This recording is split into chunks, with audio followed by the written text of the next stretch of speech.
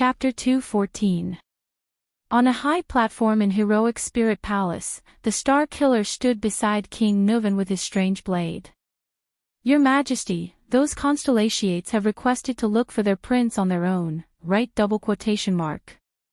Switch to the anti-theft chapter when you wake up." King Nuvan propped himself up on the platform and narrowed his eyes as he looked down at his city. This is Dragon Cloud City that belongs to the Walton family. The king exhaled slowly. "Let them go." King Nuvan's voice sounded a little tired. "Maybe I can find my granddaughter on the way." Compared to the current situation, perhaps the Walton family is really secondary. King Nuvan sighed heavily. Nicholas nodded and turned to pass the order. Not long after, the Star Killer returned to the king's side. This time, his expression was solemn. "The patrol team has reported back. We have locked on to the approximate location of the calamity." King Nuvan's expression changed. He turned to Nicholas, and his gaze regained its shrewdness and decisiveness. In Shield District, there were 2 teams that did not respond for more than half an hour. Then, their corpses were discovered. They had been reduced to pieces, the commander of the White Blade Guard said slowly. Shield District. King Nuvan pondered for a moment. "Very well." The old king looked at Dragon Cloud City beneath him again and said flatly, "Turning people into pieces. Is there any information about that calamity that I need to know?" There was silence. Then, a peaceful voice rang out. "Yes, Your Majesty." Behind King Nuvan, the master of the secret room, the Red Witch, Kalshan bowed her head respectfully.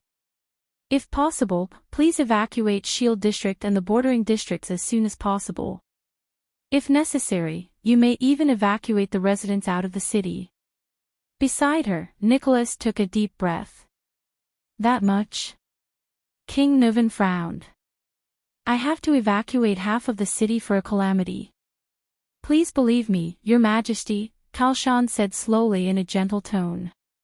"The price of half of Dragon Cloud City, it's better than the entire Dragon Cloud City." "Your Majesty, did you see it?"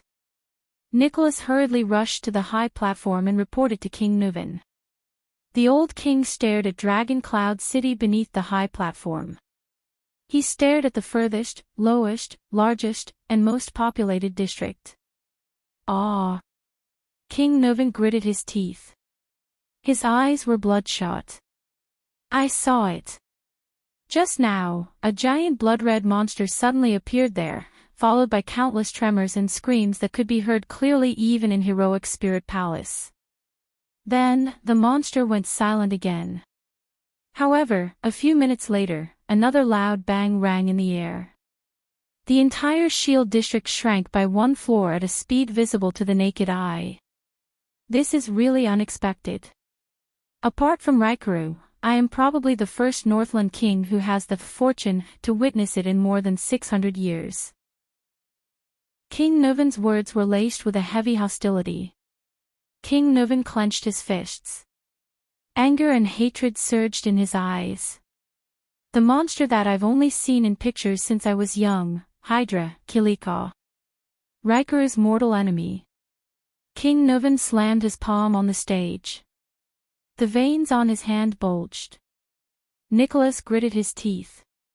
He cast a glance at his own blade and slowly tightened his grip on the hilt. "What happened to Shield District?" King Nuvan controlled his tone and asked calmly, "How many residents have been evacuated? What about the patrol team's report?" Behind him, the Red Witch, Kalshan, walked forward with a solemn expression. She looked at the smoke-filled district in the distance and sighed slowly. When she raised her head again, the Red Witch's eyes regained their clarity and calmness. "Your Majesty," the Red Witch said flatly, "forgive me for being blunt. I'm afraid it's already." Kalshan bowed slightly and respectfully. "There's no more Shield District." At the edge of Shield District, Nicholas turned a giant tentacle into ashes with a smooth slash. Behind him, countless shadows of swords and blades could be heard. The elite warriors of the White Blade Guards were carrying out their duty to end more and smaller tentacles. The Star Killer frowned and walked down from the battlefield. In the distance, King Nuven, who was tightly surrounded by a dozen guards, narrowed his eyes and looked at the captain of his personal guards. "Your Majesty." The sound of hooves could be heard from afar, along with the loud reports of the cavaliers on the horses. The secret room sent news that Kilika has disappeared. Very good. King Nuven's expression changed. He nodded and said to a noble behind him, "This proves that our strategy is effective. That calamity, it does not dare to face the Soul Slayer Pike head-on." Nicholas, who had just gotten rid of a tentacle, walked forward. "We used the best strategy against the Blood Calamity. On one hand, we used a small number of elites and legendary anti-mystic equipment to attack its vital points. On the other hand, we divided and surrounded it, cutting off its source of power, Your Majesty." The Star Killer's expression became solemn and his eyes shone. "We suppressed it." King Nuven nodded heavily. Behind the king, a few Northland soldiers rode over on horseback. They brought along a few noble bureaucrats who were in charge of delivering the news. They continued to deliver the news. "Also, Your Majesty, we still do not have any news about the Prince of Constellation and your granddaughter." King Nuven's expression did not change, as if he did not care about his granddaughter's life or death. "Also, the nobles and the residents of the other districts are talking about it, especially the residents you evacuated. Many of them saw that monster. There are all sorts of comments about the Calamity's invasion. Many of the militias who have been enlisted have requested to immediately change their equipment and join the battle. The situation is a little chaotic, and the patrols are somewhat unable to keep the situation under control," replied to Madame Kalshan. "Continue to monitor that thing and keep the news flowing." King Nuven turned around and frowned slightly. He thought carefully and then decisively ordered, "Also, inform the chief garrison officer to disperse the patrols and pacify the civilians one by one. In the name of the king, this place will be solved very quickly. Ordinary troops without anti-mystic equipment will not be of any use. No one is allowed to conscript or gather troops for any reason." The few bureaucrats nodded and continued to report the situation.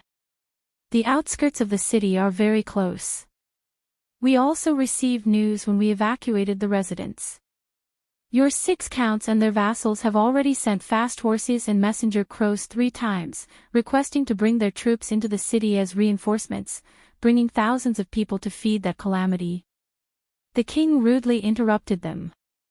"Reply to them that the Waltons have seen their loyalty, but this is not an ordinary battlefield. A large number of troops will only make the situation worse." One of the clerks quickly recorded the king's words. Another said worriedly, "Also, the 4 archdukes have requested Your Majesty that for your own safety, you should immediately return to Heroic Spirit Palace and explain." King Nuven nodded and nonchalantly waved them away. "Let Leaseband deal with those nobles, including the archdukes. Just say that the king is hunting at the front lines. Under such circumstances, it's best for them to shut up." After giving the order, the heralds rode away on fast horses. "You know, they actually have a point.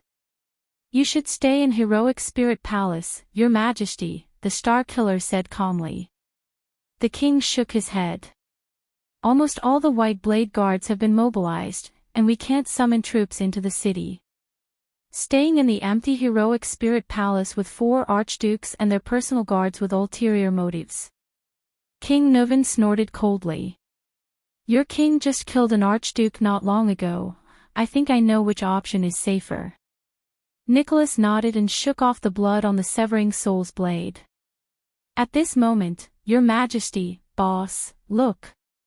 A White Blade Guard pointed at the sky and shouted. In the night sky, a spark flew high up into the sky above Shield District. What followed was a sharp sound. The White Blade Guards shuddered in unison. "A signal arrow. This means..." Nicholas' gaze shifted. It's the first group from the east. They've found a big guy that's hard to deal with. We have to immediately. At the same time, a similar spark bloomed in the sky from another direction. At the same time, there was a sharp whistle. King Nuvan frowned. 2 places. But in the next second, a third signal arrow rose from afar. At the same time. That's not right. King Nuvan stared at the sparks and frowned. We've strictly assigned the routes. We've divided them into 2 directions, east and west, and gradually encircled them from the edge of Shield District. While the 1st and 5th groups are clearing the route in front, the troops at the back should not have encountered the big guy. Just as he spoke, a 4th signal bolt appeared not far away. Nicholas' expression changed drastically. There are so many signals at the same time. There's only one explanation, Your Majesty. A few seconds later, Nicholas panted and said, a new monster broke out from the ground, so other than the 1st and 5th groups, the others have also encountered it. He could not finish his sentence. Asterisk bang. Asterisk a loud rumble was heard. In the smoke and dust, a blurry and indistinct gigantic creature appeared in the center of Shield District, swinging its countless tentacles. Everyone present stared at the monster, the multi-headed snake, Kilika, dumbfounded. How could this be? King Nuvan gritted his teeth. Looking at the nightmare monster that had reappeared, he took a deep breath and looked at the warriors around him. It's such a big target. Isn't it afraid of the Soul Slayer Pike's ability? Gleeward, he. King Nuvan stopped talking. The old king's expression was unpleasant. He had obviously realized something. There was a few seconds of silence. Then, Nicholas put the severing soul's blade into the scabbard on his back and slowly crouched down. He tightened the straps on his legs and nodded solemnly. Your Majesty. I request that we depart immediately. The Star Killer regained his extreme calmness. He said softly, we must slow down the work of clearing these tentacles. I think I need to bring the severing soul's blade, to save Gleeward as soon as possible. Everyone present stared at the monster, the multi-headed snake, Kilika, dumbfounded. How could this be? King Nuvan gritted his teeth. Looking at the nightmare monster that had reappeared, he took a deep breath and looked at the warriors around him. It's such a big target. Isn't it afraid of the Soul Slayer Pike's ability? Gleeward, he. King Nuvan stopped talking. The old king's expression was unpleasant. He had obviously realized something. There was a few seconds of silence. Then, Nicholas put the severing soul's blade into the scabbard on his back and slowly crouched down. He tightened the straps on his legs and nodded solemnly. Your Majesty. I request that we depart immediately. The Star Killer regained his extreme calmness. He said softly, we must slow down the work of clearing these tentacles. I think I need to bring the severing soul's blade, to save Gleeward as soon as possible. Everyone present stared at the monster, the multi-headed snake, Kilika, dumbfounded. How could this be? King Nuvan gritted his teeth. Looking at the nightmare monster that had reappeared, he took a deep breath and looked at the warriors around him. It's such a big target. Isn't it afraid of the Soul Slayer Pike's ability? Gleeward, he. King Nuvan stopped talking. The old king's expression was unpleasant. He had obviously realized something. There was a few seconds of silence. Then, Nicholas put the severing soul's blade into the scabbard on his back and slowly crouched down. He tightened the straps on his legs and nodded solemnly. Your Majesty. I request that we depart immediately. The Star Killer regained his extreme calmness. He said softly, we must slow down the work of clearing these tentacles. Chapter 2:15. At that moment, Thales figured out many things. Outside Dragon Cloud City, Nicholas once told him that the king's men were investigating within Constellation and found clues about the Disaster Sword's assassination of Mariah. Furthermore, the assassination attempt on Thales at the fortress was also related to the Disaster Sword. The two clues combined and implicated Archduke Palfret. But Miranda and Cohen had already confirmed that the Disaster Sword was just a cover to lure them here. In other words, the information obtained by the king's men was also a lie. It was an excuse to draw King Nuvan's attention to Palfret. The problem was, who in Ekstedt was qualified and capable of being King Nuvan's eyes and ears, investigating cases on his behalf and sending back fabricated information. And now, Thales looked at the red-robed lady before him with a complicated gaze.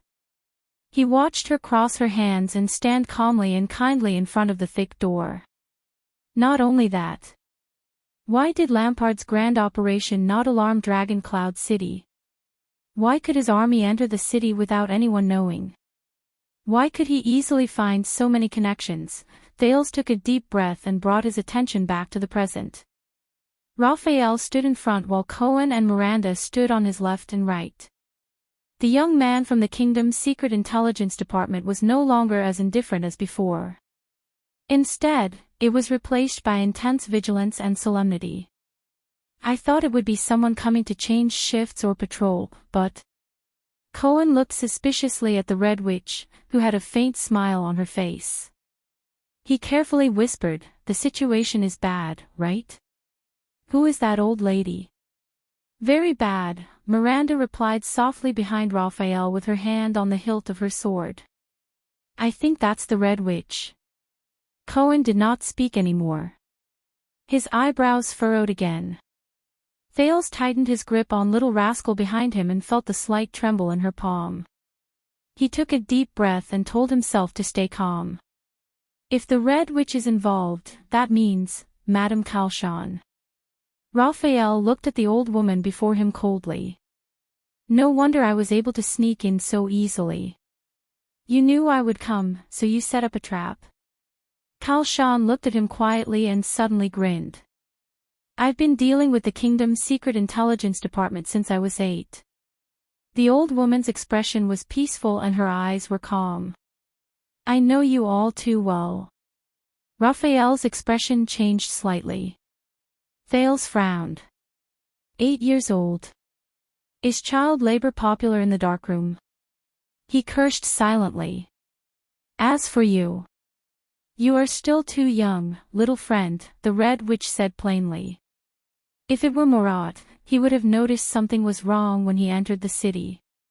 Raphael did not speak. Her red eyes trembled slightly, but the tension on her face did not relax in the slightest. Having been exposed to the secret intelligence department for many years, he was deeply aware of the terrifying power hidden in this seemingly frail old woman before him. Damn it. Cohen tilted his head, the corners of his mouth twitching slightly. That's the Red Witch. Is she ambushing us? Ralph shook his head, his face serious. He felt something in the wind. As you can see, Miranda's gaze was fixed on the door behind Kalshan. I can sense that there are many people lying in ambush outside. Moving stealthily and breaking out of the encirclement by surprise, this was their greatest advantage, but now it was gone. Wyatt gritted his teeth with an unpleasant expression. The attendant in front of Thales whispered, "She's standing very close to us." "At this distance, maybe we can't." "No," Miranda answered crisply. Cohen furrowed his brows. "Why?" "Because she's the Red Witch." Raphael's gaze did not waver. His lips parted slightly as he answered for Miranda. "Only a fool would believe that she would intercept us unprepared. We can't act rashly." Hearing that, the police officer gritted his teeth in indignation. "I've probably encountered half of all the bad luck in my life today." "Look for other exits," Miranda said in a low voice. "If it doesn't work, we'll break out from her. They're definitely well prepared." At this moment, Madame Kalshan, who was sitting opposite them, laughed softly. Her laughter was old, but warm and peaceful. As her laughter rang out, everyone on Constellation's side looked as though they were facing a formidable enemy. Raphael Lindbergh, a homeless orphan in the Great Desert, and now the young man that the Black Prophet values the most, Kalshan said with a smile, "Is this how you repay the Arund family who raised and nurtured you for 12 years? Why, is Duke Arund not good to you? Why did you betray him?" Raphael did not move. Thale's expression changed. He glanced at the other two people worriedly, but Miranda did not seem to notice, while Cohen looked puzzled. "But you also know, look at your eyes." Kalshan sighed and continued, as though she felt sorry for Thales, "You can never become one of them." In Thales' eyes, Raphael's back was still unmoved.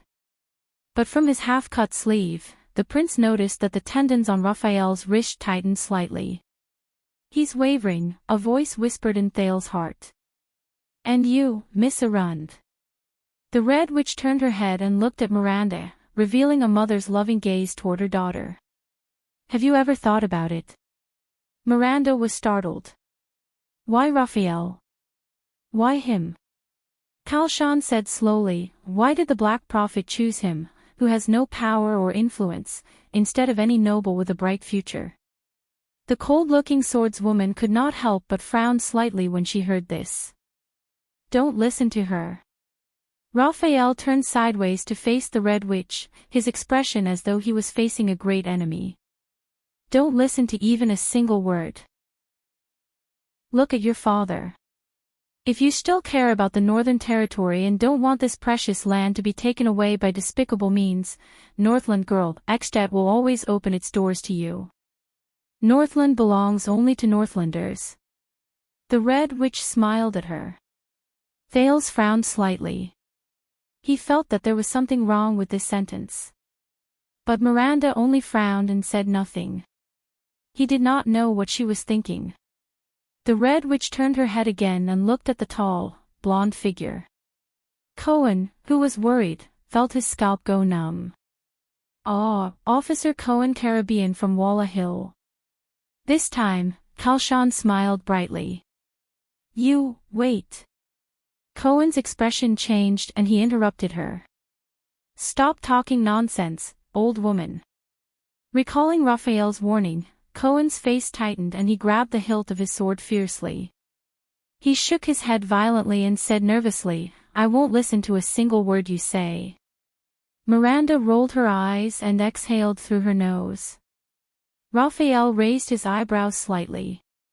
"This guy is so nervous that he's incoherent." But the Red Witch only shook her head and smiled at the impolite Cohen.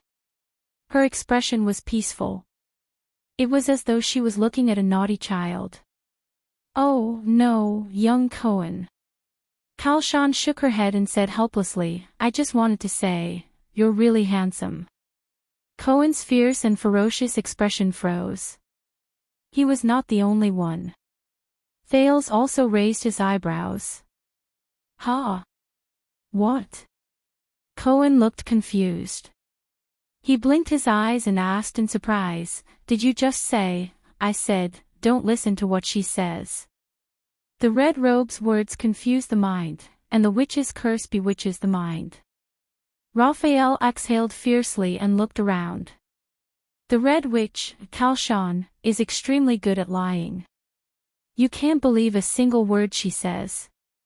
She's the only person in the world who can deceive the Black Prophet. Kalshan sighed and shook her head helplessly. Her gaze seemed to say, "Is that so?" Thales was slightly shocked. Deceive the Black Prophet. He remembered his confrontation with Murat in Mindy's Hall, Murat's psionic ability, and the time he barely passed the interrogation with Yodel and Serena's help. And the Red Witch can actually deceive that old man in black. Isn't that the nemesis of Murat's psionic ability to detect lies? Cohen, on the other hand, was completely stunned. Wait a minute. She lied? Cohen blinked and was a little puzzled. He turned his head and said, "But she just said I'm handsome." Miranda and Raphael turned their heads together and shouted angrily at the same time. Shut up. Cohen had no choice but to shut his mouth resentfully. God, I have a feeling. Why sighed. She can reduce our morale by half with just her mouth alone. Ralph mumbled indecipherable words. Thales did not speak. He only stared at the Red Witch with a numb scalp. She was clearly alone, but at that moment, the second prince felt that even if all of them were tied together, they could not compare to one person on the other side. There are no other exits. Miranda retracted her gaze from the corner and shook her head. What do we do now? Cohen exhaled and whispered in dissatisfaction, do we just wait? I'll stall for time. All of you slowly spread out. Raphael curled up the corners of his mouth slightly. Thales did not know how he managed to practice his ultimate skill of speaking without moving his lips. He said, look for an opportunity and attack together. See if we can capture her. According to rumors, the Red Witch's abilities are not high. Raphael narrowed his eyes. But be careful, she may be carrying equipment similar to the alchemy bowl. Okay. Wait, what do you mean by rumors? It literally means, according to rumors. However, in the next moment, Thales became the next person the Red Witch spoke to. Prince Thales. The old woman looked at the prince with a complicated expression. Her expression was one of pity. It is my honor to see you again. Thales' expression changed slightly. Of course, it would be my honor as well. If I wasn't in prison and you weren't on Lampart's side. Your Highness. Raphael shook his head slightly at Thales and narrowed his eyes. Lies. Thales nodded. The second prince kept repeating Raphael's words about the witch's curse in his heart to remind himself to be careful. Compared to the time he faced the Black Prophet in Mindy's Hall, compared to the feeling Murad gave him, compared to the huge pressure that made his nerves taut all the time, this old woman gave him a vague sense of unease, which made his hair stand on end and made him feel inexplicably terrified. Especially the panic and apprehension he felt about what she was going to say next. Kalshan sighed and shook her head at him with a sincere expression. The wrinkles on her face moved slightly, as if she was very helpless. I'm really sorry, but since you've already come to the kingdom of the Great Dragon, since you'll be returning to prison in a while, you may never be free again, the old woman said mournfully. Do you have anything else to say? Do you want me to bring it to her? Thales frowned slightly and secretly became vigilant. Who? Who else could it be? Kalshan sighed. Her expression was subtle and there was a smile on her lips, as if she was recalling something. Of course it's beautiful and intelligent, Madame Theranjarana. Chapter 2:16. Thales took a deep breath and stared at the Red Witch in front of him. Even though Asda had answered his questions about being a mystic, Thales still had many doubts about his own physique. His primary suspect was still his mysterious mother, especially after hearing the Queen of the Sky's baffling words. The second prince's chest heaved slightly. Why did you mention this name? She's lying, Thales thought. The Prince of Constellation's first middle name was a rare name, it was not a secret. Kalshan's eyes narrowed into slits as she flashed a gentle and friendly smile. At the banquet, you talked about a mother's pain of longing for her son. Kalshan opened her eyes slightly and looked at Thales with an amused gaze. Of course she wanted to repay you. The Red Witch's gaze flickered and she enunciated each word meaningfully, in the same way. Thales clenched his fist slightly. God. She knows something. At least she knows that's my birth mother, Prince Thales. Thales was slightly startled. He raised his head and looked at Raphael. The latter shook his head slowly with a solemn expression. Please remember, no matter what she does or says now, it's all for her own purpose. If you need answers, the Secret Intelligence Department is always at your service, we have enough information in our treasury. Thales turned his head. His gaze swept past Miranda, who had a heavy heart, Raphael, who had a solemn expression, and Cohen, who had a puzzled look on his face. He frowned, took a deep breath and nodded. That's right. At least not now. Kalshan sighed slightly.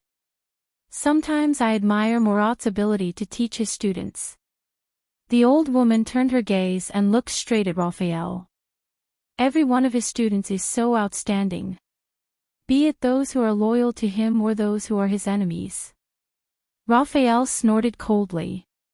Miranda slowly walked to the left of the Red Witch, while Cohen moved to the other side. In the face of such an obvious action, Kalshan seemed to be completely unaware. This made Thales even more uneasy. Prince Thales. The Red Witch's gaze became fierce, which was rare for her. Remember my advice at the banquet. All the difficulties you have experienced are nothing compared to Murat's. His loyalty is the deadliest poison, Kalshan said solemnly. The more loyal he is, the more dangerous he is.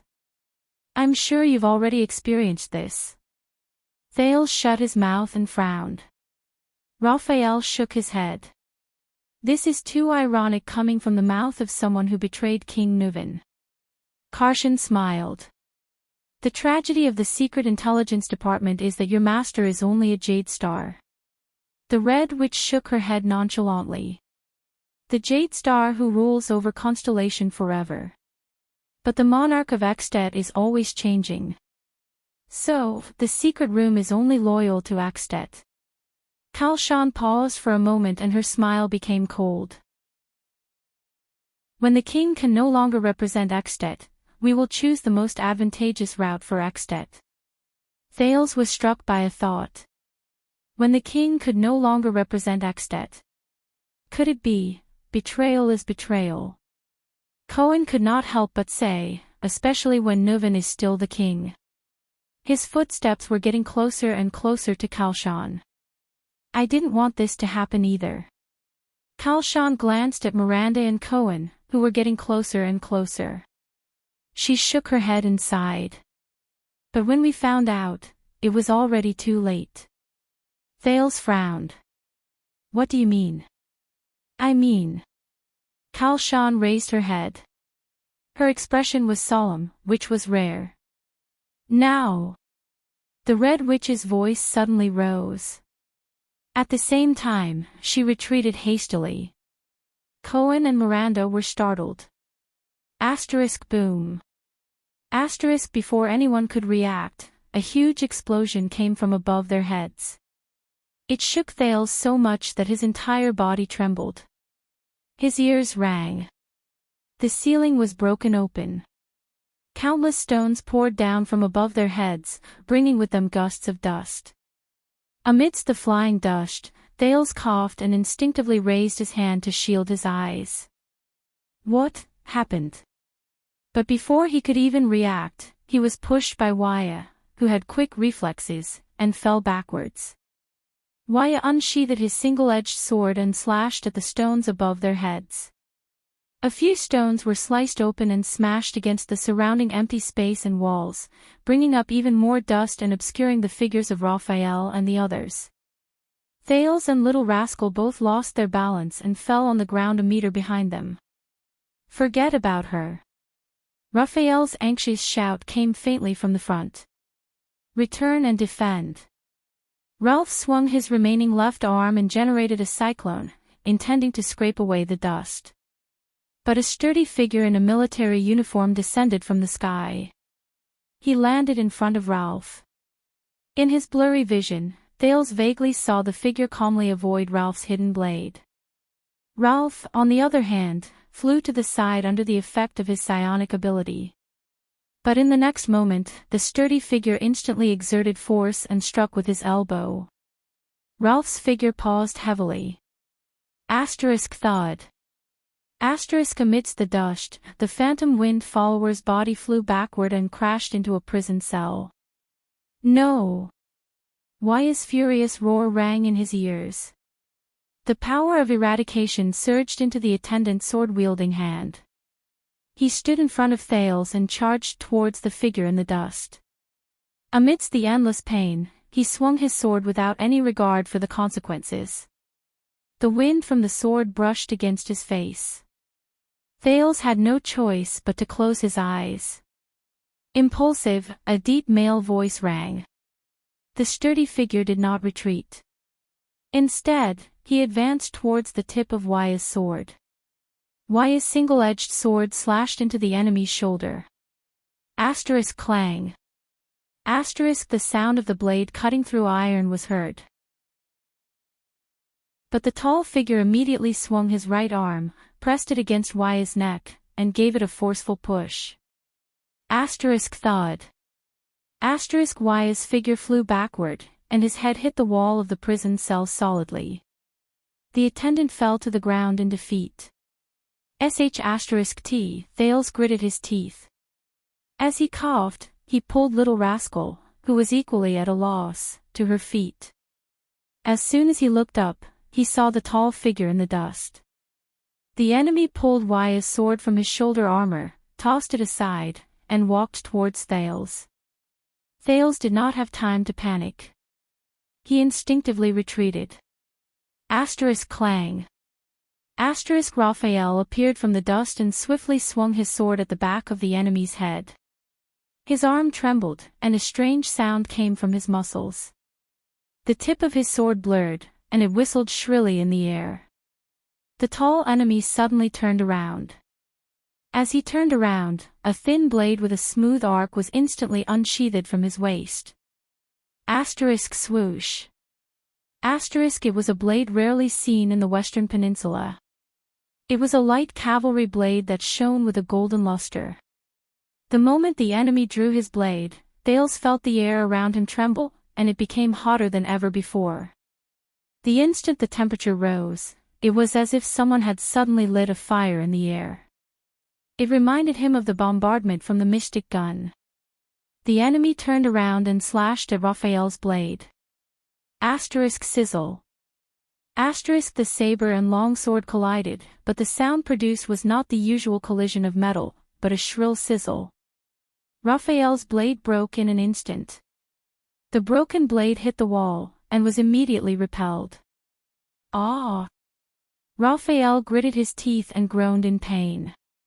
His sword-wielding left hand was ablaze, and he was forced to retreat. In the dust, the enemy swung his saber nonchalantly. The blade was not on fire, but it strangely drew a string of sparks in the air. Thales watched in shock as the powerful enemy defeated the three of them in an instant. He was terrified. Miranda and Cohen appeared at Raphael's side at the same time, and their swords whistled. Miranda's sword wavered, as if she could change at any time, while Cohen's attack was fierce and powerful. The enemy did not panic. He lowered his left shoulder, and just like how he dealt with Ya and Ralph, he pounced on Miranda. That weapon was strange. She could not fight him head-on. Seize the rhythm and force him. Miranda's gaze shifted, and the Pegasus music was activated. The tip of her sword was aimed at the enemy's crotch. However, contrary to her expectations, the enemy did not even try to dodge. Instead, he went straight for her sword. Under Miranda's shocked gaze, her sword stabbed into the enemy's waist.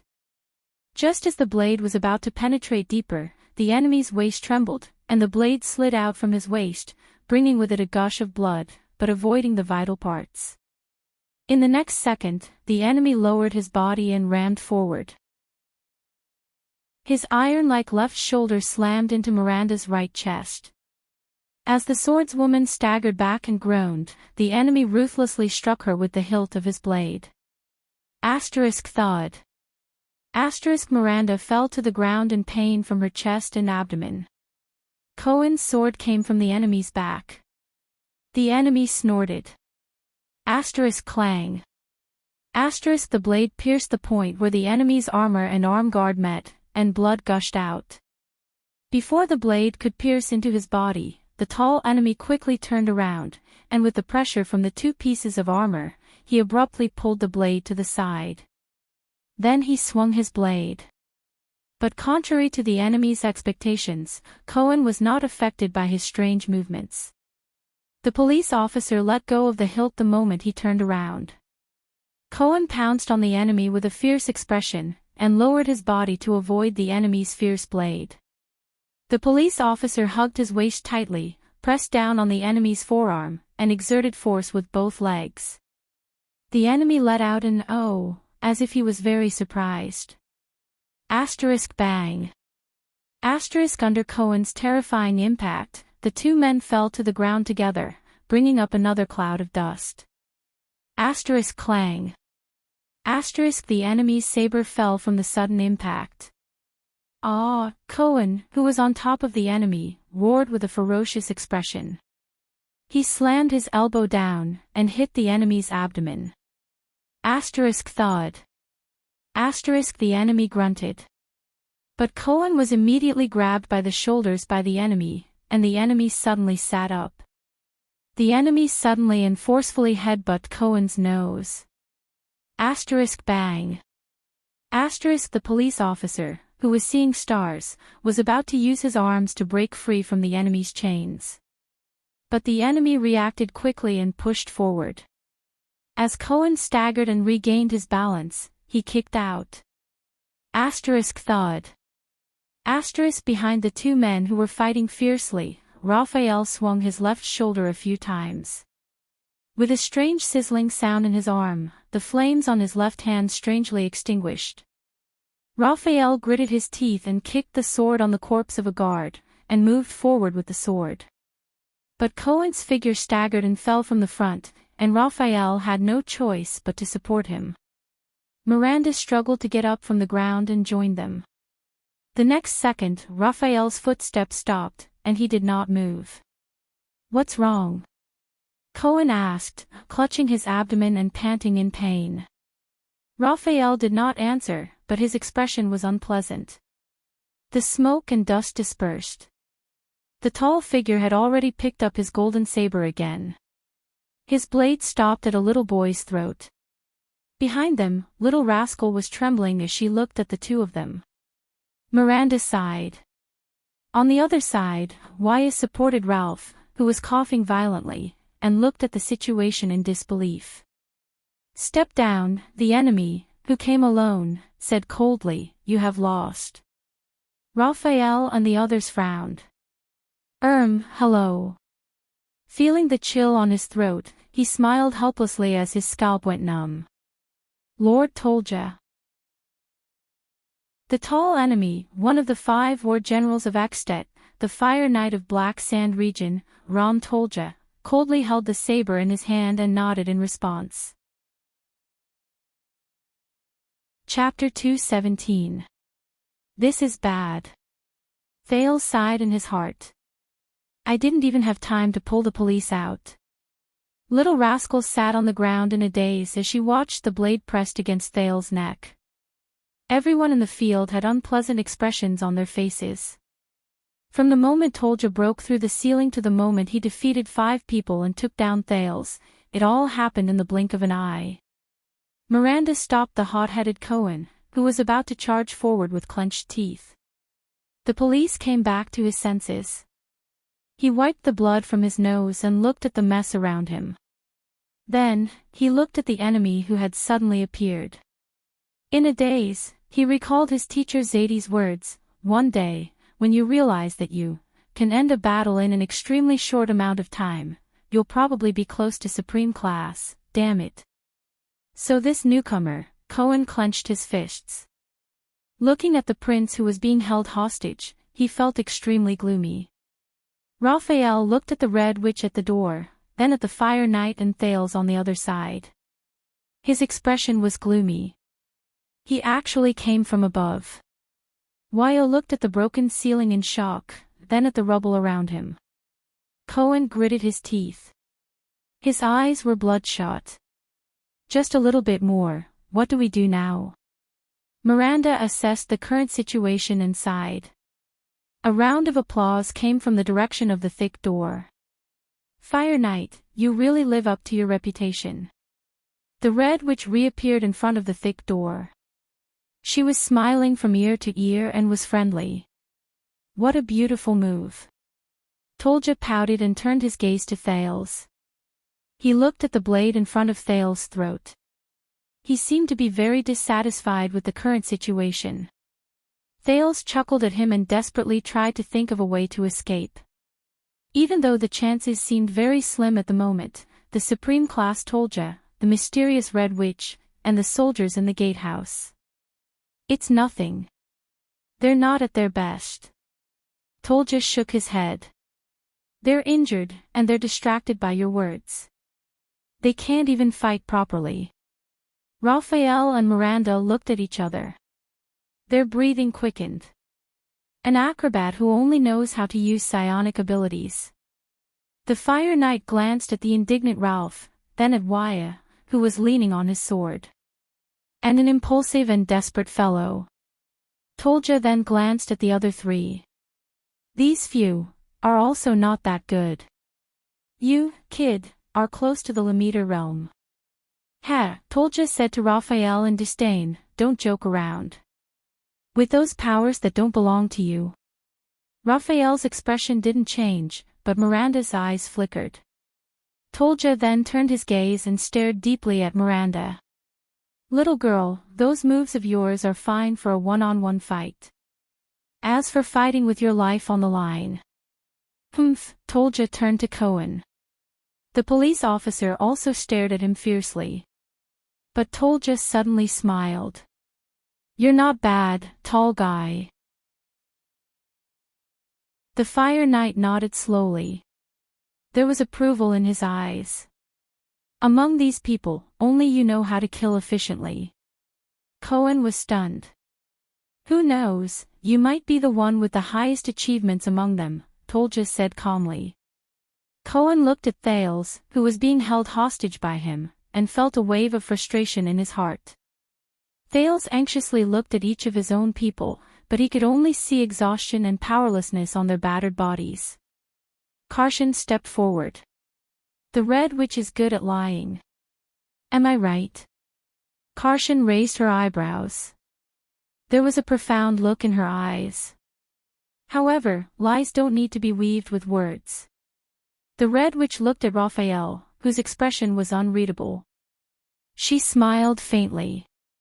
You're not the only one who's stalling for time, my friend from the Secret Intelligence Department. Tolja glanced at the 5 people around him and frowned. But, is it really necessary with just these few people? The Fire Knight shook his head with a disdainful look on his face. The soldiers can completely deal with all of them. Karshan smiled. There was no hint of impatience. First of all, the Red Witch said amiably, we want them alive. It's easy for accidents to happen in a chaotic battle. Secondly, forget about the others. Karshan turned to Raphael. There was a subtle look in her eyes. But this person, after all, he's close to the Lamiter realm. It's very likely that you won't be able to hold back and kill him. Facing Raphael's hostile gaze, the Red Witch said flatly, he's also from the Secret Intelligence Department. He may have other means, such as the alchemy ball, or committing suicide before being captured. After all, it wasn't easy to force him to show himself. Raphael did not say anything. So. Karshan smiled again. Can you hand over the Staff of Constellation now, my dear Raphael? Raphael seemed to be a little tired. He staggered. Cohen wanted to support him, but Raphael had already put his hand on Ralph's shoulder before he could. Raphael leaned against Ralph's shoulder and panted a few times. Then, he steadied himself and stared at her. There was a subtle change in his expression.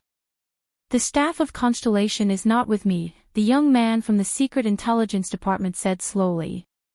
You don't have the Staff of Constellation. The Red Witch grinned.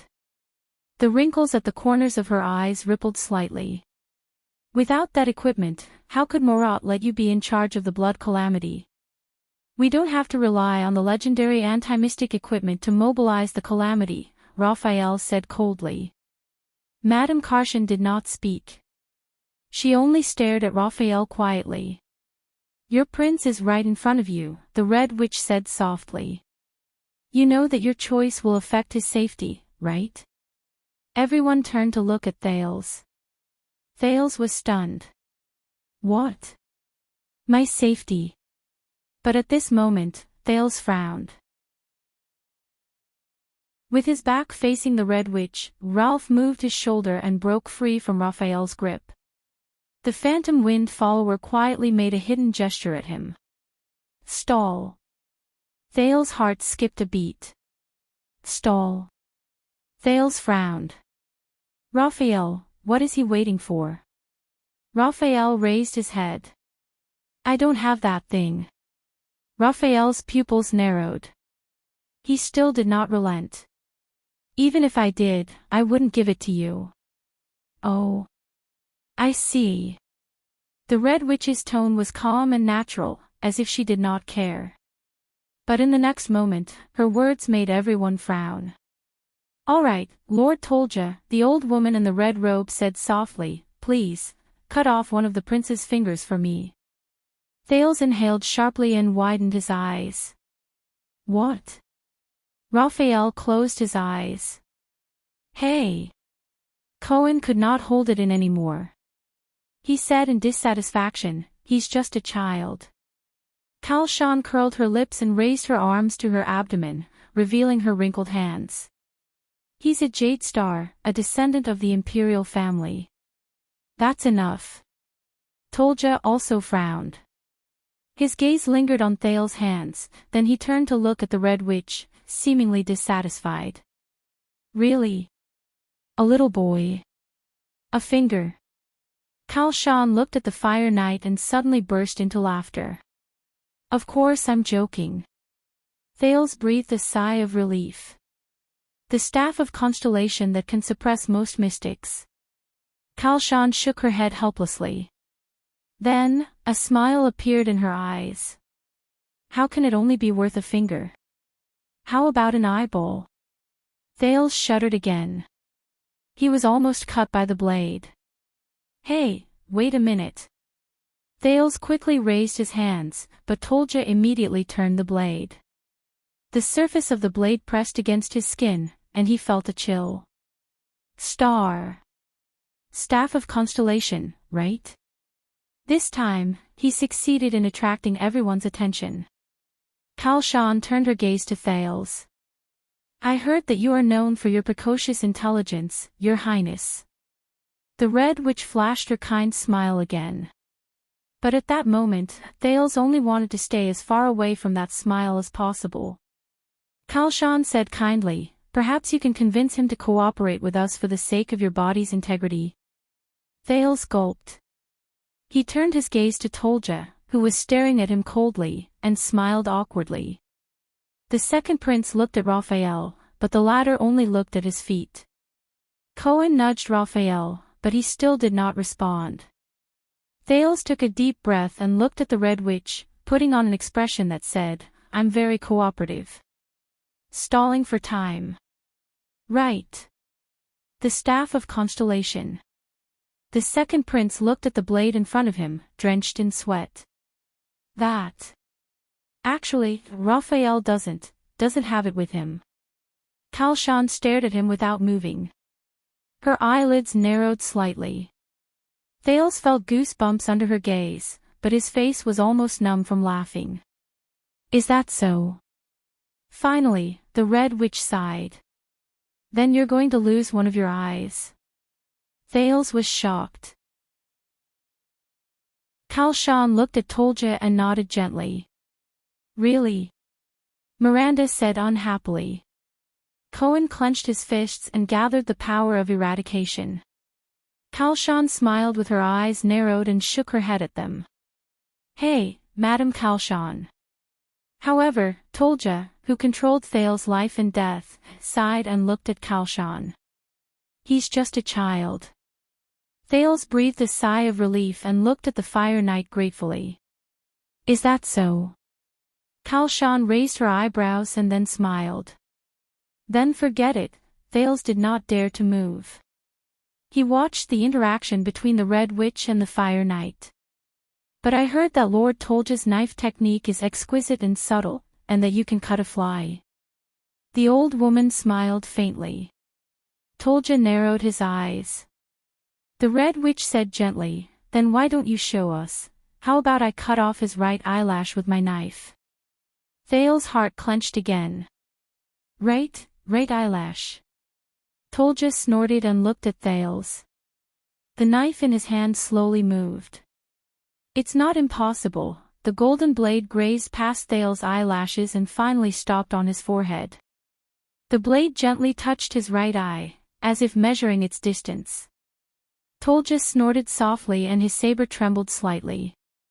"Boy, don't blink, or you'll regret it."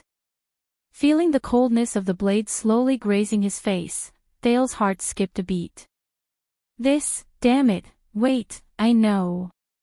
He could not take it anymore. Before Tolja's blade cut down, he shouted, "I know. I know where the Staff of Constellation is." This time, not only Kalshan and Tolja, but even the people of Constellation looked at him. Tolja stopped the blade in front of his neck again. "The people from the Secret Intelligence Department don't know, but you do." The Red Witch asked faintly. Her tone was filled with deep suspicion. Thales exhaled and blinked his right eye hard. After all, it belongs to the Jade Star royal family. Thales, who had recovered, smiled awkwardly. Besides, the Secret Intelligence Department did bring it, for the blood calamity. Kalshan narrowed her eyes. Oh. Thales rolled his eyes and tried hard to think about the current situation. He had to come up with an excuse that she could believe so that he could stall her. "Last night, the blood calamity was sealed," Thales said with a resigned smile as he panted slightly. "But I am certain that this is neither the Soul Slayer's pike nor the Star Killer's blade." The Red Witch frowned. "That's right. When the Soul Slayer pike, severing Soul's blade, and their masters were found, the blood calamity had already been sealed for a long time." "So, how do you know?" Kalshan asked slowly. Raphael's gaze changed. His expression was subtle. "Because I know." Thales licked his lips and his brain worked frantically. "There's someone else who got the Staff of Constellation. He was the one who sealed that calamity." Kalshan's expression finally froze. Cohen and Miranda also looked at each other, bewildered. "Who?" she asked softly. "The one who sealed the calamity." Thales took a deep breath and slowly uttered the answer he had thought of. "A man, all alone. He's a strange swordsman." He gritted his teeth and said, "He's holding a strange black longsword." Chapter 2:18. The first to react was Tolja. The Fire Knight's hand tightened slightly. Thales felt the coldness on the side of his neck deepen. The back of the golden saber was directly pressed against his skin. The second prince did not dare to move, fearing that Tolja would turn his hand around and turn his neck red. A strange, black longsword. Tolja narrowed his eyes. A man with almost no special characteristics. Thales could only nod. Interesting. The corners of Tolja's lips curled up slightly. His eyes were filled with a strong desire to fight. An acquaintance. Raphael frowned and looked at Thales with a very complicated gaze. Black sword. Kalshan gently clasped her hands together. "Are you talking about Blackstreet Brotherhood's black sword?" Cohen was momentarily stunned when he heard the news. Brotherhood? Why would Constellation's Blackstreet Brotherhood? "I don't know." Thales opened his mouth carefully with widened eyes, afraid that his throat would come into contact with Tolja's blade when he moved. "Probably." Kalshan stared at him quietly. "The Secret Intelligence Department gave the Staff of Constellation to Black Sword," the Red Witch said softly. Raphael did not say a word. He only stared at Thales in silence, even ignoring Cohen's action of cupping him from behind. Thales forced an awkward and ugly smile to show his tacit agreement. "Please. Who the hell knows about the Staff of Constellation? And that Raphael has no intention of speaking at all." Thales thought fearfully, "Mr. Black Sword, I'll have to use you as a shield. You shouldn't mind. It's not like you'll lose a piece of flesh anyway. However, a few seconds later, the old woman suddenly laughed out loud. Ha ha ha. Kalshan smiled and shook her head. Her eyes were filled with helplessness and amusement, as if she was watching a child fight.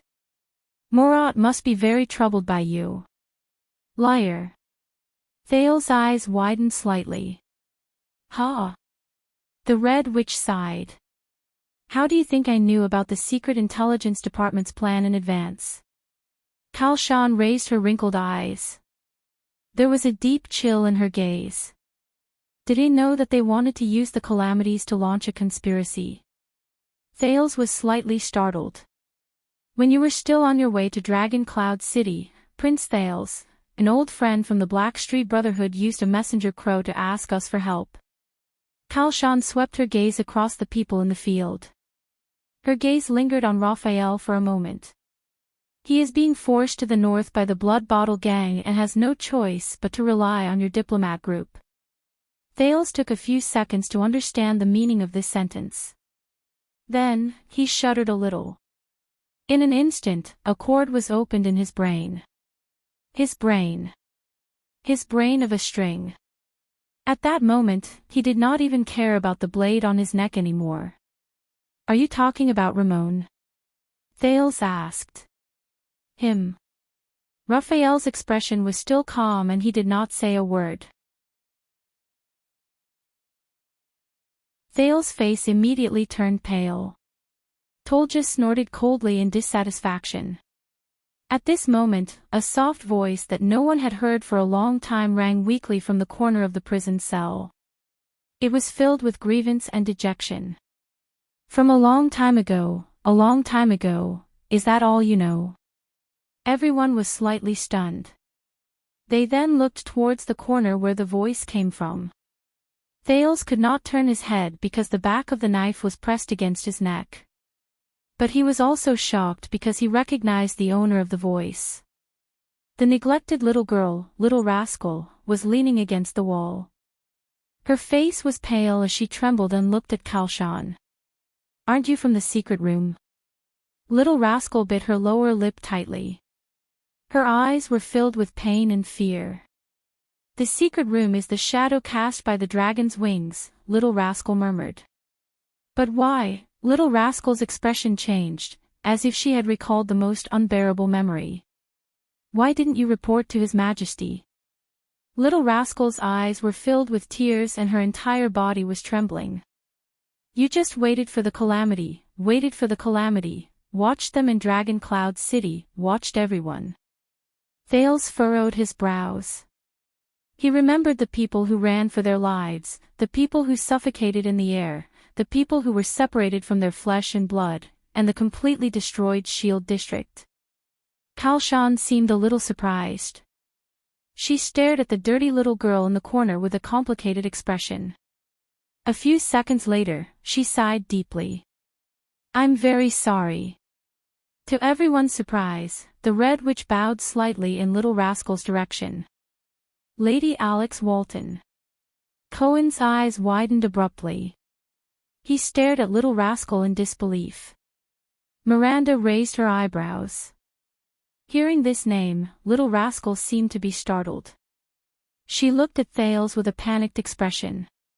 But Thales still had the back of the knife pressed against his neck. He could not see her expression at all. Even if we know that Murad is behind this. The Red Witch's voice rang. The secret room is still at a loss, Kalshan said sincerely and sadly. The Secret Intelligence Department has concealed the news and their whereabouts too well. The Red Witch straightened her body and shook her head. It's too late. The Blood Mystic arrived in Dragon Cloud City a long time ago. We didn't know the Secret Intelligence Department's plan, and we had no way to defend ourselves.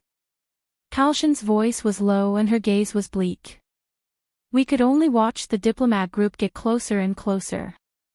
Little Rascal snapped out of her shock and fear. She clenched her fists and raised her trembling head. Then you should report this to His Majesty.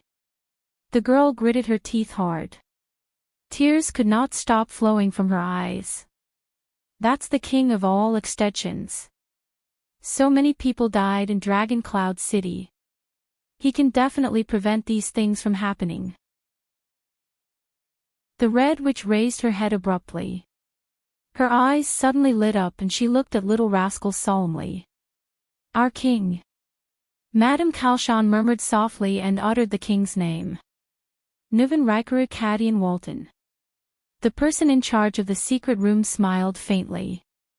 Believe me, for the past 30 years, I've respected him immensely. She nodded. Her eyes were filled with respect and nostalgia. At least, during most of his reign, he was a good king. I'm already prepared to report this to him. Kalshan's expression changed and she uttered the next sentence. If he didn't hide it from me and planned to sell Dragon Cloud City to Constellation and betray Extet in order to continue his family. Everyone's expression changed. What? The shocked Cohen could not help but ask. Little Rascal's face was pale. She stared blankly at Kalshan. Yes, my dear lady. The Red Witch sighed softly.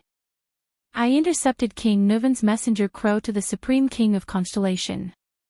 He wants to rely on the power of the nine-pointed star to save the Cloud Dragon spear that is in danger. He wants to use the marriage between you and the young prince to intimidate the new king. Kalshan's gaze became extremely fierce. For this reason, he did not hesitate to let Constellation obtain a bargaining chip to meddle in Extet's affairs. In the future, he even let an heir with Jadestar's blood take over the first territory of Extet. Apart from Raphael and Thales, almost everyone widened their eyes. Even Tolja could not help but turn his head to look. Everyone's gazes simultaneously shifted to Little Rascal, then to Kalshan, and finally to the second prince who was being held hostage. At that moment, Thales only felt complicated. The scene of King Nuvan passing the ring to Little Rascal appeared before his eyes. My God! Cohen's mouth formed an O shape. He stared straight at Thales. Is this the truth behind King Nuvan wanting to form an alliance with us, Your Highness? To let the descendants of the Jadestar royal family and the Walton family inherit the Archduke of Dragoncloud City? As the King of Extet, the Red Witch shook her head slowly. He shouldn't have done that. There was only one thing I could do for Extet. Raphael raised his head. A strange light flashed in his red eyes. So you went to find Lampard, he said softly. Kalshan did not speak. She only looked at the enemies before her with a calm expression. Thales stared at the Red Witch in a daze. His mind was in a mess. This is the biggest joke, the second prince muttered subconsciously. So, your betrayal was not an accident. Because of this, you want King Nuvan's life. Thales closed his eyes and sighed deeply. He felt physically and mentally exhausted. The Secret Intelligence Department and the Secret Room both want his life. You're practically working together, under these circumstances. Even if King Nuvan has the army of Dragoncloud City as his backing and the White Blade Guards as a barrier, Thales silently uttered the next sentence in his heart. How can he not die? At that moment, he really felt very annoyed. Kalshan snorted softly. Her expression was subtle. It has been hundreds of years, but the Secret Intelligence Department has always been silent. They quietly weave a night of shocking thunder in the deep clouds. The Red Witch's eyes were filled with a strange color, like a chess player who had just won. In contrast, the passive Secret Room can only lay eggs in the Secret Intelligence Department's nest, borrow the thunder and lightning of the Secret Intelligence Department to break all obstacles in Extet. You want to see the Extetan vassals fight like beasts, bleeding non-stop? Kalshan smiled slightly. Then we'll let the fight end in the first round. Raphael could not help but clench his fists as he listened. The Red Witch tucked her hands into her sleeves again. You want both sides to fight to the death with equal strength. Then we'll push the situation completely towards one side. Cohen and Miranda exchanged a look. They saw the surprise in each other's eyes. You want Ekstedt to descend into a chaotic situation of endless disputes over the throne and endless suspicions over power after Nuven. The leader of the secret room shook her head slightly. Then we'll give you Chapman Lampard. Raphael pursed his lips, closed his eyes, and sighed. So, Nuven lost his sight and ears, and was powerless to fight back against the calamity and Lampard. He stared at the ground in a daze. Our backup plans all failed. I lost, Raphael said dejectedly. Kalshan snorted softly, and her expression became amiable again. I know what you're thinking, little friend. The Red Witch nodded slightly and looked at Little Rascal, who was on the verge of tears. Since things can't be done, then capture a Walton descendant and bring him back to Constellation as a bargaining chip, right? What a pity, Kalshan seemed to shake her head regretfully. The next moment, her expression became solemn. Murat, why is he in such a hurry? The Red Witch raised her head, and her eyes shone brightly. He even let a young boy like you do such a thing.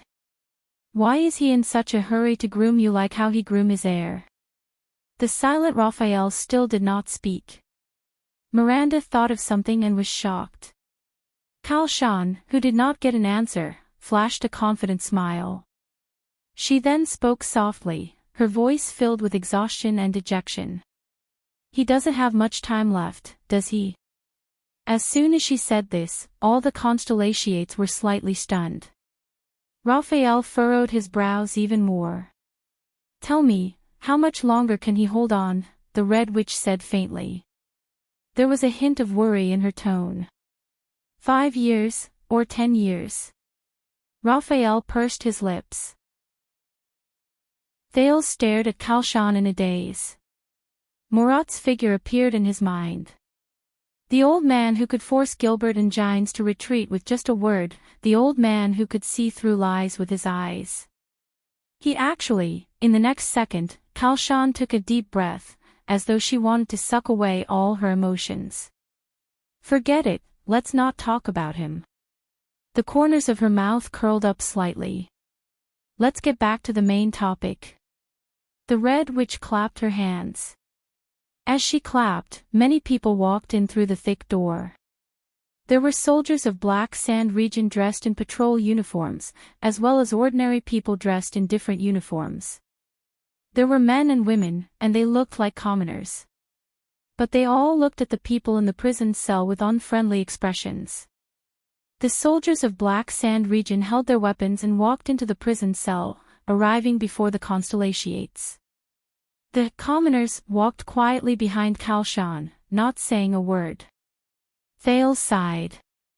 Tolja chuckled. Seeing the scene around her, Miranda's expression changed.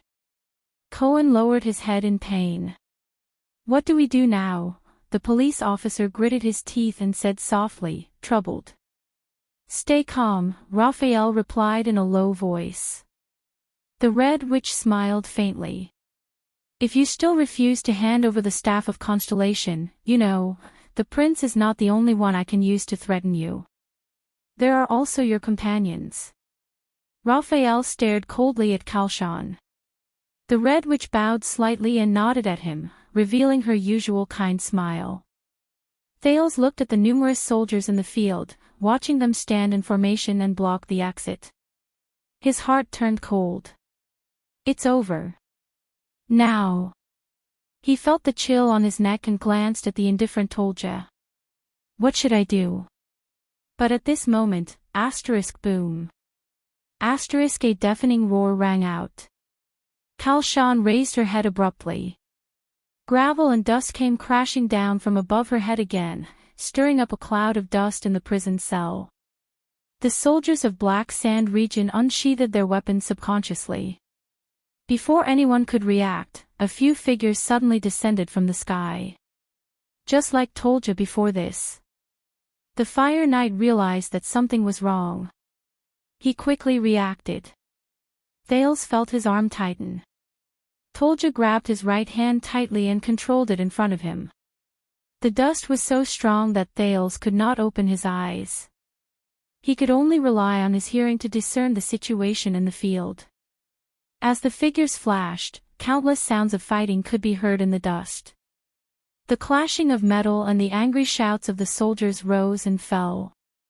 Asterisk swoosh. Bang. Clang.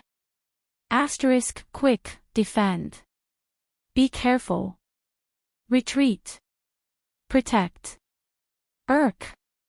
In a short 10 seconds, accompanied by the sound of a few bodies falling to the ground, the chaotic sounds disappeared and the field gradually quieted down. The dust finally dispersed. Thales was still held tightly by Tolja, the blade never leaving his neck. The Fire Knight furrowed his brows and coldly observed the situation in the prison cell. The prince saw everything in front of him clearly. He was shocked. There was a big hole in the ceiling where the Red Witch had been standing just now. The soldiers of Black Sand region, including the people from the secret room, all retreated to the position of the thick door. They looked at the uninvited guests in front of them with nervous and surprised expressions, the invaders who had descended from the sky.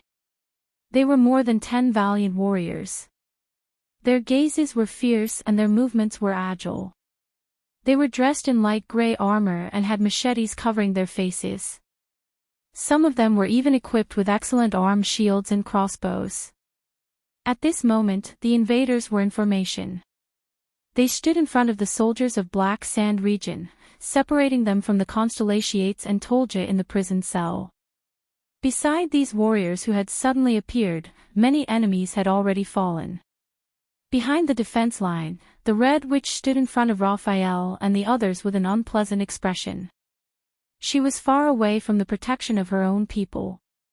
Kalshan's situation was very bad. There was a white long sword with a strange curve in front of her neck, and her right arm was tightly clamped. The hostage-taker behind her said coldly to the soldiers of Black Sand region, "Everyone, back off, for the sake of this lady's carotid artery." Cohen stared at the invaders in a daze. He exchanged glances with Miranda and Waya, unable to hide the shock and bewilderment in his heart. Everyone was caught off guard by the sudden turn of events. "Who are these people?" the police officer asked in a low voice. Miranda shook her head and looked at Raphael, who was still silent. Looking at the warriors who had suddenly appeared, Thale's pupils shrank. "Wait a minute. This attire," he carefully looked at the warriors' equipment, and then his mouth fell open in shock. Thales recognized these people. The silent confrontation lasted for a few seconds. Then, the Red Witch, who was being held hostage, sighed. "So, the rumors are true." She retracted her gaze from the blade in front of her neck and said to the hostage-taker behind her, "As expected, you built an emergency secret passage in the gatehouse." The Red Witch narrowed her eyes. She glanced at the invaders around her, and then at her subordinates, who had been forced to retreat outside the thick door, and said in a low voice, "You can even hide from the secret room. I have really underestimated you." A low laugh came from behind her. "Snowblade and Dragon Wings, since the day Extet was founded, we have been mutually reinforcing and restraining each other." The hostage-taker revealed a pale face and leaned over to whisper into Kalshan's ear, "Being wary of the secret room's every move, this is what we should do."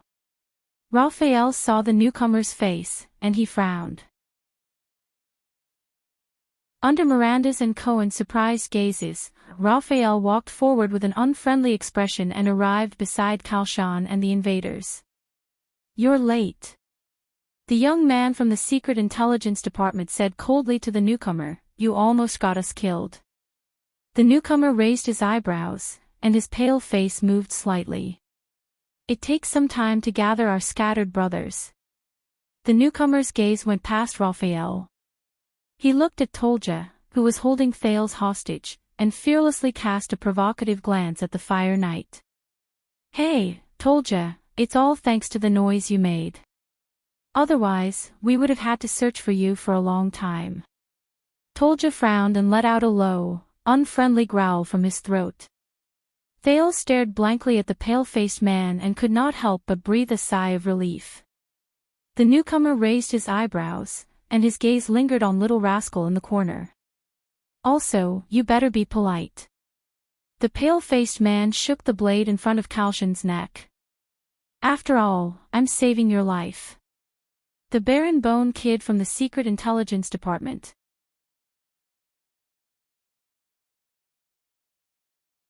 Chapter 219. Don't move, madam, Nicholas said coldly to Kalshan, who was in front of him. I'm nervous and afraid that you'll take out some special alchemy bowl. So, I'm ready to rip your throat open at any time. He tapped the back of his blade with his index finger. The Red Witch lowered her shoulders and fell silent. Thales stared at Nicholas, who suddenly appeared, in surprise. He then looked at the other White Blade guards. Nicholas. He stared at the Star Killer, who was holding the Red Witch hostage, in confusion. Why are you? But Thales did not manage to continue. Tolja's grip on his shoulder suddenly tightened, and Thales hissed in pain. When Waya saw the prince's condition, he was so angry that he tightened his grip on his sword. Tolja dragged the back of his blade around Thales' neck, forcing him to raise his head as high as he could. Thales observed the situation in pain. Tolja and he stood in the inner layer of the prison cell, and little rascal was still behind them. The Constellatiates stood in front of them, looking nervously at the prince who was being held hostage. Nicholas, on the other hand, stood behind the Constellatiates, restraining the Red Witch. Behind Nicholas were the White Blade guards. They stood firmly by the thick door and stared at the soldiers outside with vigilance. Beautiful move, Star Killer, the Fire Knight of Black Sand region said calmly to Nicholas, but don't forget, I have an even more important bargaining chip. The Star Killer tilted his head and glanced at Tolja with a disdainful expression. Then do it. Kill this prince. Nicholas snorted softly. I've disliked him for a long time anyway. Thales widened his eyes. What? Tolja furrowed his brows. Nicholas swung the severing soul's blade on Kalshan's neck a little. It reflected the light from the everlasting lamp. He smiled faintly. After you're done, perhaps they can give you a different nickname, such as, the Star Killer's gaze swept past Thales and he grinned at the Fire Knight. The second Star Killer. Tolja glared at Nicholas fiercely, his eyes almost burning. That's our prince. Cohen observed the stalemate. He exchanged a worried look with Waya and whispered, are we just going to watch? What else? Miranda looked at Raphael, who was beside Nicholas, then at Tolja and Thales, who were behind them. She then swept her gaze over the White Blade guards and their enemies, and sighed softly. This is no longer our battle. At this moment, the Red Witch who was being held hostage spoke. White Blade guards, Extet's Dragon's Imperial Guards, she said softly. You're standing on the wrong side.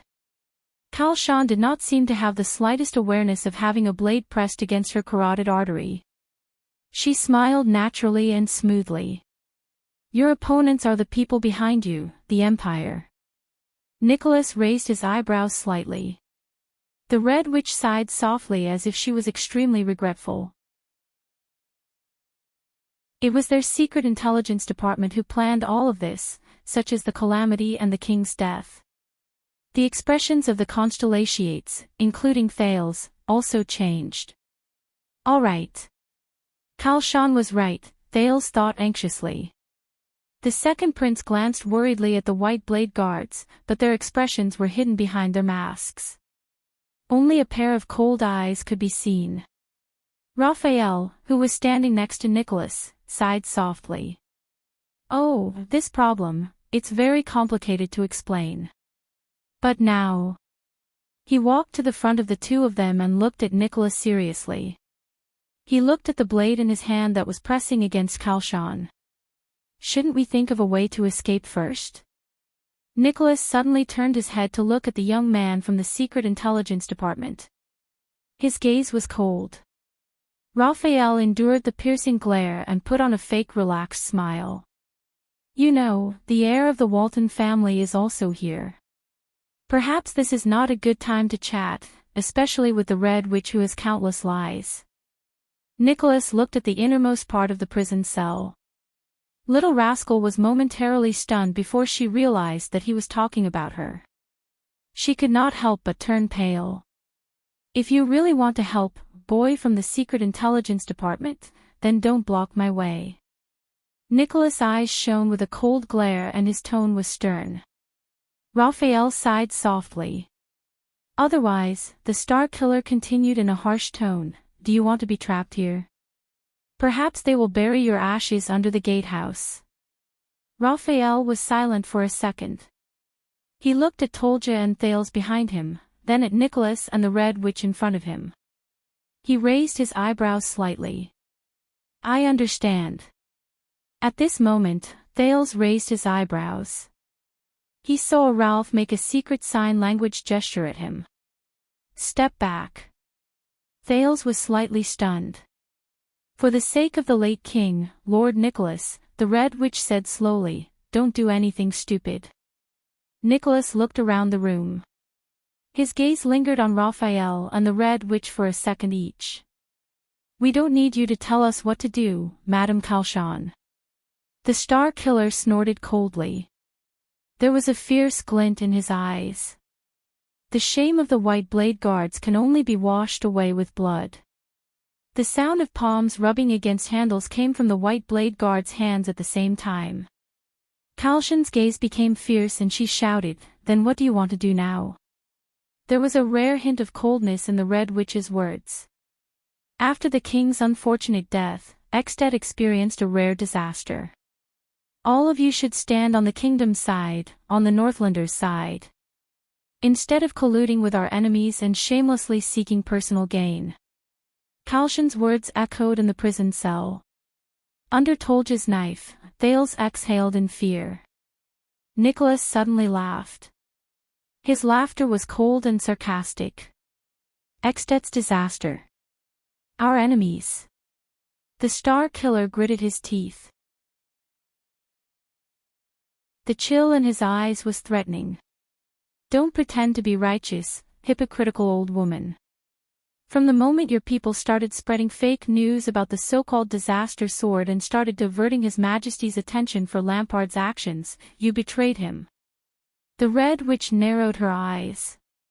You and your informants worked together with His Majesty's enemies. You pretended to be deaf to Black Sand Region's actions until His Majesty died in a shameful assassination, until they stood here, Nicholas said coldly beside Kalshan's ear. Who do you think these brothers of the White Blade Guards managed to escape from? Thawed. The White Blade Guards changed their footsteps in unison and turned sideways to face their enemies. The sudden movement made the soldiers of Black Sand Region even more nervous. Kalshan sighed. The Red Witch stared at the blade in front of her neck and said flatly, about this, if you are willing to, I swear in the name of the secret room that I can explain. Nicholas let out an indecipherable nasal sound. Why don't you explain to His Majesty? The Star Killer narrowed his eyes.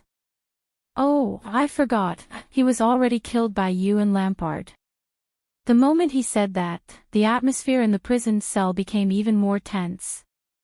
Don't be so narrow-minded, Lord Nicholas.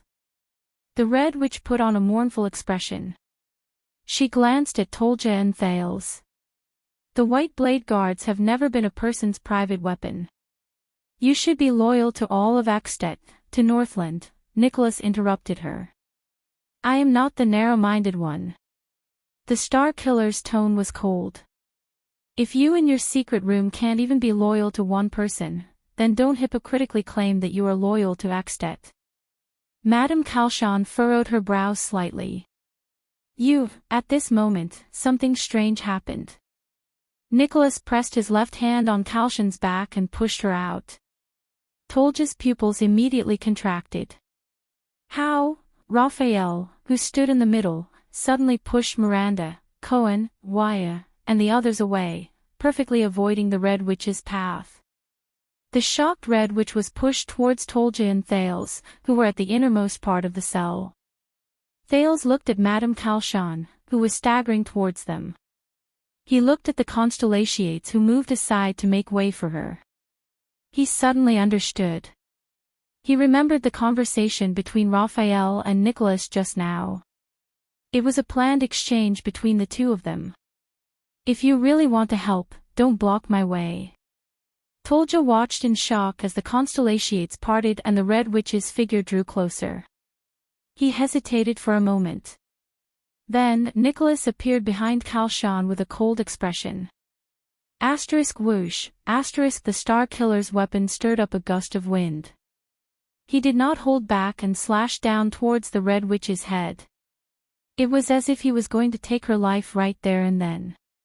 Tolja did not hesitate anymore. He still held on to Thales tightly as he charged towards Nicholas and the Red Witch. Clang. The Fire Knight's left hand held Thales in place, while his right hand blocked the fatal slash that the Star Killer had aimed at the Red Witch. At this moment, the frowning Red Witch managed to gain her footing by his side. But in the next moment, Nicholas' eyes suddenly shone with an unprecedented brilliance. Ah! The Star Killer roared furiously. Great power surged out of his hands. The Fire Knight's golden saber immediately let out a sharp sound of metal scraping against each other. Tolja's expression changed as he fended off the enemy with one hand. In that second, he decisively let go of Thales. He gripped the hilt of the saber with both hands and blocked the great power that Nicholas had unleashed. Thales, who had broken free from the Fire Knight's control, did not care about anything else. He followed the signal given to him by Ralph, gritted his teeth, closed his eyes, and rolled backwards. He bumped into Little Rascal, who was supporting him from behind. The two of them crashed into the wall together. The disheveled Thales no longer cared about the situation in the field. He was thinking about the conversation between Raphael and Nicholas just now. They did not just say that one sentence. Do you want to be trapped here? Trapped here. The moment this thought appeared in his mind, Thales felt a tremor under his body. What's wrong? Little Rascal asked in surprise as she hugged him. He did not know how to answer. He did not have the chance to either. Bang. There was another loud sound of earth and rocks exploding. The ground under Thales and Little Rascal suddenly sank and cracked open. Again. The thought emerged in Thales' mind. In the next second, both of them sank into the cracked ground. He did not know whether it was Ralph's psionic ability or the effect of the explosion, but the air in the room began to howl again. Dust rose, blinding everyone's vision. Thales hugged Little Rascal tightly and shut his eyes. Bang. He felt a pain in his buttocks. Then, he and Little Rascal fell into a pile of soft sand. Everything around them was dark. Thales propped himself up with difficulty. Beside him, Little Rascal's coughing could be heard continuously. Above them, the sound of a fierce struggle came from the cell they had been in earlier. They were not the only ones who fell. Your Highness. A figure pulled him up. Waya's anxious voice traveled into his ears. Are you all right? Before Thales could answer, a dozen more figures fell from the sky and crashed into the sand. Amidst the flying dust, Thales covered his mouth and nose tightly. Enduring the pain in his buttocks, he pulled Little Rascal up. He felt gloomy. Why do these people like to play this game so much? Act according to plan. Let's go. Nicholas' voice came from the darkness.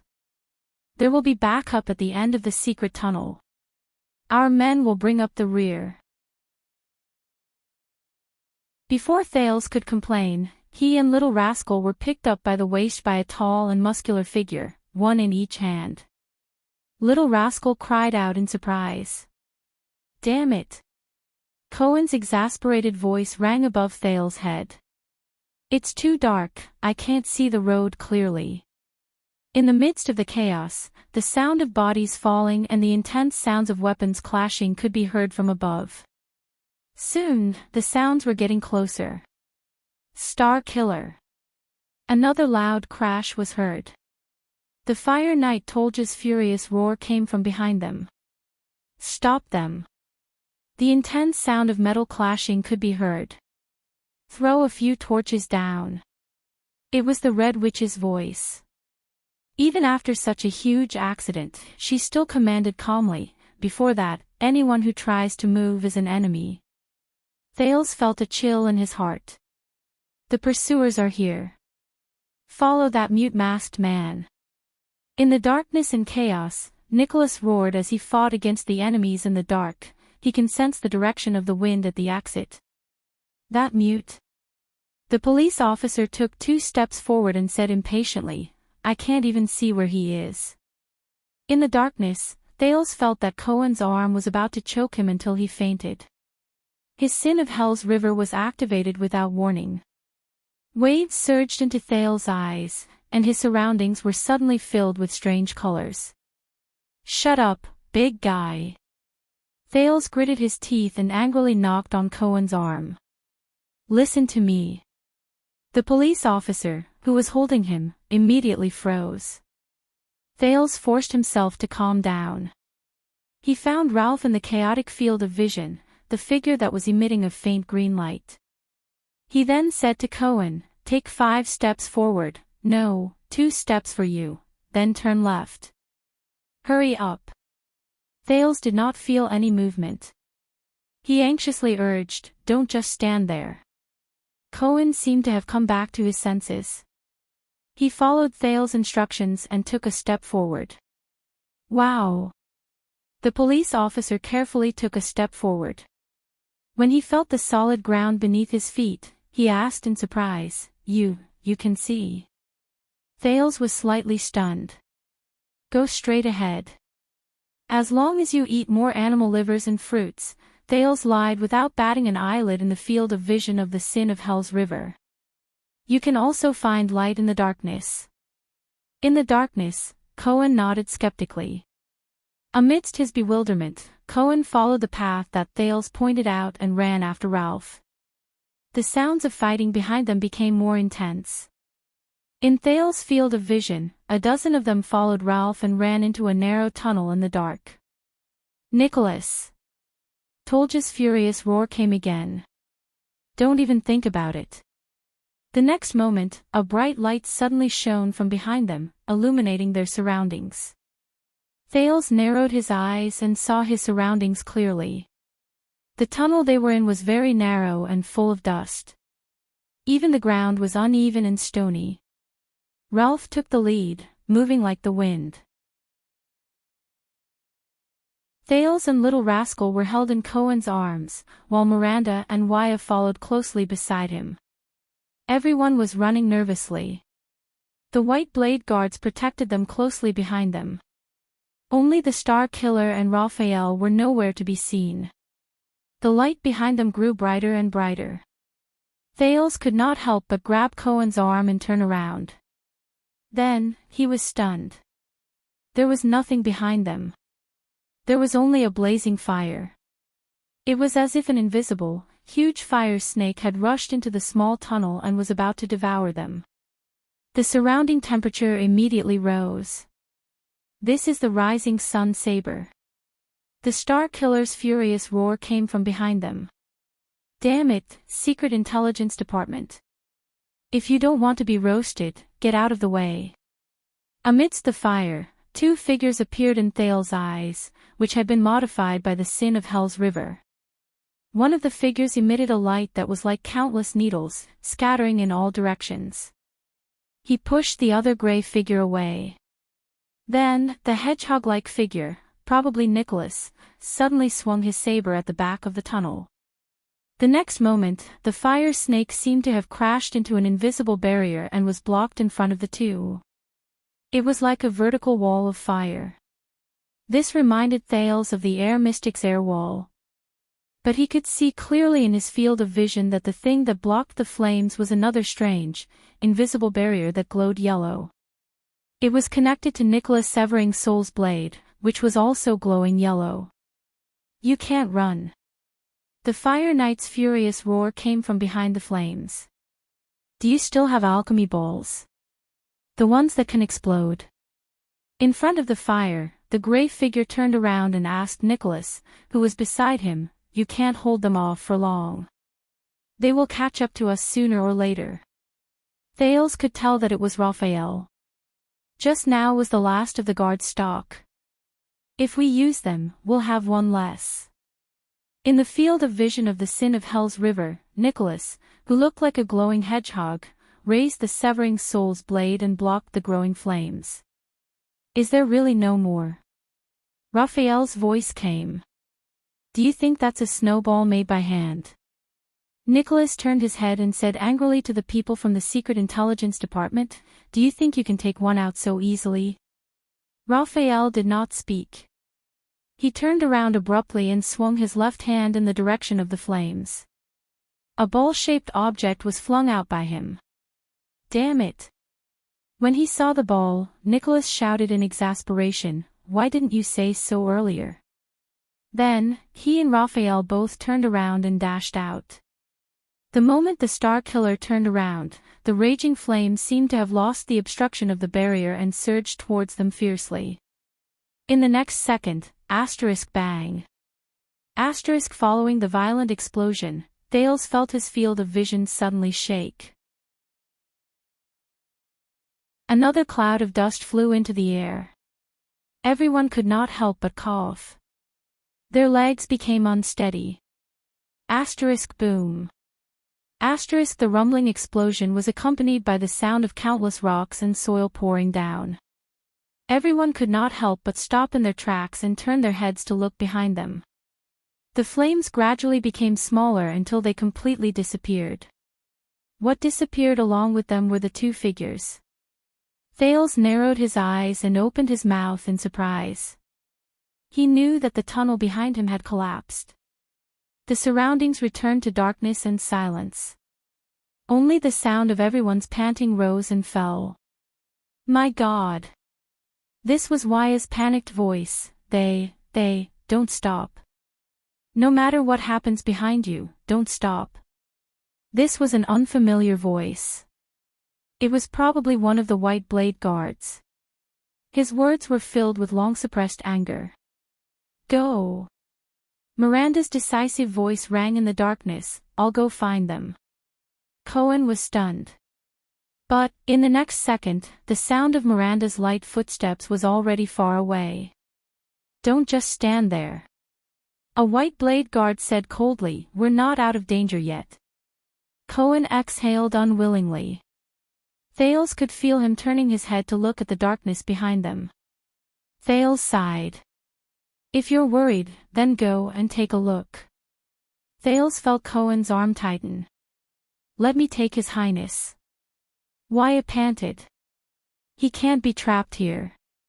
Cohen shuddered slightly. A few seconds later. *CK. The police officer cursed. In the next second, Cohen stomped his foot fiercely.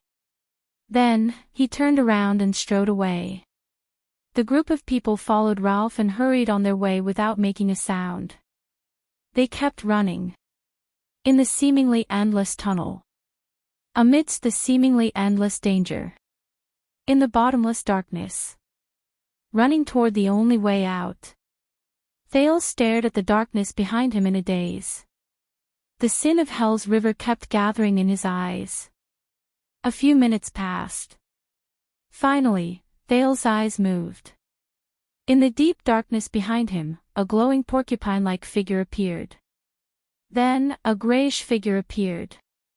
And a figure that was emitting white light. "Because there's only one, of course we have to be careful." Raphael's voice came faintly from the darkness. "I don't have the habit of bringing the alchemy ball around." Nicholas, Raphael, and Miranda caught up with them. "Oh my God. Oh." Cohen heard Raphael's voice. He turned his head and did not even care that he tripped. I thought you were really buried inside. Beside Raphael, the Star Killer mumbled something in a low voice. His voice clearly traveled into Thale's ears amidst the messy footsteps. He seemed to be saying, miser. Thales breathed a sigh of relief. They escaped. All right. Nicholas' voice came. It was a lot calmer than before. There should be no more danger. After all, we're in the secret passage. The group probably knew that they had escaped danger. Their footsteps slowed down and they started walking. Thales and Little Rascal were put down. Thales leaned against the wall and subconsciously patted his chest. His mind was blank. He felt that he had passed another obstacle. Speaking of which, Cohen's puzzled voice came from the darkness. Why don't you light a fire? The police officer said impatiently, do you have to run like a blind man? The ventilation here isn't very good, Nicholas said flatly. If you want to suffocate to death, of course you can. Cohen immediately fell silent. Right. In the darkness, Wyo leaned against the wall and panted slightly. Isn't this gatehouse the line of defense to protect Heroic Spirit Palace? How can there be a secret passage to sneak in? The tunnel was silent for a moment. During the Third Peninsular War, Nicholas' voice came leisurely. The Night Wing King occupied the other districts. Only Axe District, this place, and Heroic Spirit Palace were left. When Heroic Spirit Palace was isolated and helpless, sealed off from all sides, and cut off from supplies, this was the last chance of survival the Northlanders dug out. Phew. Cohen exhaled. His tone was filled with the joy of escaping from a great disaster. Thank you, Nightwing King. You're so great. Everyone fell silent. Even if he could not see, Cohen could feel the Northlanders' murderous gazes in that instant. The sound of Miranda's elbow came from the darkness. And Cohen's pained cry. I was just... A few seconds later, the police officer's awkward voice rose. Just kidding. After the war, this secret passage became top secret. Even the secret room had to be kept a secret. Nicholas snorted in disdain. Only the commanders of the White Blade Guards of every generation knew about it. In the darkness, the Constellation's footsteps suddenly came to a halt. Even the White Blade Guards stopped in their tracks. Thales was stunned. Wait. The prince raised his head and looked at the needle-like figure in his field of vision. His tone was full of surprise and bewilderment. Are you talking about the commanders of the White Blade Guards of every generation? Nicholas said nonchalantly, yes, what's wrong? Cohen sucked in a cold breath. Miranda, on the other hand, sighed. The commanders of every generation. Thales exhaled in pain. Was the commander before you also considered the previous generation? Nicholas' breathing instantly froze. Raphael sensed that something was wrong. His questioning voice rose behind him. Is there a problem? Thales turned his head. With the vision given to him by the sin of Hell's River, he looked at the front of the tunnel. It was pitch black in front of them. It was their only way out. Yes.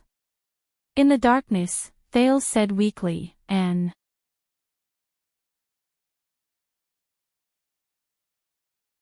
Chapter 220. In the dark, Thales followed the fleeing crowd and walked anxiously. The White Blade Guards had already divided into 3 teams. One team went forward to scout for danger, and another team stayed behind to guard against possible pursuers. The last group of guards stood guard around them. Nicholas walked at the front of the team and sighed deeply in the dark. When did this happen? He asked hoarsely. No one answered him. Then, Miranda's voice came from the side. If I had to guess, the swordswoman said flatly, it was from the beginning. Nicholas was silent for a second. He might have just been tricked, the current commander of the White Blade Guard said dejectedly. You know, Black Sand Region fabricated information about the disaster swords and passed it to Caslin, Thales exhaled. He felt the mental exhaustion begin to attack him again. No matter what lies ahead, please, hurry up and end it. Enough, the impatient Cohen replied to the Star Killer. He walked at the back of the team and his voice was a little loud. Your hypocritical former boss personally appeared to deal with us, the police officer said mockingly. He hid among the soldiers of Black Sand Region and knocked me down with 2 punches. Then you should feel honored. Nicholas raised his head abruptly. Suppressing his anger, he said coldly in the dark, not everyone is qualified to take 2 punches from Caslin. Cohen furrowed his brows and was about to retort, but Raphael interrupted him. Raphael narrowed his eyes. To be able to persuade the ground shaker to help. Now we know how they quietly and effortlessly deceived us into opening the gatehouse. Nicholas lowered his head and did not speak. No one saw that at that moment, his eyes were filled with complicated emotions. Thales thought of something. Wait, if Caslin knew about this secret passage from the beginning, the prince muttered in the team, then how did you still have the chance to sneak in? Nicholas raised his head. But the person who answered was Cohen. Maybe he wanted to wait for all the White Blade Guards to arrive, the police officer said through gritted teeth, then finish us off again. The others did not speak. The atmosphere became very oppressive. Look, they were guarding us. First, they waited for the secret intelligence department, then the White Blade Guards. Before Cohen finished speaking, he said indignantly, besieging the enemy and attacking the reinforcements, is there a more vivid tactical example than this? Nicholas punched the wall fiercely. Bang! A muffled sound rang out. Even in the darkness, everyone looked at him. The Star Killer raised his head and exhaled. Nicholas' gaze turned cold again. Go to hell, Caslin, the Star Killer said coldly. Raphael snorted softly, his meaning unclear. At this moment. Perhaps, outside of the debate. Thales' voice cut in abruptly. There was a hint of fatigue in his voice. What should we do? The second prince said quietly, if this is the only exit of the secret passage. Nicholas clenched his fists lightly. The Star Killer suddenly laughed. We don't have a choice, he said softly, don't we?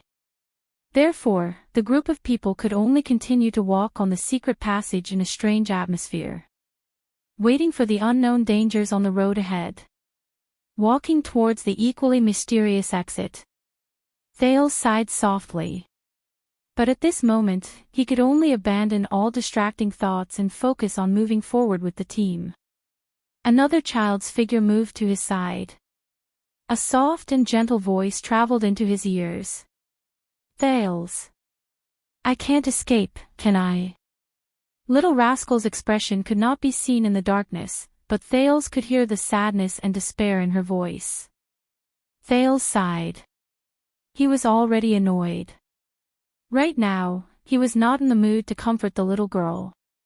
Don't worry, Thales said absent-mindedly. Even if there's an ambush ahead, we'll definitely find a way to escape, but Little Rascal's voice suddenly grew louder. No.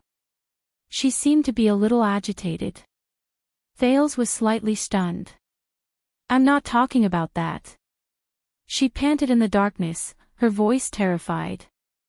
I mean, they all found me, I can't escape, I can't leave. Little Rascal's reaction even made Nicholas and the others, who were talking on the other side, involuntarily look at her. It was only then that Thales realized what Little Rascal was talking about. She means. Thales moved closer to Little Rascal. The second prince held his breath. He felt Little Rascal's body rise and fall slightly beside him. They called me Miss Walton. Little Rascal whispered quietly, trying her best to keep her body steady. But Thales could still feel the fear in her heart. Thales' mood darkened. They won't let me go. Little Rascal had already unknowingly sounded like she was about to cry. So that's how it is. They had agreed in the butcher's shop. This little maid had planned to sneak away after escaping danger. But now, Thales raised his head and glanced in the direction of Nicholas and the others. The White Blade Guards found her, the Red Witch recognized her, and Lampard knew that she was here. King Nuvan had not only left her a ring, an identity, but also a curse. A curse that once she joined the game, she could not leave it. The prince's heart was filled with sadness. Not only that. Thales immediately thought of the present after King Nuvan's death. Dragon Cloud City was in chaos. The Walton family's future was in jeopardy. The Cloud Dragon Spear might not be able to rule this city anymore.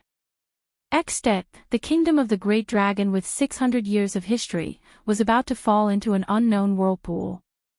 Its future was uncertain, and its fate was uncertain.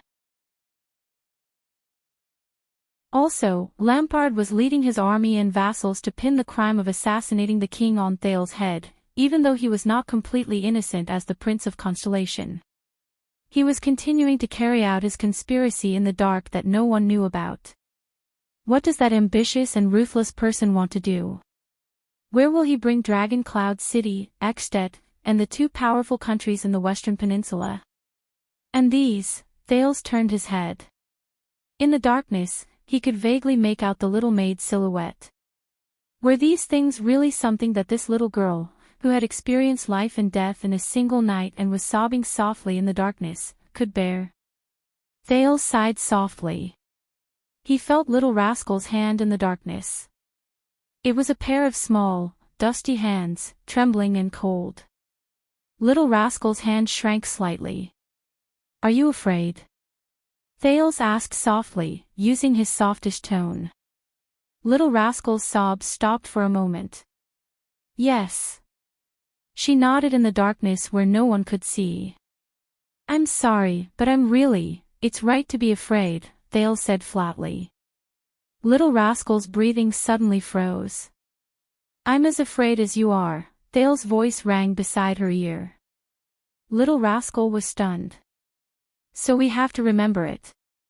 The prince recalled that night in Red Street Market. He could not help but clench his fist slightly. Remember this fear of being at the mercy of others, of being unable to make your own choices. "I hate this feeling," Thales muttered. "This disgust even surpasses the fear I feel." Little Rascal did not speak. She listened to Thales quietly. "So, try to hate it. Hate this situation where you have no choice but to become a Walton." Thales held her hand gently. "Then, you will no longer feel afraid of becoming a Walton." Little Rascal said softly, disgust. Thales pressed his hand against hers. "Yes. It is precisely because of this disgust, to avoid this fear, to be able to choose freely one day, that we will become stronger," he said in an unquestionable tone. "No matter who you want to become, there is no need to be afraid. When you can face the future without fear." The prince took a deep breath. For some reason, at that moment, Lady Gine's figure actually appeared before his eyes. It was the day she wore high-heeled boots and strode valiantly into the Hall of Stars alone and arrogantly behind the king. It was the unique demeanor she had when she turned a blind eye to the countless gazes around her. Thales' pupils constricted slightly. "At that time, you will definitely not be controlled by anything, and will definitely be able to make your own choice." Little Rascal sniffed and fell silent. Thales, on the other hand, was lost in his own thoughts and did not speak. Soon, the first batch of White Blade Guards returned to meet up with them. When they heard their footsteps, Cohen and the others nervously unsheathed their swords. However, the other party brought a few strange pieces of news. "What? You didn't find anything?" Nicholas furrowed his brows. "No. One of the leading guards shook his head in the dark and answered his superior's question, whether it's an ambush, a trap, or someone in the open, we didn't find anything. We're already at the exit. The Star Killer furrowed his brows slightly. Is this normal? Raphael's voice came from behind. Nicholas shook his head. It shouldn't be like this, the commander of the White Blade Guards muttered. Caslin should know about this secret passage. Cohen's voice also came from behind. Could it be that he still doesn't know about this place? It's possible, Miranda said softly. Or he was delayed by something. Maybe they're lying in ambush outside the exit. Wyatt raised his eyebrows. His voice was filled with worry. Waiting to catch us all in one go. Thales exhaled through his nose and interrupted them with a sound. All right. The second prince felt a headache coming on. It's useless no matter what we say. Thales said dejectedly, no matter what's waiting in front of us, we only have one answer, don't we? They could only move forward. There was no way out. Just like how he did on the battlefield in front of the fortress. They could only move forward. Everyone in the darkness fell silent again. With an indescribable sense of nervousness, they continued on their way. For a few minutes, only the sound of hurried footsteps could be heard in the darkness of the secret passage. The pitch-black darkness, the dull and monotonous rhythm, and the fear in their hearts caused the atmosphere to become more and more solemn. Because of this, Thales could only count the number of steps in his heart to relieve his increasingly depressed state of mind. Finally, when Thales did not know whether it was the 728th or the 827th step, the walls on both sides of the road in front of them began to reflect a faint light. Everyone's spirits were lifted. But their nerves, which had just relaxed and eased, also tensed up. That's the exit. Nicholas placed his hand on the hilt of his knife and whispered to the people behind him. Be careful. The group immediately fell silent. Cohen exhaled, shrugged his shoulders, and slowed down his pace. Miranda and Raphael remained silent, as if they had a tacit understanding. Thales did not even dare to breathe loudly, afraid that he would startle some unknown entity. But as their field of vision became brighter, they moved forward faster and faster. As they gradually approached the exit, the light in front of them grew brighter. Then, the exit appeared clearly in front of them. At the end of the dark tunnel, there was a hole that emitted a piercing white light. Nicholas sighed. Everyone's nerves also relaxed. It was not because of safety, but because they had been in a dark and oppressive environment for a long time, even their minds had become abnormal. So, the moment they saw the exit, they felt as if the thing they had been anxiously waiting for had finally come to an end. Even though, this is not a good outcome. A silhouette stood at the exit quietly. Thales' heart sank. Is it the person who will receive us? He asked softly. Of course not. Nicholas shook his head. He no longer lowered his voice. He's not stupid enough to stand at the hole. The Star Killer's expression became very calm. He seemed a little relieved. Cohen sighed. The White Blade Guards quietly spread out and protected Little Rascal's surroundings. Miranda pressed her hand on the hilt of her sword and opened her mouth slightly. Are you ready to fight? Raphael narrowed his eyes. Did you see who that was? I couldn't see his face clearly. The corners of Miranda's lips curled up slightly. But that figure is too familiar. Cohen frowned. Familiar? You mean Croche? Nicholas ignored the argument behind him. He gestured to the people behind him and strode forward alone. He walked towards that figure. The figure turned his head slightly. Light shone on his face. When everyone saw the person's face clearly, they were suddenly shocked. That was not the ground shaker, not Caslin. We meet again. Nicholas walked 10 steps away from the person and sighed softly. Madame Calchon. In front of him, the Red Witch smiled slightly and nodded amiably as usual. Thales stared in disbelief at the Red Witch who appeared before him again. He turned his head to look behind him, then turned back to look at Kalshan. How could she be so fast? As expected, Caslin told you about this secret passage, Nicholas said coldly. The Red Witch smiled faintly. I only found out about it just now. Don't blame him. The old woman observed Nicholas' position and then raised her eyebrows slightly. It's close enough, Lord Nicholas. The Star Killer stopped in his tracks. His hand was still pressed on the severing soul's blade. Where is he? Nicholas had to squint because of the backlight. He could not see the situation outside the cave clearly. Kalshan looked at him and sighed. He won't show up. Nicholas tightened his grip on the hilt of his blade. Humph, Nicholas looked elsewhere. His voice was full of disdain. Coward. Behind him, Thales frowned. They're standing too far away. They can't hear anything.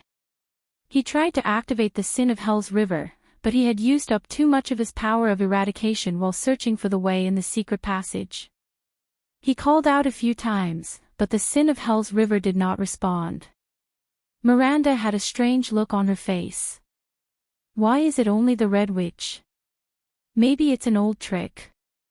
Cohen shielded Thales' side tightly and looked around suspiciously.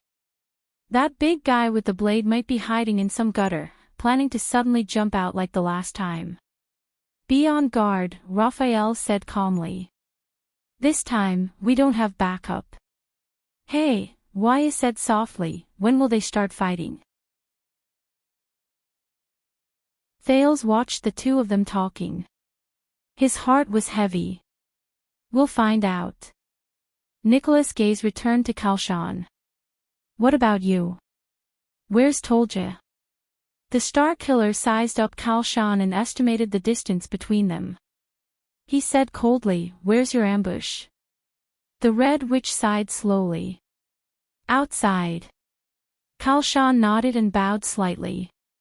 Archers you can't imagine are lying in ambush in the most tricky corners. They're all good snipers and assassins in the secret room. As for Black Sand region, I didn't plan to let them participate in this hunt. Nicholas' pupils shrank slightly. He hated this feeling. It was the feeling of being locked down on the battlefield. His eyes gradually got used to the light. He looked through the hole and saw the scene outside. It was still empty. Nicholas looked back into the Red Witch's eyes. His pale face moved slightly. Aren't you afraid that I'll hold you hostage again? Kalshan flashed a friendly smile. Oh, I'm prepared this time. I'm afraid you won't have it so easy. The uneasiness in Nicholas' heart grew stronger. He fixed his gaze on the old woman and did not speak again. Then what are you waiting for? The Star Killer said coldly. Do it. Or do you think that as long as you block this place, we'll surrender obediently? But to his surprise, Kalshan shook her head. Of course not. I do have all the advantages, the Red Witch said flatly. But that's not what I want. Pointless violence and death won't help. We haven't finished talking either. It's only a conversation between the White Blade guards and the secret room.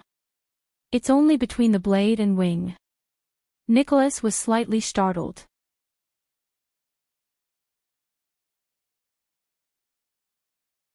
Chapter 221. Anti-theft, do not subscribe, change back later.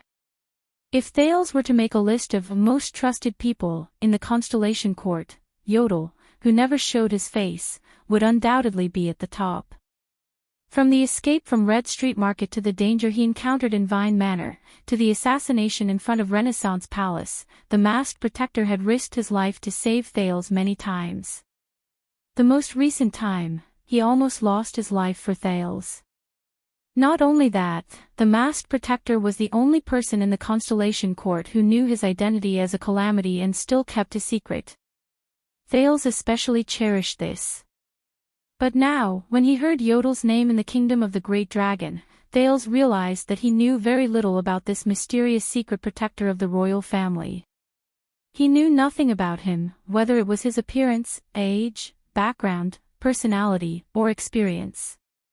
He could not help but be ashamed to admit that Yodel was more like a familiar stranger to him. Yodel had sacrificed a lot for him, but he had never cared about his condition. No, there is. Thales thought. Gilbert told me that Yodel and the 5 ward generals of Ekstedt have a deep grudge. For example, he stabbed the Fire Knight of Black Sand region, Tolja, in the back. This was also the reason why he could not come to Ekstedt. And now, a roar of laughter came from the other side of the hall. It seemed like a dozen Northland nobles were playing some game. Thales then turned his attention back to the kind old woman in front of him.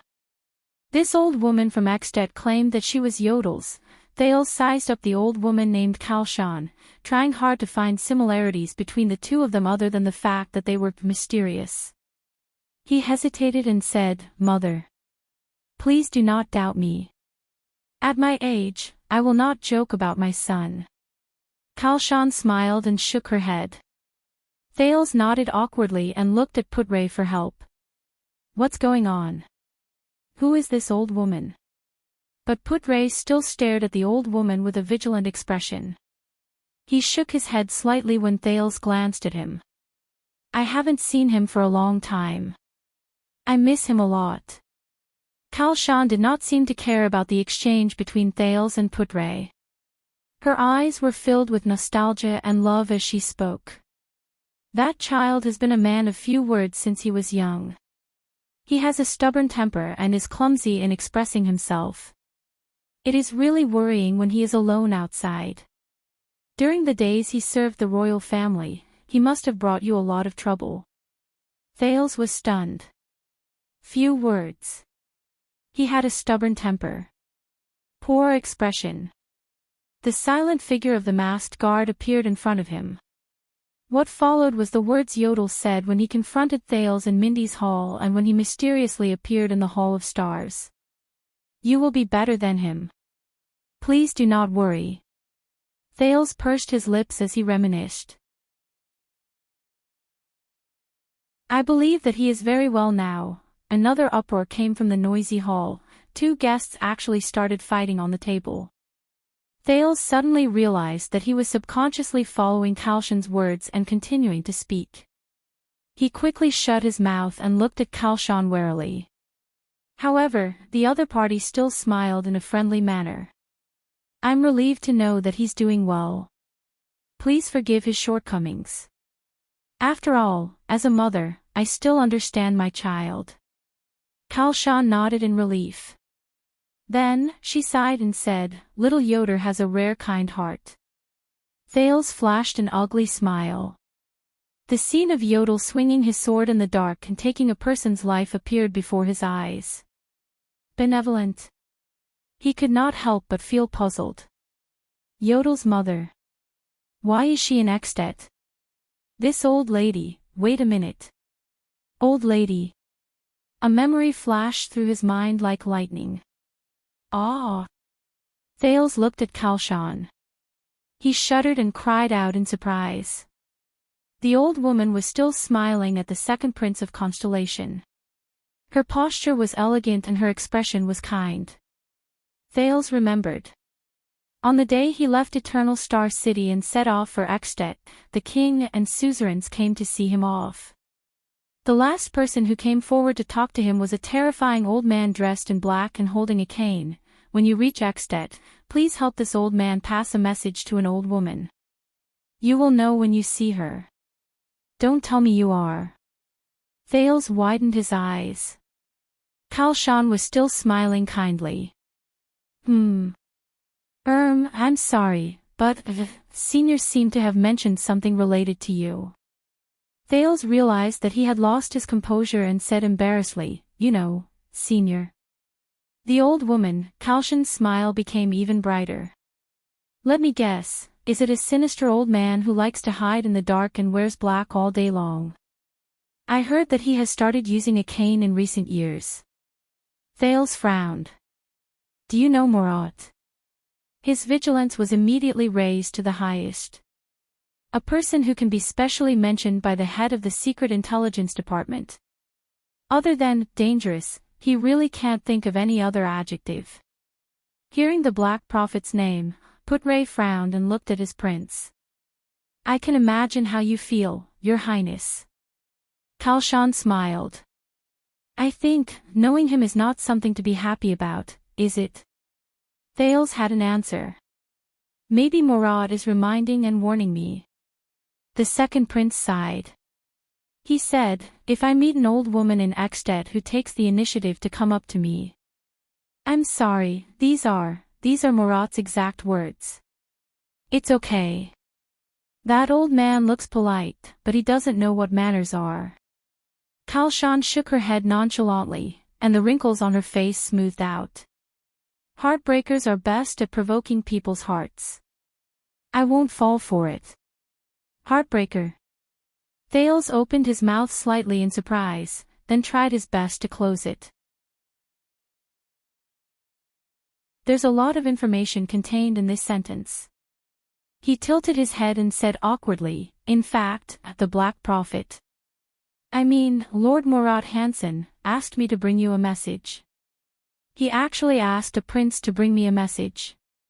Kalshan raised her eyebrows. Under her narrowed eyelids, a pair of smiling eyes were revealed.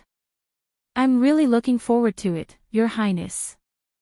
Thales only felt that the old woman's kind smile in front of him gave him a lot of pressure. Compared to the overbearing, almost tangible pressure he felt when he faced the Black Prophet, this Granny Kalshan revealed information that made him frown with a gentle and friendly attitude. It really made him feel awkward and helpless, and he did not know how to defend himself. He said.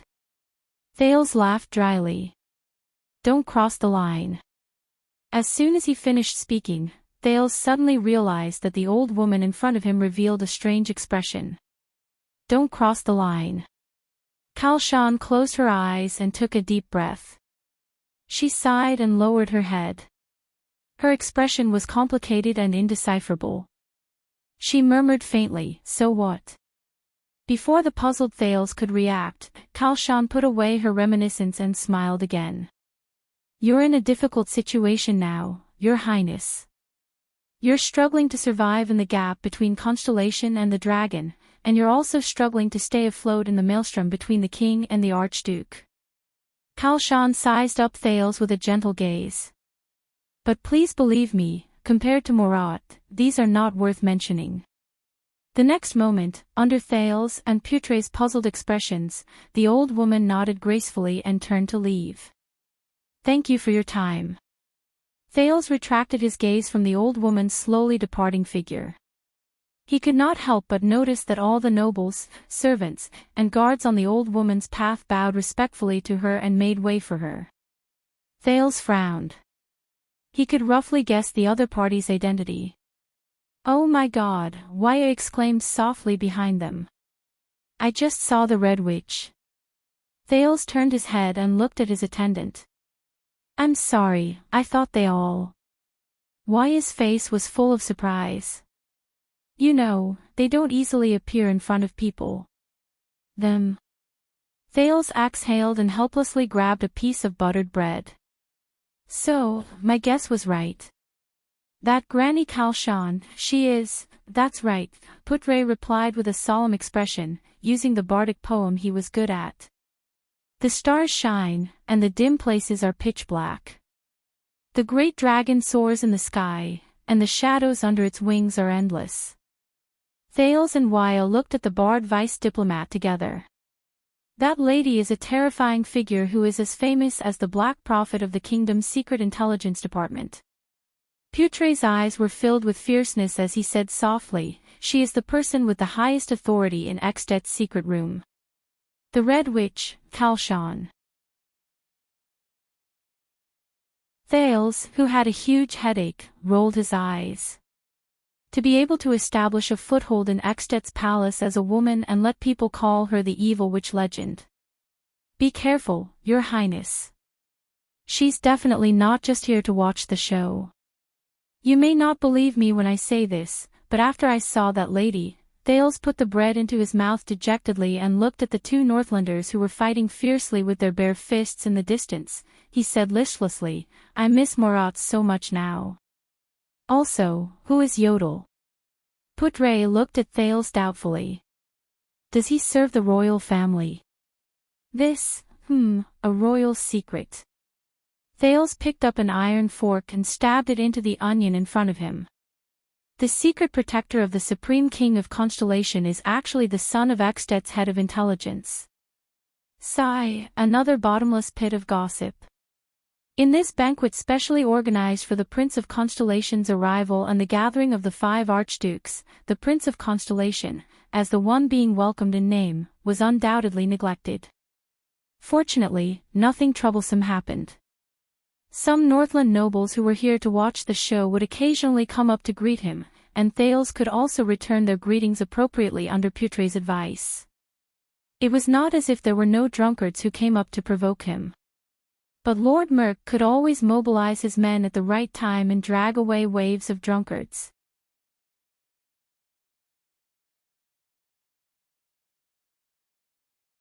Chapter 222. The stern-looking, white-haired Count Leespan was sitting at the long table in the Sword District's disciplinary hall. He raised his head with a stern expression and asked aloud, Say that again. In front of him, a lean and strong middle-aged Northland noble bowed slightly with a stern expression. This middle-aged noble was dressed in regular clothes. His every move carried the military style that even the day before the bitter cold winter could not wash away. A soldier discovered it.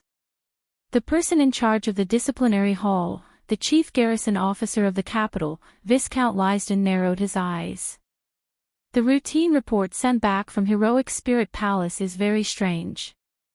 The password at the gatehouse is not quite right. His expression turned cold and his eyes shone with a light that was as sharp as a sword's edge. It seems to have been tampered with, Your Excellency. Count Leespan frowned. As the Prime Minister who had served King Nuvan for many years and the most trusted vassal of Dragon Cloud City, Count Leespan was always the last person to speak at the Imperial Conference. His words were usually the final word. For example, the resolution passed a month ago to allow the troublesome Prince of Constellation to come to Extet. Ever since King Nuvan personally handed him the ring that symbolized the authority of the Prime Minister, Count Leespan had been through countless storms in his political career that spanned decades. He could be said to have seen many things. But at this moment, Leespan felt that everything he had experienced in the past 2 days was almost equivalent to the first half of his life. First, the king summoned all the archdukes to a room. Leespan stood in the Hall of Heroes with a frown as he watched King Nuvan propose a duel that was almost suicidal. Then, he watched King Nuvan kill Pofred on the spot to avenge his second son and intimidate the other archdukes. As a result, the long-discussed plan to dispatch troops by the king and the Imperial Conference had to be pushed forward. But the calamity and Kilika that came at night woke up almost everyone in Dragon Cloud City from their sweet dreams. Then, the great dragon, which had not been seen for hundreds of years, came again. Then, Leespan encountered the biggest problem in his life. The king was missing.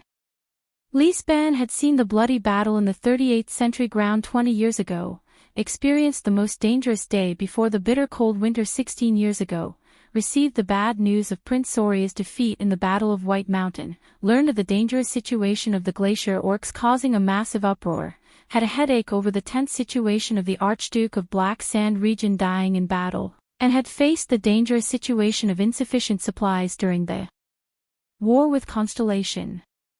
But none of them could compare to the current situation. The various strange things in Dragon Cloud City made him fearful and extremely anxious. Heroic Spirit Palace. The Gatehouse. The Prime Minister felt that there was one more thing on his mind.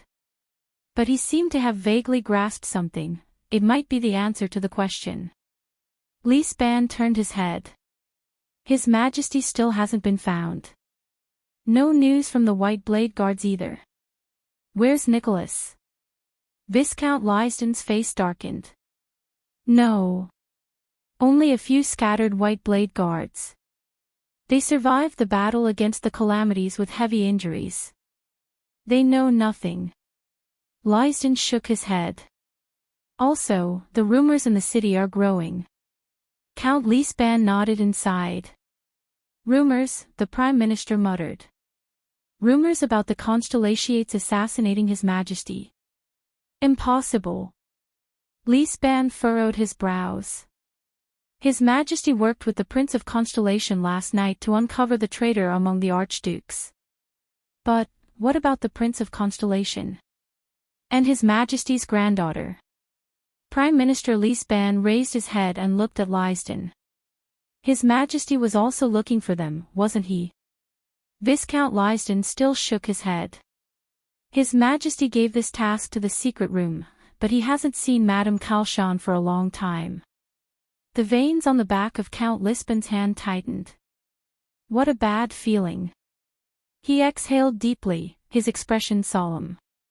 After the great dragon appeared, Dragon Cloud City was actually in chaos.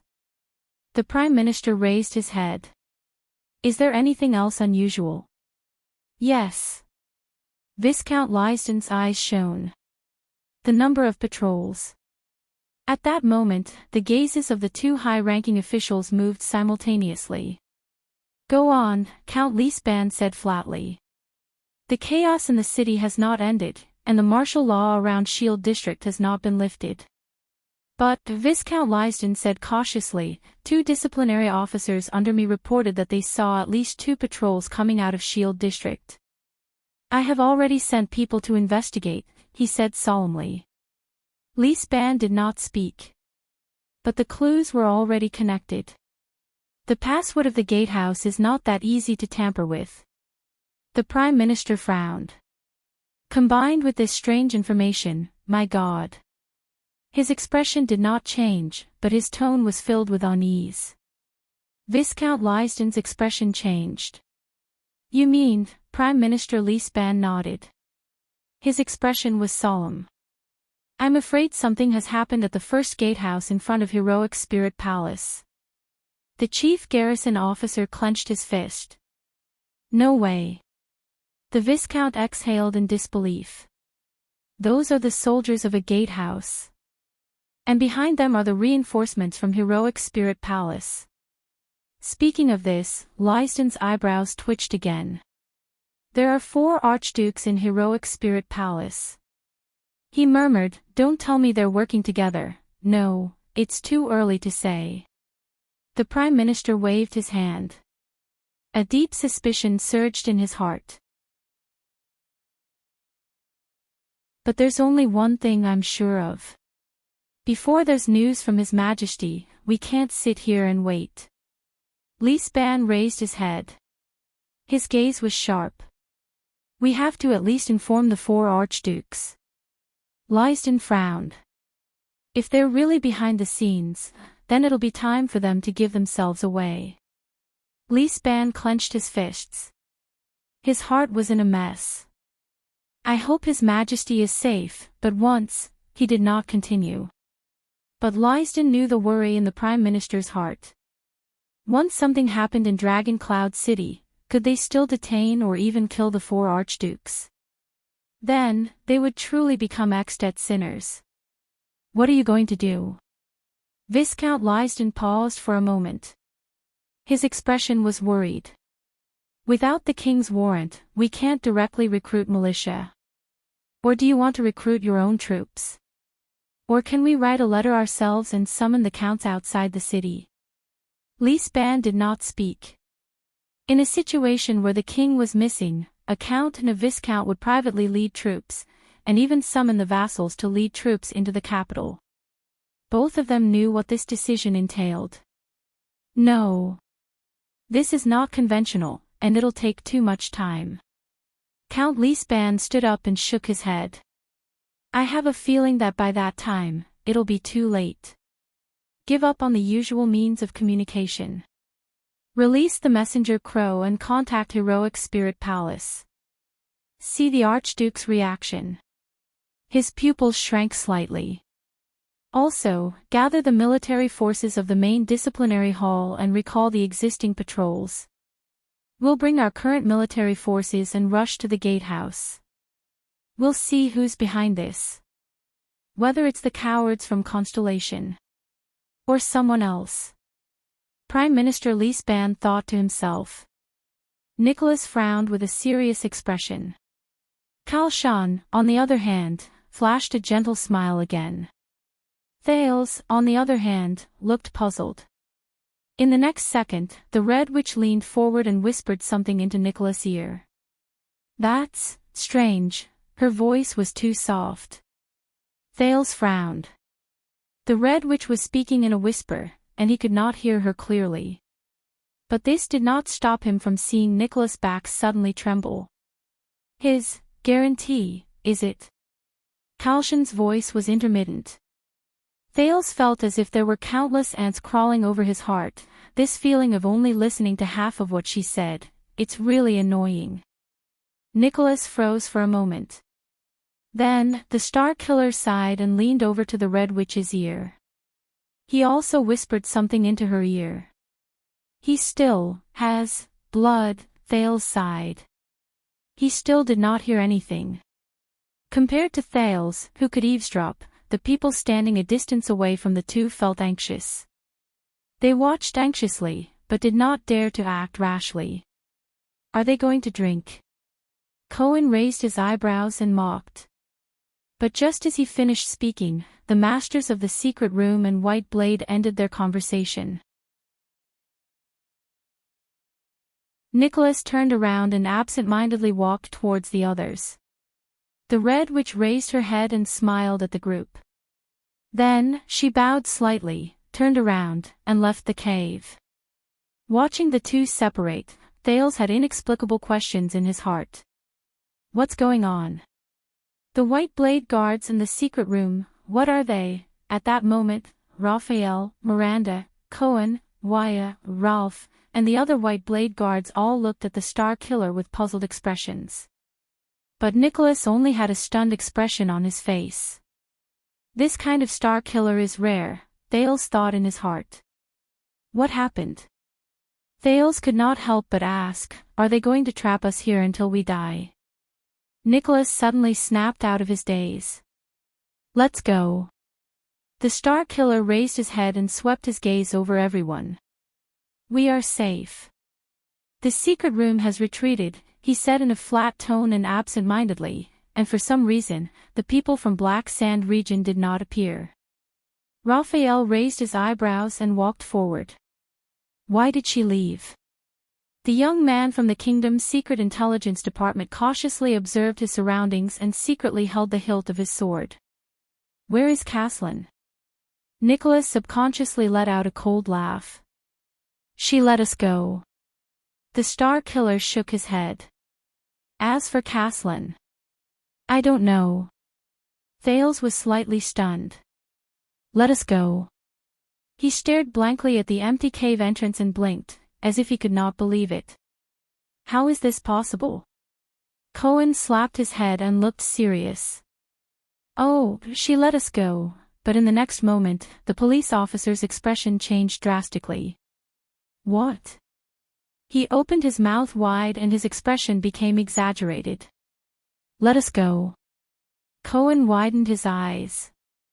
What did you do? Nicholas raised his head and forced a disdainful smile. I showed her my handsome face. He looked at Cohen and mocked him coldly, then her heart softened.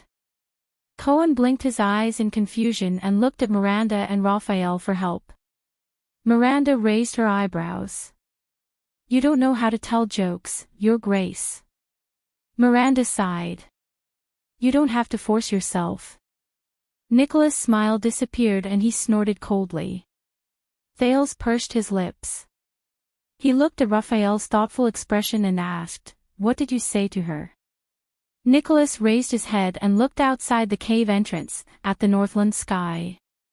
He exhaled with an indecipherable expression. His expression was subtle and complicated. We made a deal, the Star Killer said slowly. We made a deal. I offered a bargaining chip to the secret room in exchange for our freedom, he murmured in a low voice. Thales was shocked. Bargaining chip? What bargaining chip? What did Nicholas say to the Red Witch? What kind of price would make the secret room give up on the heir of Constellation and the heir of the Northern Territory? Give up on the Walton bloodline of Dragon Cloud City? But Nicholas only shook his head. A very big bargaining chip. A bargaining chip that he did not know whether it was good or bad. Nicholas thought in a daze.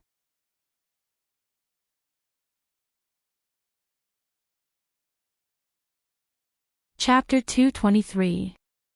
When the group of people walked out of the secret tunnel, filled with doubts and uneasiness, Thales had a vague illusion that he had seen the light of day again. But whenever he thought of everything that happened in Dragon Cloud City, his mood seemed to be shrouded in a shadow. The assassination, conspiracy, and betrayal became more and more tainted, and he could not get rid of it. He was sent to put an end to the potential war between the two countries. But Nuven's head, which had rolled on the ground, and Lampard's rough and cold face appeared before Thales' eyes. He could not help but hold his breath. The second prince raised his head and looked at the grey Northland sky, but only felt even more lost. What's the next step? Miranda was still vigilantly looking around. In a remote and narrow corner of the city, the mottled stone wall was full of traces of time and weather. She turned to the Star Killer and said, "Your plan? To find the vassals who are still loyal to the Walton family." But Nicholas only stared at his weapon with a serious expression. He turned a deaf ear to her words, as though he was still immersed in the negotiation with the Red Witch. The one who answered her was Raphael. Dragon Cloud City is still very dangerous, even for the Walton family's vassals. The young man from the Secret Intelligence Department frowned. We can't just show up like this. His Highness' safety is our first priority. It concerns the stability of Constellation, Wyatt interrupted and sighed. Right now, all the Northlanders in Dragon Cloud City are looking for him. In a few days, all of Extet might join in. We are such a large group of people. Thales sighed. Ralph patted his shoulder. The latter shook his head at Wyatt with a stern gaze. Wyatt did not continue, but he still glanced at the white blade guards. His face was filled with deep worry. Thales felt many gazes on him, intentionally or unintentionally. He understood what Wyatt meant.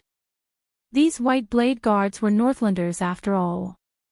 Maybe they had a common enemy, maybe their goals and interests were temporarily the same, but they were not on his side after all.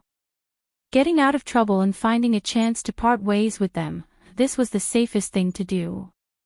The common crisis made the Constellations and Northlanders temporarily work together. But after escaping danger, the tension of hostility seemed to have returned. It could be seen from their clear formation. And the reason the white blade guards are here. Thales turned his head and met Little Rascal's gaze.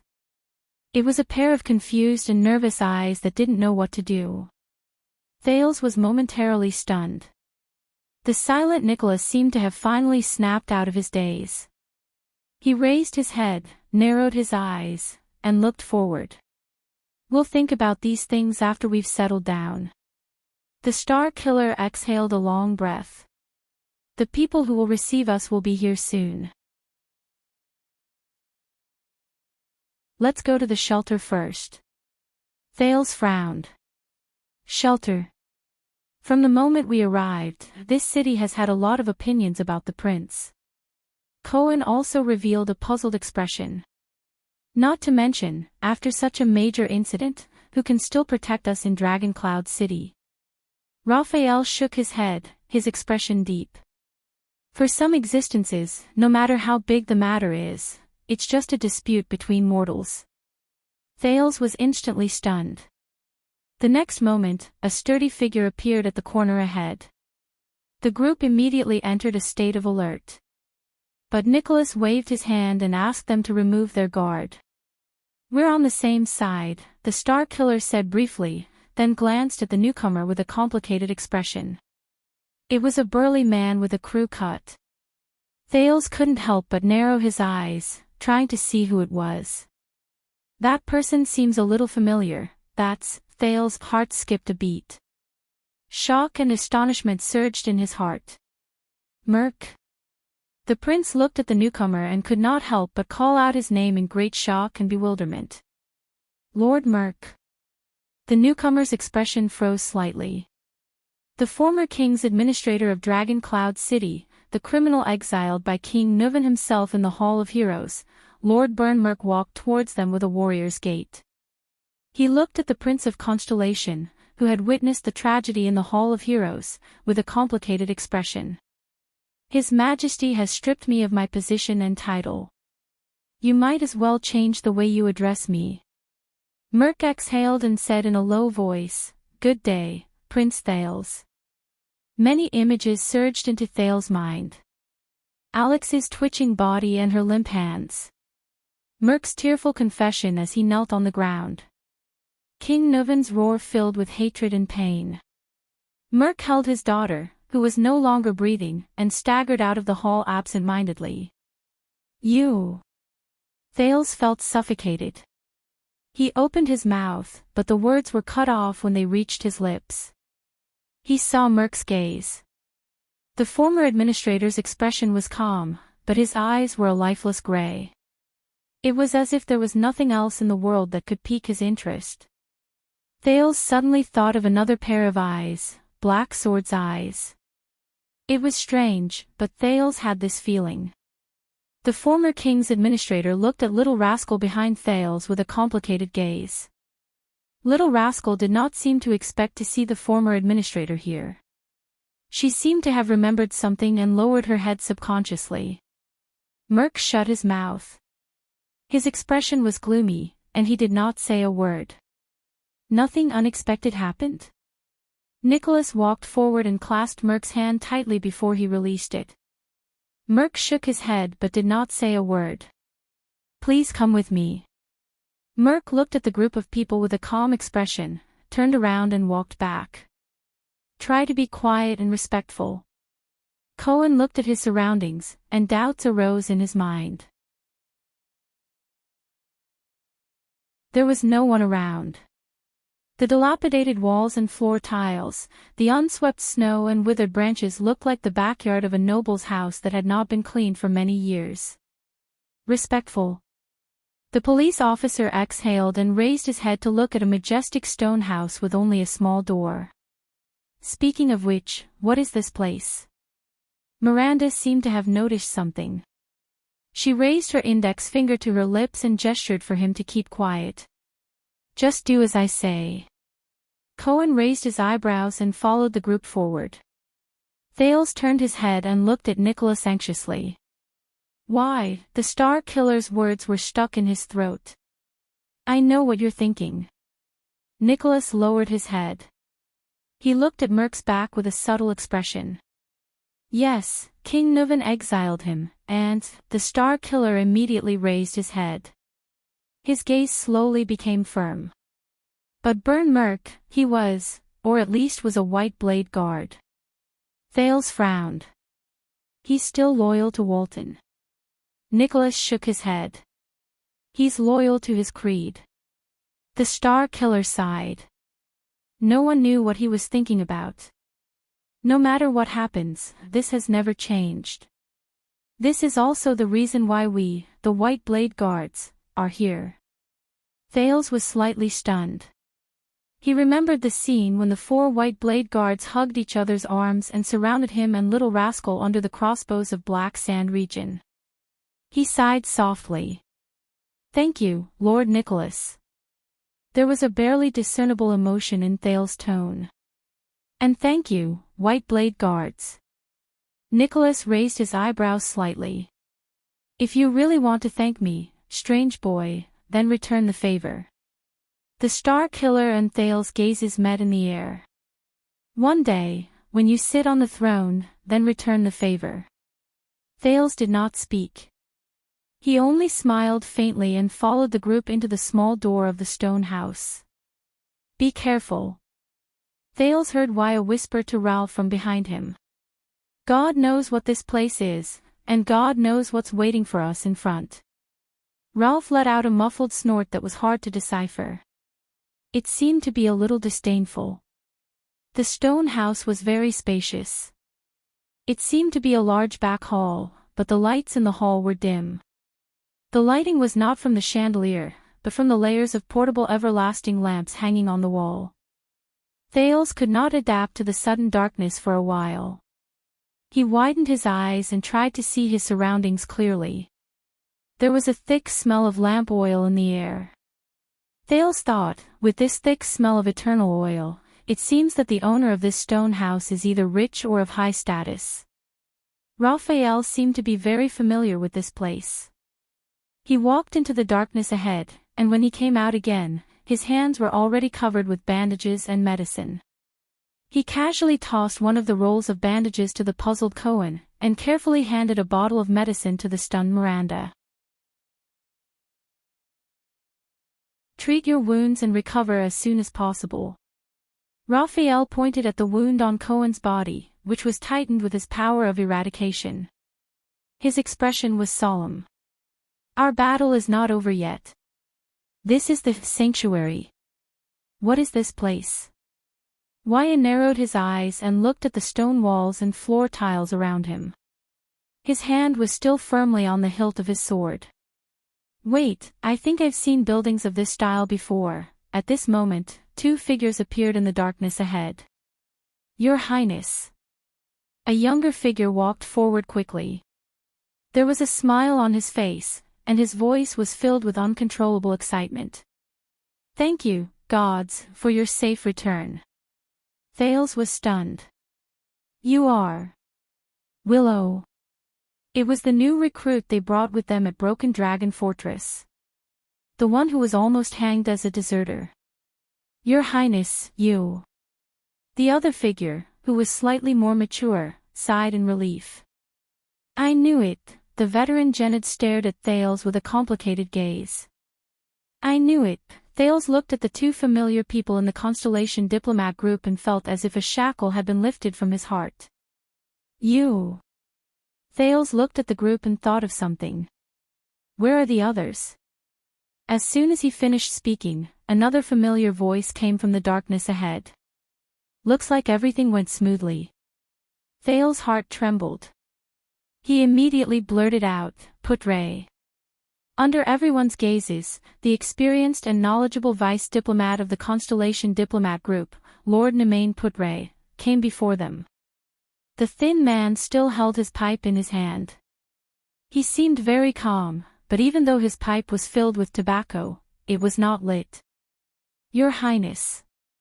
Putre flashed a faint smile, but there was a hint of gratification in his tone. "I'm very happy to see you return safely." Thales stared at his vice diplomat quietly. A few seconds later, he flashed a smile and exhaled. "I'm also very happy to see you safe and sound." The prince let down his guard and said with a smile, "Your Excellency." Putre nodded and turned to look at the young man from the Secret Intelligence Department. "Were there any accidents in the gatehouse?" The vice diplomat asked faintly. "There were some accidents." Raphael's expression changed slightly. "But, it's settled." Thales thought of something. Putre and the people from the Secret Intelligence Department, they seem to be very close. "That's good." Putre looked at Nicholas and Merc and nodded slowly. "Thank you for your hard work." Nicholas snorted coldly and turned to leave. Merc, on the other hand, nodded emotionlessly in response. Thales frowned. "He's also very close to the White Blade Guards. Try to rest for a while." Putre did not care about the White Blade Guard's indifference. He forced himself to give the prince a meaningful smile. "We still have a long journey ahead of us." Thales gave him a deep look and raised his eyebrows. At that moment, he had a lot of things to say and many questions to ask. The calamities, the dragon, Black Sword, Nuven's death, Lampard's conspiracy, Shadow Shield, the secret room schemes, the strangeness of the secret intelligence department, the secrets of the White Blade Guards. But when these words reached the tip of his tongue, they stopped abruptly and turned into an empty sigh. Thale's expression darkened. Along with nervousness and apprehension, fatigue and drowsiness attacked him again. It's not over yet, right? The prince turned his head with a complicated expression and looked at Little Rascal, who was surrounded by the White Blade Guards. He said dejectedly, "This nightmare." Putre looked at him quietly and did not say a word. He could only sigh silently in his heart. "It will end," the vice diplomat said flatly. "A nightmare is also a dream." At this moment, a young girl dressed in a silver-white robe walked forward slowly. Her expression was solemn and respectful as she bowed slightly to the people of Constellation. Thales was slightly stunned. He saw the pattern on the girl's robe clearly, a crescent moon. "The High Priestess wants to see him," the girl said softly. Her voice was hollow and seemingly emotionless. Raphael raised his eyebrows. "Who?" The girl did not speak. She only quietly cast her gaze at the crowd. After a full 3 seconds, Thales realized that she was looking at him. "Why?" Putre frowned. "His Highness, the High Priestess request is God's will."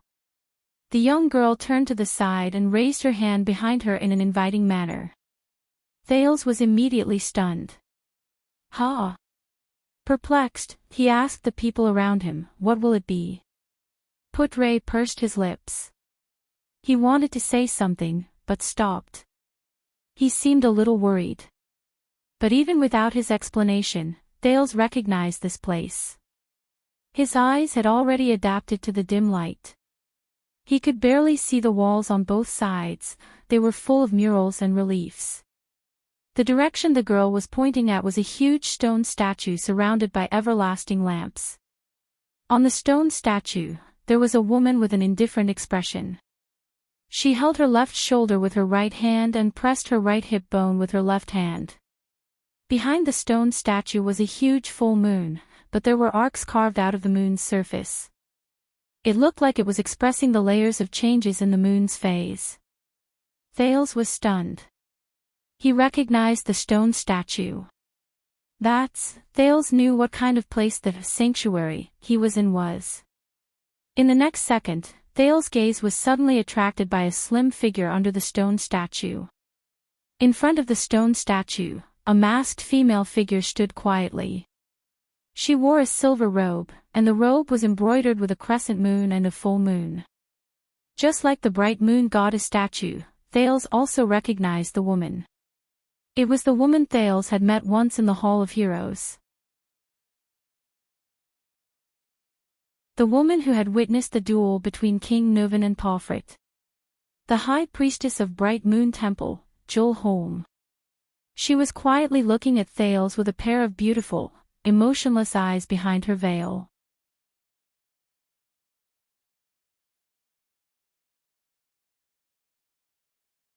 Chapter 224. Thales did not know much about the gods. Most of it was limited to the 2 great temples in Eternal Star City, Sunset and Dark Night. The former's priests were compassionate but overbearing. Yes, these two could appear on the same person at the same time without contradicting each other, while the latter's believers were kind but neurotic. Yes, these two did not contradict each other. At least, this was Thales' perception. But this was his first time in Bright Moon's territory. Northland's Bright Moon Temple. Thales approached High Priestess Holm cautiously with a face full of suspicion. The statue behind the High Priestess was quite awe-inspiring when he looked at it up close, just like Rikaru's statue. On the altar, there were a few everlasting lamps surrounding the statue of the deity, slightly illuminating the dim room. The High Priestess' face was still hidden behind a veil. A pair of clear eyes stared at Thales with a strange color. Her emotions were unclear. Thales felt a little uneasy when he was stared at by those clear eyes. He turned his head subconsciously, only to see Putre, Nicholas, Merc, and the rest retreating to other rooms. Little Rascal was dragged into another room by the white blade guards, occasionally turning her head to look at him. "All right. Looks like it's just me and her." Thales turned his head back and took a deep breath, preparing to face the mysterious priestess. But when he looked up, he saw the bright moon goddess statue behind High Priestess Holm. The bright moon goddess' emotionless stone eyes seemed to be staring somewhere else, indifferent to everything around her. It was completely different from the sunset goddess statue in Eternal Star City. Thales still remembered the scene when he snuck into Sunset Temple to beg. He once stuck his head out from the steps of the altar to look around, and he was shocked by the statue of the goddess. The eyes of the sunset goddess seemed to be vigilant all the time, closely watching every person who saw her statue. Of course, Sunset Temple was much grander than this shabby. Thales observed the decorations around him and could not help but stick out his tongue. Bright moon altar. "You are confused." Thales was startled and suddenly realized that High Priestess Holm was talking to him. The High Priestess' tone was almost the same as when she presided over a duel. Her voice was ethereal and emotionless. Holm's eyes were still locked on him. Compared to the High Priestess Lycia of the Sunset Temple, this High Priestess lacked an overbearing aura. Instead, she had a unique aura of quietness and hibernation. Thales opened his mouth slightly. With countless questions in his heart, he answered tentatively, "I am indeed so." High Priestess Holm did not speak. She continued to stand quietly under the bright moon god statue. Her temperament and the atmosphere of the god statue behind her actually matched very well. Thales frowned. His eyes darted around the altar, and he could not help but say, actually, he could not go on. Holm interrupted him coldly. "Have you ever seen a god?" Thales raised an eyebrow. Oh my god. He really wasn't in the mood to discuss this right now. Outside the temple, Lampard, the Walton family, Extet, and Constellation had a whole lot of trouble waiting for him. When he thought of this, Thales sighed. "I'm sorry, I'm now," but the High Priestess did not seem to want him to speak. Since an unknown period of history, when all living beings in the mortal world began to compete with each other for their own insignificant lives, the concept of gods has existed in the minds of mortals, Holmes said flatly. Thales was slightly stunned. What? High Priestess Holmes' eyes shone with the color of clear water, and her voice was tranquil and natural. In the history of the mortal world, the first batch of gods were closely related to the images in the hearts of mortals, she said softly. Holy sun, bright moon, dark night, mountains, sea's shepherd, harvest, desert. Thales' eyelids twitched. From the mysterious temple to the legends spoken by the people, he had heard a few of them. These gods do not have their own names. They do not have names that can be called by the mortals, and they do not have names that can be understood by the mortals, the High Priestess said slowly, but her next sentence took a turn. But do these gods really exist? Thales was shocked. What the hell? In the face of the High Priestess' baffling question, he looked at the stone statue and the altar behind the High Priestess, then at the High Priestess veil. He was a little troubled about how to answer and how to quickly escape. "If I remember correctly, you are the priestess of the goddess behind me," Thales said awkwardly, grabbing his hair. "And for you to ask me this question, it is a little, there is no conflict," Holmes said flatly. Thales raised his eyebrows and revealed a puzzled expression. High Priestess Holm turned her head and glanced at the stone statue behind her. The gods that mortals believe in and the gods themselves are not the same thing. Ha! Thales was stunned again. The gods they believe in are not the same as the real gods. Should this be something a high priestess, or even a high priestess, the spokesperson of the gods in the world should say? Why does it sound so reactionary? High Priestess Holmes said softly, have you ever wondered why the bright moon behind me has the image of a human? Thale's eyebrows twitched slightly. He looked at the stone statue behind Holm. The goddess' expression was still cold and indifferent. Why? He asked involuntarily. Holm's veil trembled slightly. As she spoke, it vibrated. Do you know the bright god? The bright god. Thales thought of something. Wait, I've heard of this name. Holm did not let him continue. The supreme god of light, Lo Sophia. The head priestess of the Bright Moon Divine Hall said indifferently, she was once the only true god recognized by the entire empire, the creator of the world, the supreme god among gods. It wasn't the earliest recorded god in the mortal world, but it was certainly the most widely spread god among the humans. When the war between the humans and the orcs broke out, its name was sung among the first batch of human believers of the god. For 1,000 years, until the ancient empire disappeared and completely collapsed, the rise and fall of the bright god church was interspersed in human history, witnessing the independence, unification, and expansion of humans. Thales listened to Holm's history lesson in embarrassment. He was a little dazed. Usually, he would be very curious and interested. But now, God. Is there a better way to politely express something like, I'm hanging up or I'm going offline, face to face? High Priestess Holm did not seem to care about Thales' embarrassment at all. She only continued to speak. That's why humans look like gods. She did not seem to care about Thales' embarrassment at all. She continued to speak, that's why humans look like gods. She lowered her head and looked at Thales. Do you believe it? Thales was startled again. He shrugged. As he thought of a reason to escape, he answered perfunctorily, I don't know. However, the other party did not seem to want him to answer. The truth is, when the bright god church fell apart with the fall of the ancient empire, the glory of the supreme bright god gradually dimmed.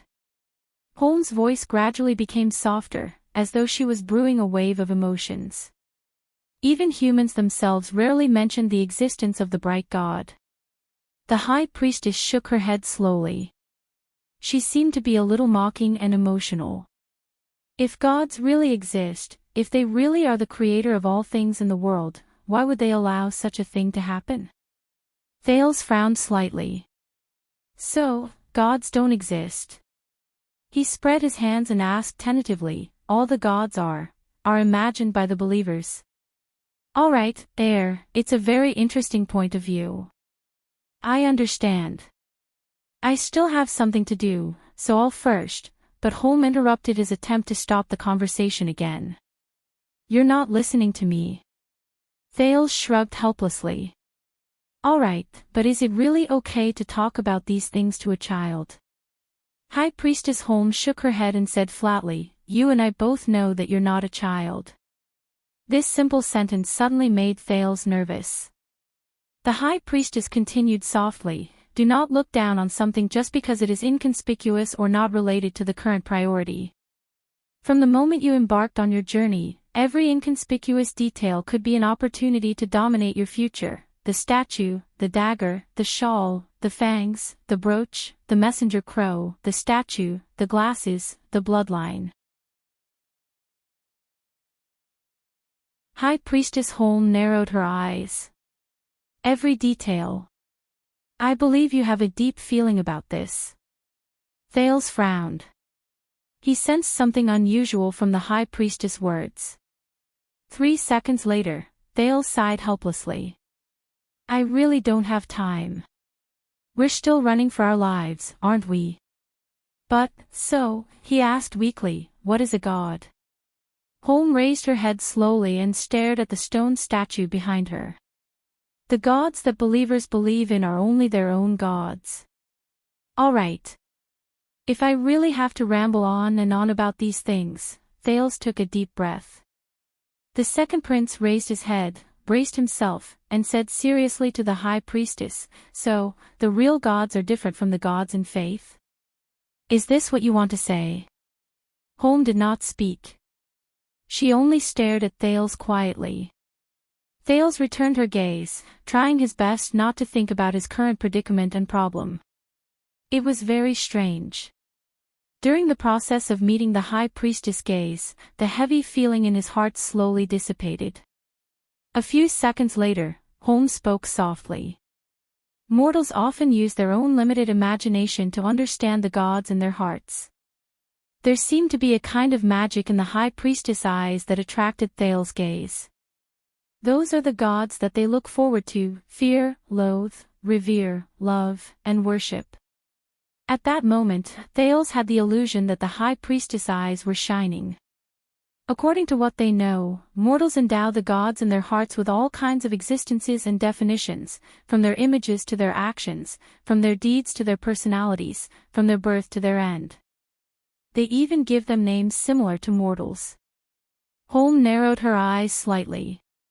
With one hand on her shoulder and the other on her hip, she struck a pose similar to that of the goddess behind her. For example, Errol. Thales frowned slightly.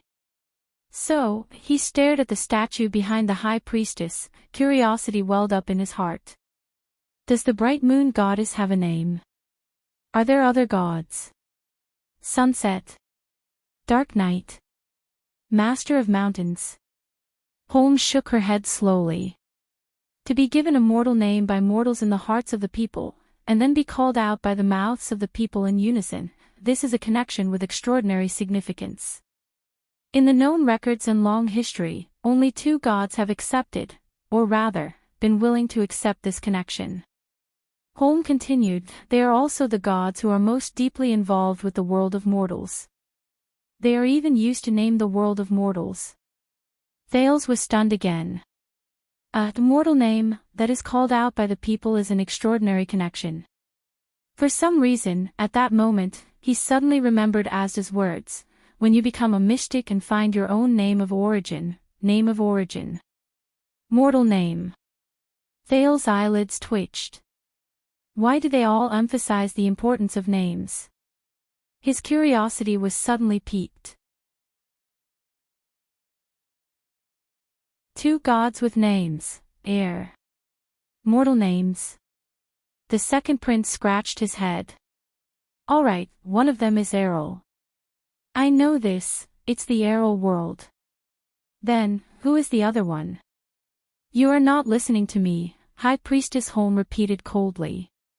She had no intention of satisfying his curiosity. Thales narrowed his eyes. But this time, in front of the High Priestess, the prince felt as if he was being lectured by a teacher. Why are you so stupid? Before he could react, Holm had already continued to speak. Mortals portray gods in their own image because that is the scope of what mortals know, the High Priestess said flatly. Faith is born amidst countless feelings of love and hate. People who believe in gods gather in groups, connect with each other, resonate with each other, entrust their hearts to each other. Churches, temples, altars, and rituals are built one after another. Holm raised her hand and gestured at the temples around her. Just like that, formless faith becomes a tangible existence. The communication between the gods and mortals completed the first cycle of reincarnation. Thales furrowed his brows and listened to High Priestess Holm. Why does the bright moon goddess have such an appearance? The High Priestess returned to her original topic. It is not because God created humans in her own image, but because the people who believe in her look like this. But perhaps you need to understand. High Priestess Holm's eyes shone with fierceness. Gods are gods, and faith is faith. The former is in God, and the latter is in humans. Thales thought of something. Wait a minute, you mean?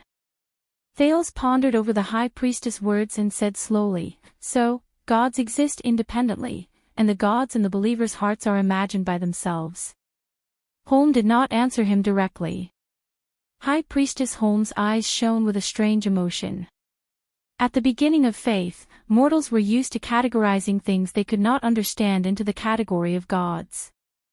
They only needed to understand the existence of gods, and then hand over the things they could not understand to the gods to solve. It is as if by believing in the existence of gods, they can solve those incomprehensible puzzles. This is precisely the biggest problem. Thales raised his eyebrows. He did not quite understand her intentions.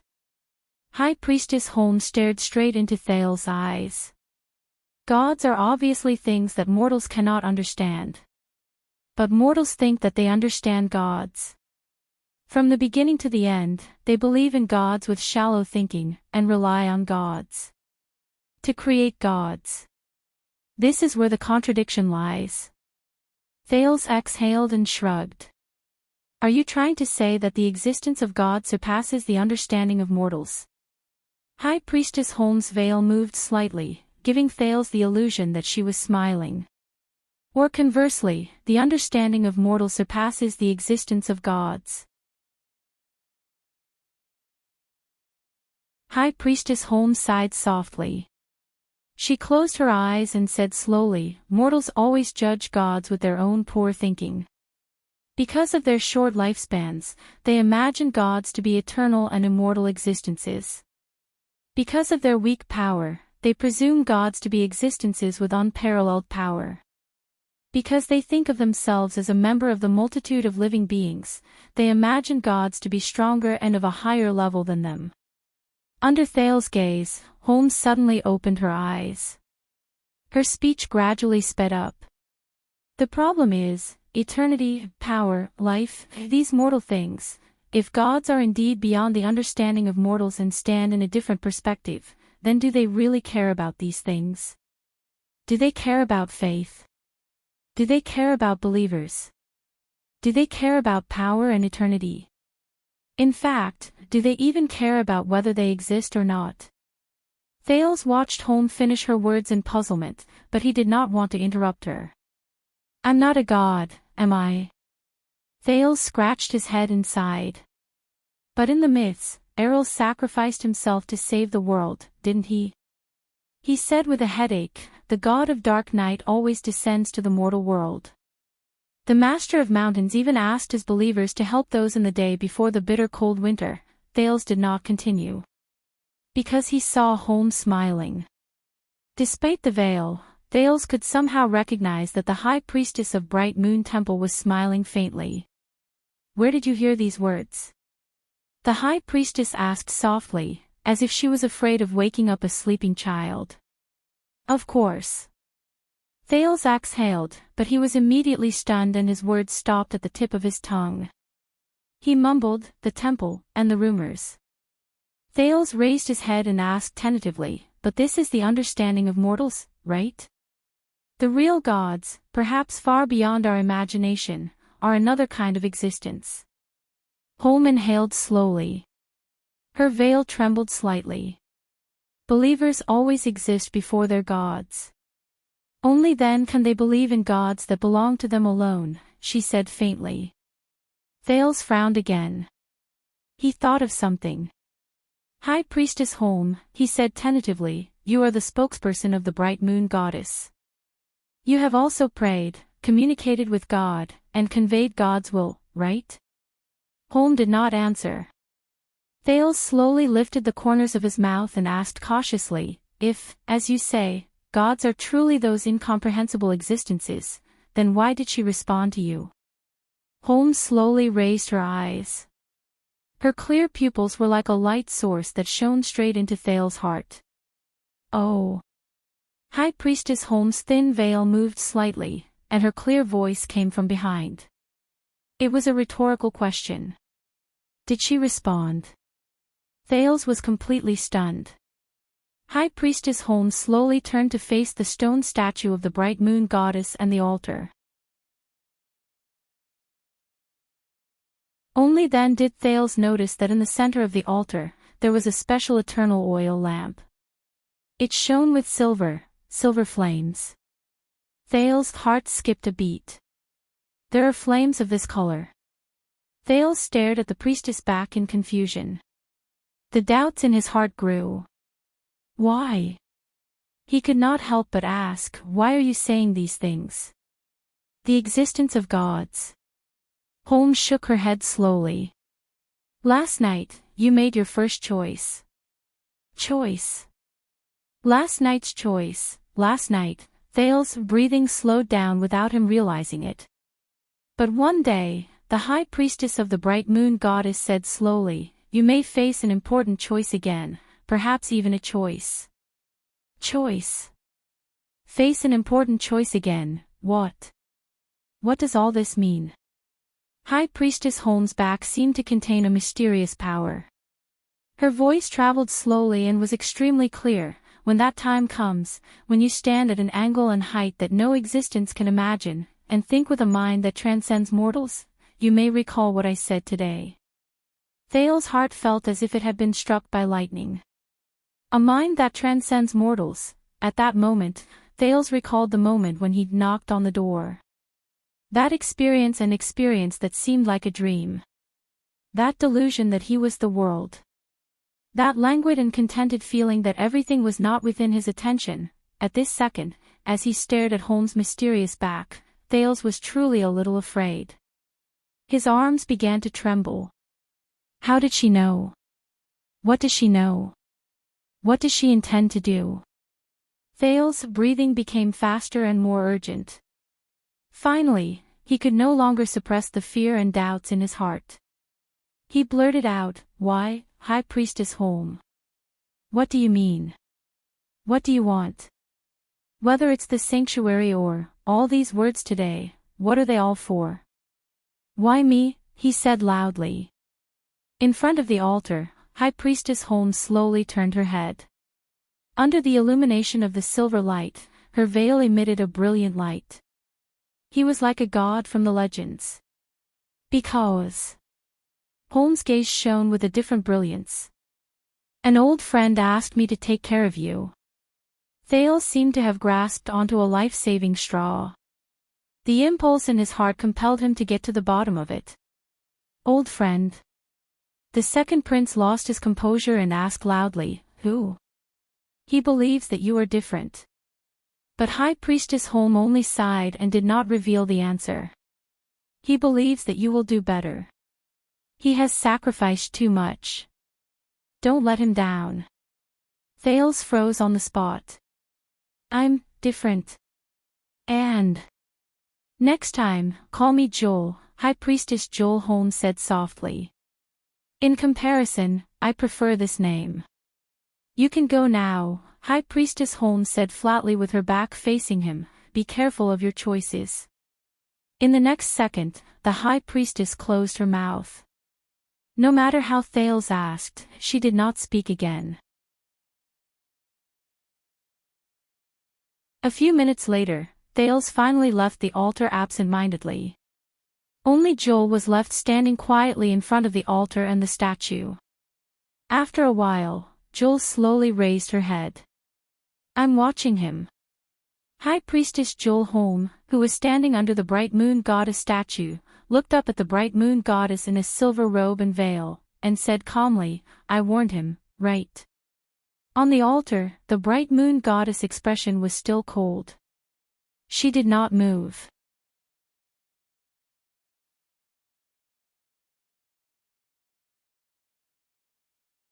Chapter 225. Guard against theft. How do we end this? In the moving carriage, Lampard lowered his head and absent-mindedly fiddled with his saber. His expression was subtle, but he did not answer. King Novan is dead, but Dragon Cloud City is still powerful. There are still 4 important archdukes in Heroic Spirit Palace. I don't think they're fools. Thales observed the Archduke's expression and said cautiously, and the Prince of Constellation assassinating the common-elected king, this outcome will definitely not satisfy everyone, especially when the army of Black Sand region suddenly appeared. Thales stared at Lampard's face and said softly, how are you going to explain this to them? Or do you want to kill them all and be done with it? Lampard said nothing. His expression was wooden. Thales clenched his fist slightly. The carriage was still moving forward. He did not know how far away it was from Heroic Spirit Palace. He also did not know how far away he was from the end of his life. There's no other way. I have to take a drastic measure. Thales took a deep breath and said flatly, if nothing goes wrong, once the news of Nuvan's death spreads, the King's Selection Congress will be held soon. Do you think you still have a chance? As expected, Lampard's gaze moved and he looked at him. Thales suppressed the nervousness in his heart and responded with the calmest expression. Not to mention that you're Nuvan's enemy and have a terrible reputation for killing your brother, Thales said slowly. The archdukes will not let you become king. Lampard's gaze was fixed on his sword. King? The archduke raised his voice and uttered the word in a questioning tone. Then, he snorted softly and repeated it sarcastically. King. You were born in the Jade Star royal family, a descendant of the Emperor, the natural, legitimate, and legal ruling family of Constellation, Lampard said faintly. Of course you don't have such concerns, do you? Thales' heart skipped a beat. At that moment, he seemed to have grasped something. Concerns? He asked naturally. Lampard ignored him. His sharp gaze was still fixed on his old sword. Since Nuvan's grandfather, they viewed Black Sand region as a thorn in their side. At that time, the Walton family had already begun to monopolize the throne of Dragon Cloud City. Little Rascal blinked. When it came to Nuvan's father, the Walton family began to attempt to control Black Sand region, Lampard continued. His gaze was a little dazed. For example, recruiting the youngest son of the Archduke of Black Sand region into the White Blade Guards, or marrying his daughter, the noble princess of Ekstedt, to her father, the heir of the Archduke of Black Sand region, in the name of the king. Thales furrowed his brows slightly. He seemed to have heard a similar story during the duel between King Nuvan and Palfret. That's how my parents got married. Lampard sighed. Then, a rare smile appeared on the Archduke of Black Sand region's face. Unexpectedly, this marriage, which was purely based on the king's will, turned out to be a good one. According to the old servants, my mother did everything she could to make my father fall in love with her. She gave birth to 2 sons and 3 daughters for him. This love lasted until my father became the Archduke. The carriage entered a narrow alley.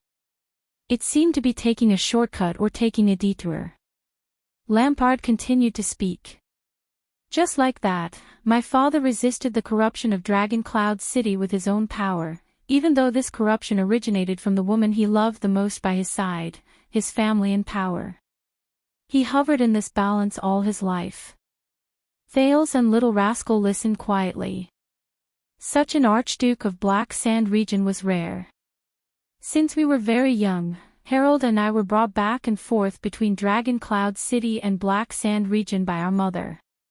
Archduke Lampard exhaled. His eyes were filled with nostalgia. Until we came of age, until Harold took over the governance of Black Sand region. Harold. Thales' heart skipped a beat. The name seemed a little unfamiliar. He is, Lampard paused for a moment. Harold Lampard, my eldest brother. Gloom and mockery flashed in the Archduke's eyes. A ridiculous fool. There's no one more foolish than him in the world. He said faintly. Little Rascal seemed to recall something. She stared at Lampard with a slightly pale face. Thales sensed a different emotion in Lampard's tone. You don't have a brother, do you? Lampard's gaze was still fixed on the sword. A few seconds later, he said desolately, how lucky. Thales raised his eyebrows. He remembered the 2 small stone jars in the Jade Star family tomb. His elder sister and brother in name. Lydia and Luther Jade Star. Lampard gently pulled out his saber. The Archduke's expression was complicated. His fingers gently stroked the sharp blade. Until 12 years ago. Lampard raised his head slightly and looked at Thales. His tone turned cold. Everything changed. His actions sent a chill down the prince's spine. Wait a minute. Thales's brain began to work. 12 years ago. 12 years ago again. That means, an unprecedented civil strife broke out in Constellation. It was extremely chaotic. Lampard's voice rang in the carriage, narrating the history that Thales was all too familiar with. Since the Fourth Peninsular War, Ekstedt has been waiting for a rare opportunity in 100 years, to unify Northland and completely eliminate the threat from Broken Dragon Fortress. Thales stared at the sword in Lampard's hand in a daze. Nuven is ready to send his troops south. He has contacted almost every archduke. As a response, Harold, as the heir of Black Sand region, was sent to attend the meeting of all the archdukes in Dragon Cloud City. Lampard inhaled a mouthful of cold air slowly and continued. An accident happened. Thale's heart skipped a beat. One of Harold's followers suddenly went berserk and assassinated Nuven's eldest son. Lampard's rough voice was deep and dignified, as if there was a hidden power in it. He snorted coldly. Prince Soria, who thought himself infallible, was cruel and bloodthirsty, and was practically carved out of the same mold as his father, died in Harold's group. At that moment, Thale's heart skipped a beat.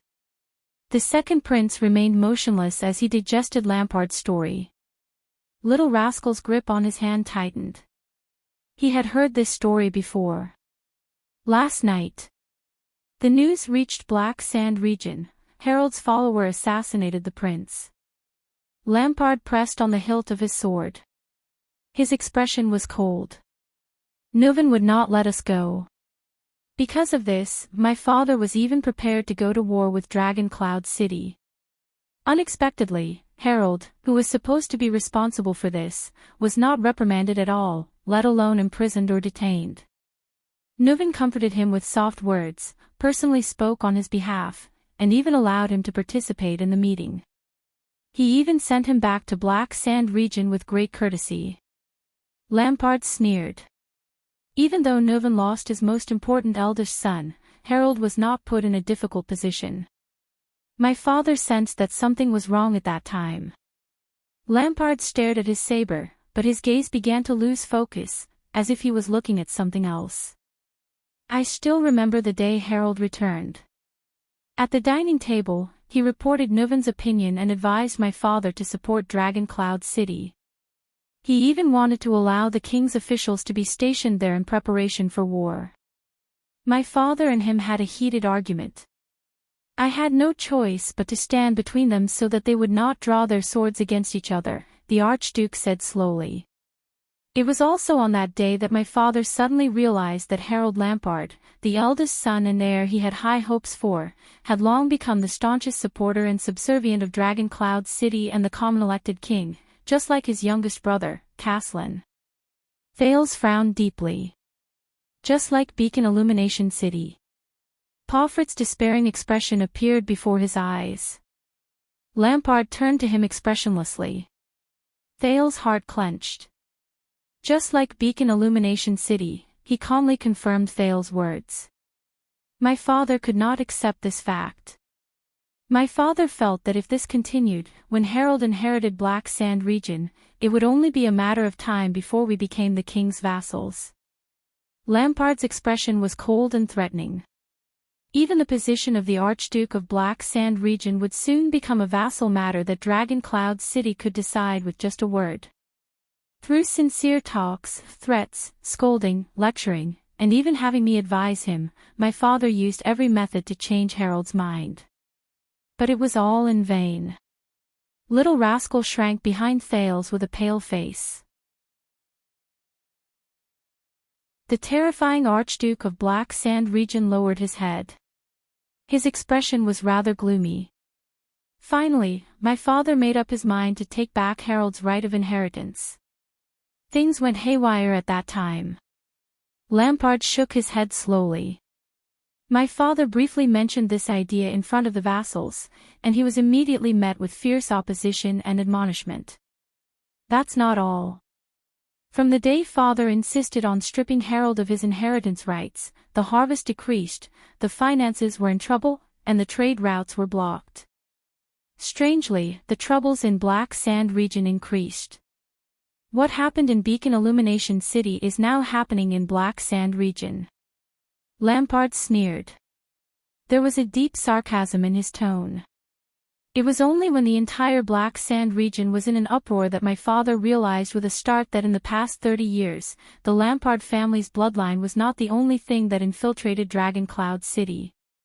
Nuven did not just rope Harold to his side. Harold refused to yield, my father refused to compromise, and the situation in the territory worsened. The forces supporting Harold, both inside and outside the territory, were beyond my father's control. He became more and more desperate and haggard. Lampard's tone grew deeper, and the emotions in his words grew paler. Black Sand region was no match for Dragon Cloud City. Finally, on the day the king's messenger came again, my exhausted father called me to his room. Thales felt a chill run down his spine. He could not help but think of Chapman Lampard's famous, or rather infamous, or even infamous deeds. Lampard raised his head and looked at the streets of Dragon Cloud City outside the window. I still remember my father's eyes. They were filled with determination and gloom. Thales could not help but tighten his grip on little rascal behind him. He talked to me for a very, very long time. The Archduke of Black Sand region's gaze grew colder, and his tone became calmer. I hugged his thigh and cried.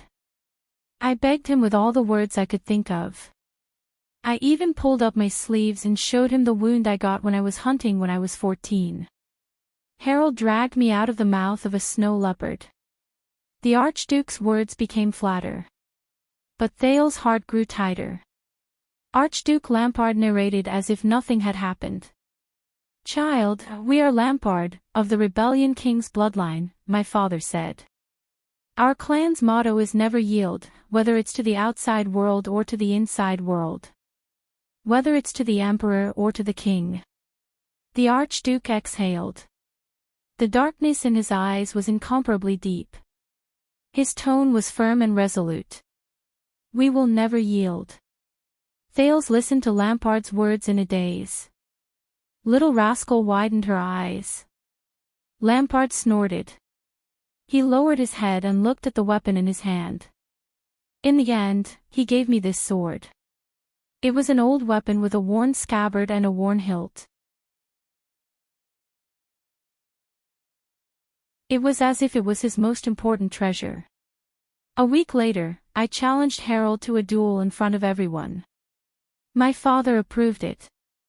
Thales held his breath, not daring to even exhale. My mother knelt in front of the study room and cried for the whole night. My father sat in the study room with the light on for the whole night. Lampard slowly turned his saber around and caressed the emblem of an iron fist on the hilt. Until my mother fainted and was sent away by the servants. There was a moment of silence in the carriage. For a time, only the sound of the wheels scraping against the ground could be heard. This is... Thales opened his mouth with difficulty, but was interrupted by Lampard. On the day of the duel, Harold had at least 3 chances to take my life and his brother's life, the Archduke said steadily, but his voice was a little hollow and trembling. At least 3 times. Lampard's hand, which was caressing the hilt, stopped moving. His voice became ethereal, as if he was speaking from a very, very far away place. In the end, when I pierced his heart, I saw his face clearly, the Archduke said flatly. He was smiling. Lampard took a deep breath. With his head lowered, his expression was indecipherable. It was the same smile as the day he dragged me out of the snow leopard's mouth. Thales sighed. This is simply... Harold pulled my collar and whispered his last words into my ear. Lampard snorted softly, as though he was telling a story from someone else's dinner. Remember, Chapman. Lampard shook his head, and he looked at Lampard. We will never give in. Lampard chuckled, his emotions indecipherable. Thales raised his head and stared at his sword in a daze. The sword that belonged to the Archduke of Black Sand region, the one that killed his brother. The next day, Lampard's voice traveled into Thales' ears. Mother jumped from the highest lookout post in the castle. Thales and Little Rascal did not move. A wordless sorrow filled the carriage. The story of Lampard's family made him feel all sorts of emotions. Lampard took a deep breath. On the third day, Nuven ordered me to go to Eternal Star City and declare war on all of Constellation. As the carriage drove past a depression, the carriage trembled slightly. A month later, at Raymond Pass, when the kingdom's wrath broke through the encirclement with the last of their courage and arrived in front of my father did not evade or raise his sword. He allowed Mu to break his neck. Lampard chuckled softly. Only later did I realize that my father was probably seeking death. Perhaps he could reunite with my mother and Harold under Hell's River. Lampard stopped talking. Thales exhaled slowly. So, everything you did was for revenge. Thales frowned and asked with difficulty, do you want Nuven to pay the price, or Dragon Cloud City to be destroyed? Lampard sneered mockingly. He slowly leaned back and revealed his face under the light again. Hatred. That ridiculous thing. Don't compare me to a coward like Palfret. Thales frowned. Then why are you telling me this story? The prince asked in bewilderment. Don't tell me you just want to talk to a dying man. The Archduke of Black Sand region's gaze slowly darkened. Lampard looked at him condescendingly and shook his head slowly. His voice was low and cold, and his words were chilling. You are indeed very special, child, but your vision is still stuck at the level of those mediocre people. As for what I really want, compared to self-preservation, revenge, the death of a king, and the destruction of a territory, Lampard inhaled slowly and said in a firm tone, I want a little more. Thales stared at Lampard's face seriously, quickly trying to figure out what he was thinking. Of course. Lampard snorted softly. You were born in the Jade Star royal family and lived in the era after the virtuous king. You won't understand this kind of sorrow. The Archduke's words ended there. Lampard closed his saber and said no more. Thales was slightly stunned. The virtuous king. It was not the first time he heard this title from the Northlanders. The last time he heard it was from King Nuven. At that time, Thales did not react. But this time, Thales remembered. He subconsciously touched his chest. The virtuous king, Mindy's Jade Star III. One of the 3 kings of Constellation. A king was not respected by his bloodline, but his bloodline was honored by the king. Why? Why did King Nuven and Archduke Lampard mention this supreme king of Constellation from more than 100 years ago? What did he do?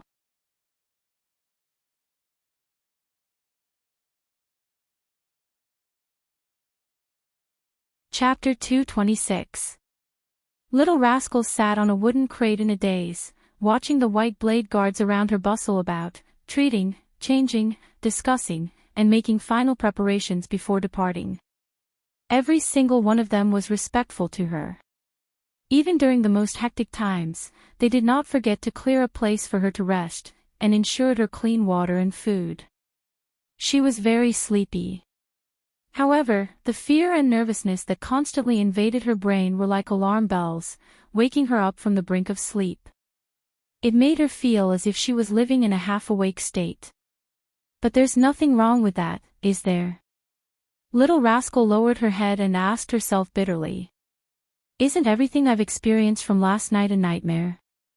But Little Rascal sniffled and touched her small face, which had been wiped clean. She sat on the wooden crate in solitude, watching people come and go. Although the clothes on her body were warm, she felt that she had never felt so cold before. Lost and lonely. She had nothing to rely on.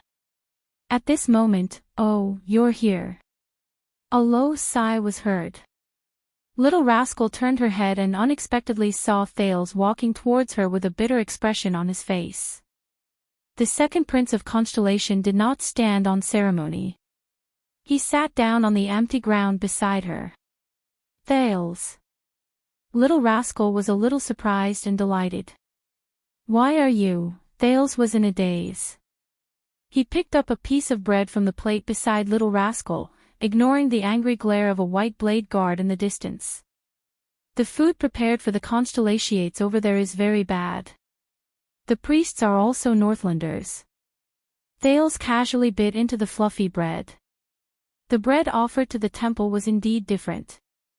He buried half of his face in it, snorted, and said in a muffled voice, "I came to rub against you." Little Rascal stared at him in a daze. Thales clenched his teeth with all his might and pulled his face out of the bread. The second prince did not raise his head. He only chewed fiercely and stared at the half-eaten bread in his hand. His gaze was dazed. Little Rascal looked at him and blinked. For a moment, she seemed to have forgotten most of her troubles. "You didn't stay with them." Thales swallowed a mouthful of bread without feeling anything. He felt his stomach slowly fill up. He gestured with his chin at Nicholas and Merc, who were discussing something in the distance. "Did they not treat you well?" Little Rascal raised her head and looked hesitantly at the two people in the distance. "No, they respect me very much." The girl shook her head and almost shook her glasses off again. She was so scared that she hurriedly pressed her hand against the bridge of her nose and said with grievance, "That's why I'm scared." The disheveled girl bit her lip. "You know, they were there before, they all know. It's not important anymore," Thales suddenly said. Little Rascal glanced at the prince in surprise. Thales held the bread in his hand and stared straight ahead, but his eyes were not focused. Only his mouth would occasionally chew. Thales narrowed his eyes and said bitterly, "No matter what happened in the Hall of Heroes, does it still matter now?" He shook his head indifferently. "After we escape from this nightmare, none of this matters anymore." Thales thought absent-mindedly. "Only one thing. We can escape from the nightmare, but the nightmare won't let us go." Thales. Little Rascal pressed her hands to her sides and leaned forward worriedly. Are you okay?" Thales snapped out of his daze and glanced at her. "No." Thales lowered his head and sighed deeply. "I'm not okay." Little Rascal smacked her lips timidly.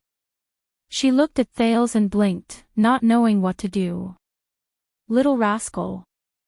Thales stared at the wooden crate under the girl, then at her tiny feet in the air.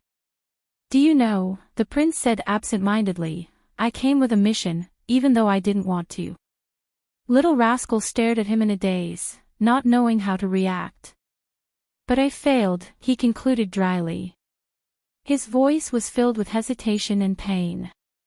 Little Rascal only nodded instinctively. Thales suddenly burst out in laughter. "And now we have to escape, leave behind a mess." His laughter was desolate and desolate. Little Rascal felt a pang in her heart when she heard it. "Then run away with our tails between our legs." Thales listlessly put the bread that he had taken 2 bites of back onto the plate. He leaned back and leaned against the wooden crate Little Rascal was sitting on. He stared at the dark ceiling quietly and vaguely recognized the mural on it. In front of a white ball, 3 blurry figures were born. "This place belongs to the gods, right?"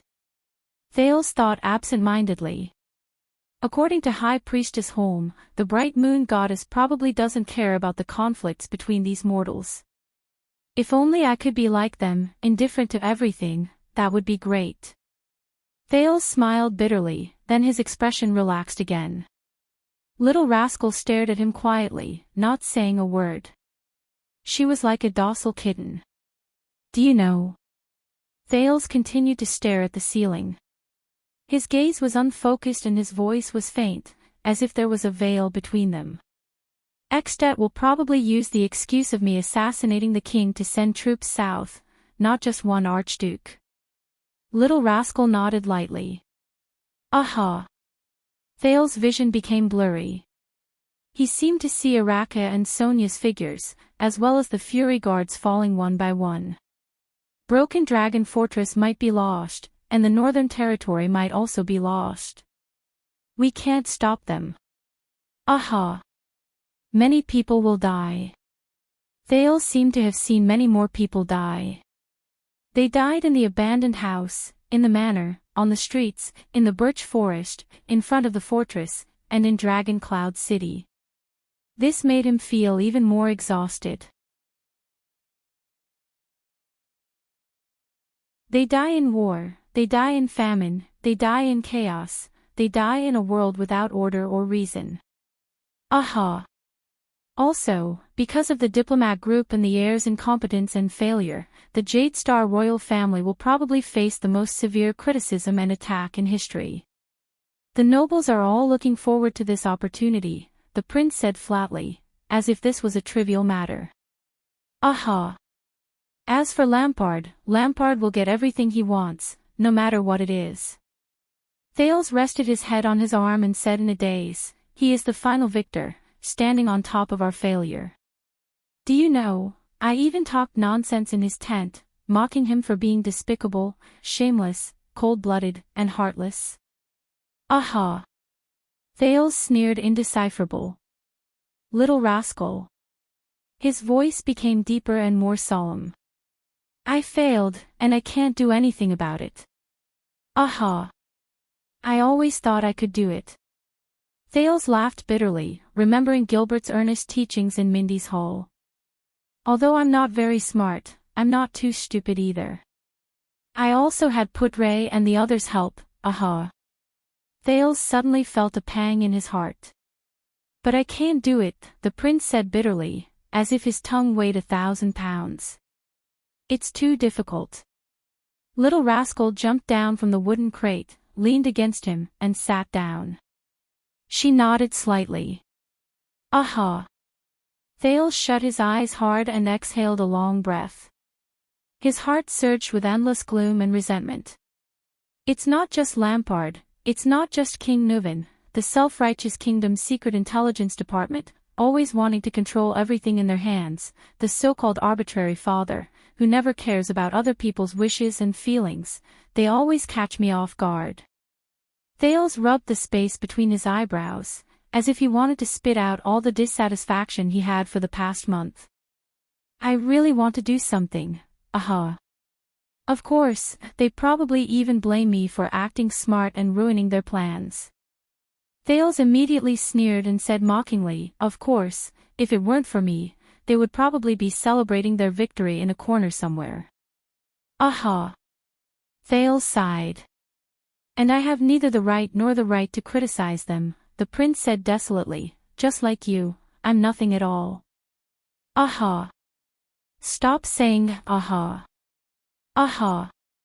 All right, it seems like your mind is indeed wandering. Aha. Little Rascal raised her head as if she had suddenly woken up. Thales leaned against the wooden crate and tilted his head. There was a helpless smile in his eyes as he fixed his gaze on the frightened girl.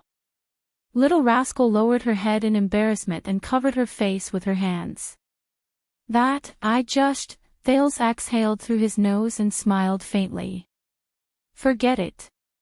He shook his head helplessly. All right, thank you for your thoughtful comfort, and thank you for patiently listening to me pour out my grievances, but at this moment, Thales suddenly felt a weight on his shoulder. He turned his head in astonishment and saw Little Rascal move closer to him. She spread her tiny arms, one in front of the other, and hugged his neck tightly from the side. Thales stared blankly at Little Rascal, who was right in front of him. He stared at her clean and fair face, but her big eyes behind her thick-rimmed glasses stood out. What are you doing? He asked in a daze. Little Rascal's chest was pressed tightly against Thales' shoulder. Her expression was sincere and solemn. Comforting you. Comforting. The puzzled Thales was slightly stunned. He did not know whether to laugh or cry. A long, long time ago, my mother did this. Little Rascal tightened her arms around Thale's neck. Her expression was especially stubborn and serious. When I was sick or hungry, my mother would hug me. I didn't want her to, so she hugged me from the side, from night till dawn. Thales narrowed his eyes as he was hugged by her. You remember your mother? Little Rascal pressed her chin against Thale's shoulder. Yes, but I don't remember it clearly. Thales looked at her serious expression and asked subconsciously, what happened after that? What happened to her? Little Rascal's body trembled slightly. Her expression dimmed. She sold me, Little Rascal said dejectedly. She was very poor. She went to work early every day and only returned home late at night with very little food. She couldn't not sell me, or else, the little girl said quietly. There was a rare stubbornness on her face. Or else, she wouldn't be able to live. Thales sighed. From afar, Nicholas saw the scene, the two children snuggled up to each other tightly. The Star Killer frowned and strode forward. But a hand clamped down on his shoulder. They're just children. With a cold expression, Merc pressed down on Nicholas' shoulder and shook his head slightly. Nicholas cast a profound glance at his former colleague and did not say anything else. So, this is your way of comforting me. Thales chuckled softly. I have a suggestion. When you grow up, you better get rid of this habit. You can't just comfort people like this. Little Rascal nodded and said innocently, oh. All right, let me go. Thales patted Little Rascal's hand and said with a smile, before Nicholas rushes over with a knife. Only then did Little Rascal let go of the little prince. Don't worry about losing. She seemed to be unconvinced by the effect of her comforting words. She continued to mutter, a moment of victory or defeat is but a fleeting moment. 100 years of chess is the foundation of all ages. Thales raised his eyebrows and mulled over this sentence. Who said this? Little Rascal's eyes lit up. She seemed to be extremely excited because she found a topic that interested Thales. Your king. Thales furrowed his brows. Ours?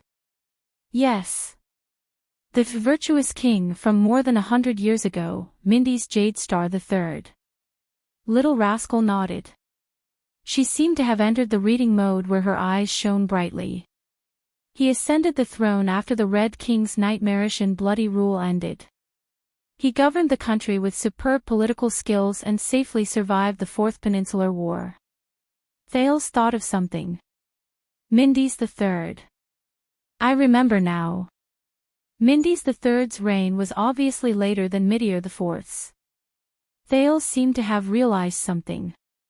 But in Constellation's currency, Mindy's portrait is engraved on the silver coins. It's even more valuable than Midir's copper coins. Wait a minute. The Virtuous King. This title. Both King Nuven and Chapman Lampard mentioned him at the same time. Their words were laced with emotion. On the way to the Northland, Putre had also mentioned that Mindy's III was the one who led the alliance between the Sea and the Clear Night continent, thus changing the form of the Continental War in one fell swoop. The 100-year-old chess game is the foundation of all ages. Thales mumbled. Thales turned his head abruptly. Tell me about Mindy's III. The young prince's serious expression seemed to have frightened Little Rascal. What exactly did he do? Only then can one be called a virtuous king. After Archduke Shalon, the number of books in the library increased by a lot, but, Little Rascal said timidly, although Constellation calls him the virtuous king, but, among the famous 3 kings of Constellation, the Northlanders admire the Oath-keeper Midir IV the most, who came to the north alone to provide reinforcements. The second most admired was the king of Renaissance, who opened up new territories. They, on the other hand, did not think much of the virtuous king, who did not have many achievements in battle. In fact, the Northlanders' brief political affairs of years 500 to 600 of the calendar of eradication even said that he was a weak king who compromised with the commoners. Thales's heart trembled slightly. Weak king. He came back to his senses, and his gaze sharpened.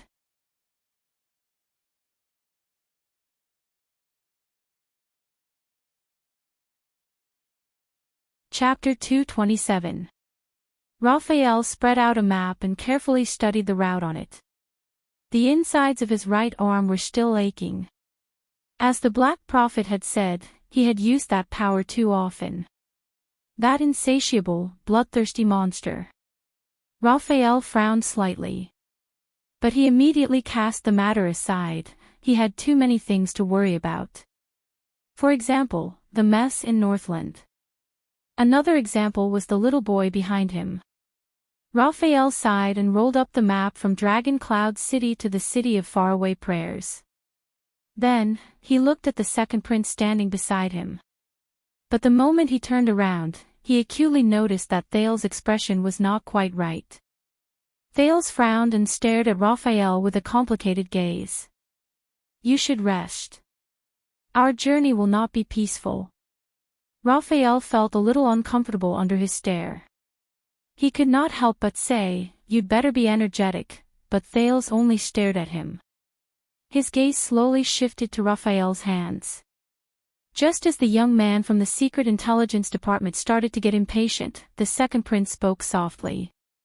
"The person who crippled your hands was the Duke of the Northern Territory, Val-Arund." "I guess." Raphael's breath froze for a moment. His face twitched a little, but it immediately turned into a relaxed smile. "Just a wild guess, isn't?" Thales interrupted him. "I recognize the letters on the brand on your hands." Thales said quietly. "That's the letter of the ancient empire engraved, the Arund family that represents the White Falcon." Raphael's words were stuck in his mouth. His face stiffened.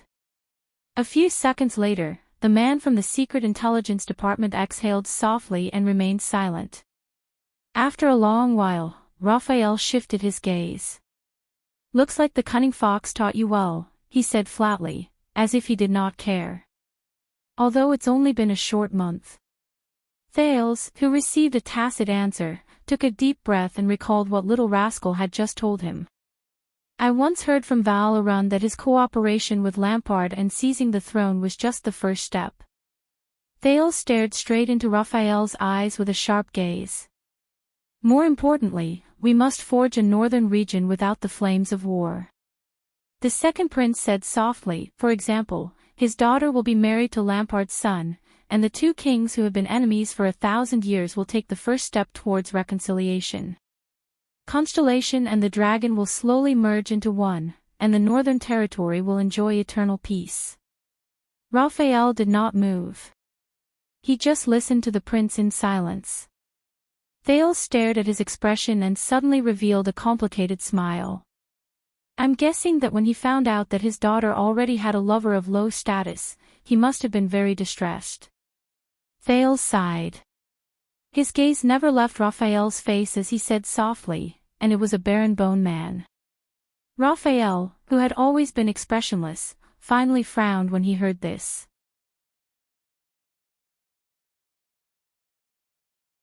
"So, Duke Arund crippled your sword-wielding hands as a punishment and a warning." Thales stared at Raphael's hands and shook his head slowly. "He took away the most important thing in you, and destroyed a swordsman's pride and reliance, right?" Raphael lowered his head. At that moment, his hands seemed to be burning in pain. It was the unforgettable burning pain that came from the depths of his bone marrow the moment the hot soldering iron penetrated deep into his muscles, bones, and flesh. It seemed like it happened yesterday. Not just that, and the days after that, in the endless dark abyss, in the boundless bloody hell. Raphael's gaze froze in midair. Took away the most important thing. From a promising seat of the Tower of Eradication to a cripple. Or crawl out of the most terrible torture. No, Raphael's unfocused gaze refocused. You should put your intelligence to good use, the young man from the kingdom's secret intelligence department said flatly, his expression returning to normal. But Thales still did not let it go. Why did he spare your life? He had no reason to spare you. Isn't it good for a Raphael who has disappeared forever? Raphael closed his eyes. A long time ago, I saved his daughter's life, and he was very grateful to me, the man from the kingdom's secret intelligence department replied slowly. But Val is a stubborn and unyielding man. Not taking my life was already the greatest mercy he could muster. Thales exhaled. That explains it, he murmured. Raphael's gaze shifted. What? The second prince slowly leaned against the wall. His expression was dejected and lonely. His Majesty knew a long time ago, didn't he? Thales said with a sigh. His voice was so soft that it did not seem like it came from his mouth.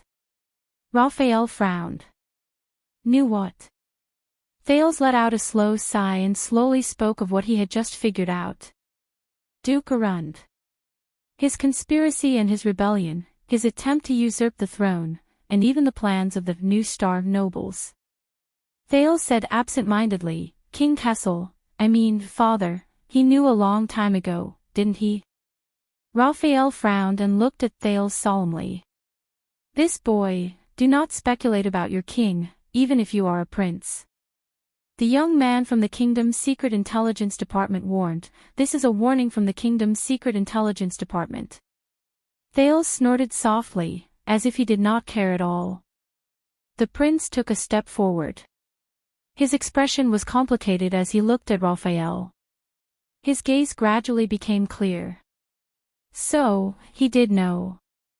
From the beginning, he knew about Arund's rebellious intentions and his attempt to usurp the throne.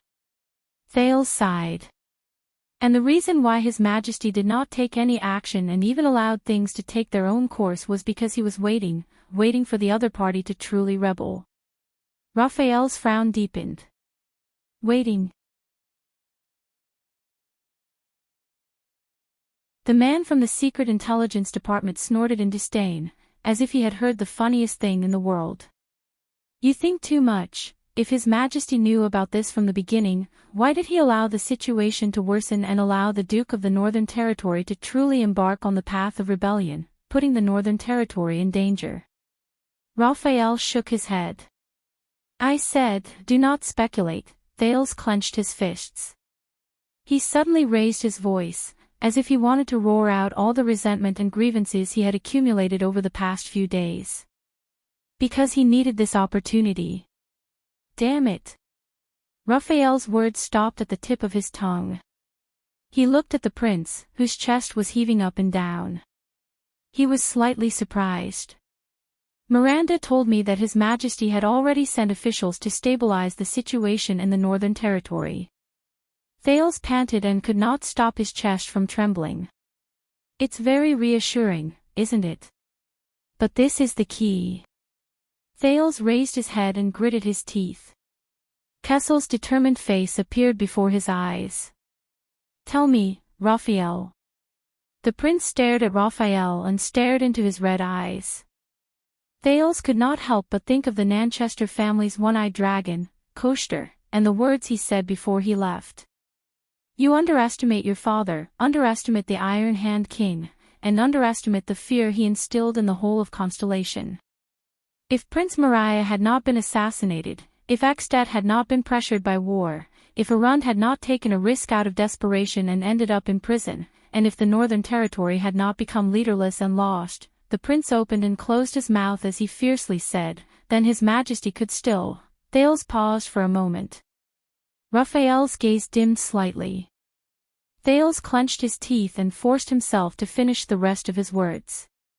Then, he could still defend the enemy in the name of war without any hindrance, send his direct officials and nobles to Cold Castle, as a matter of course, increase the standing military strength in the fortress, and then take over the important territorial affairs such as taxation, adjudication, land, and so on, until the Jade Star royal family completely replaced the Duke of the Northern Territory in prison, So that the Northern Territory, which has been ruled by the Arund family for generations, would be completely taken into the royal power.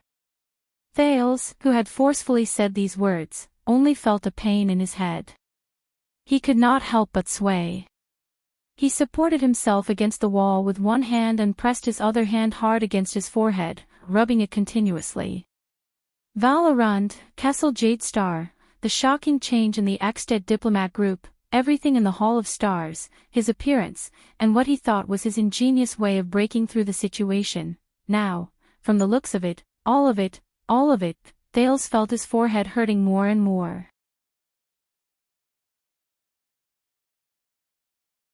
There, a piece of memory fragment surged out uncontrollably and returned to the vast sea of memories. It was a fragment formed by a few words, but it made people's hearts turn cold.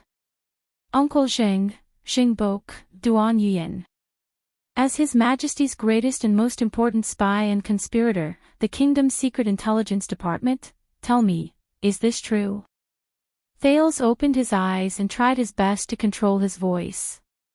But even so, he still made half the people in the room turn their heads repeatedly. Raphael did not speak for a long time. But the prince seemed to be very patient.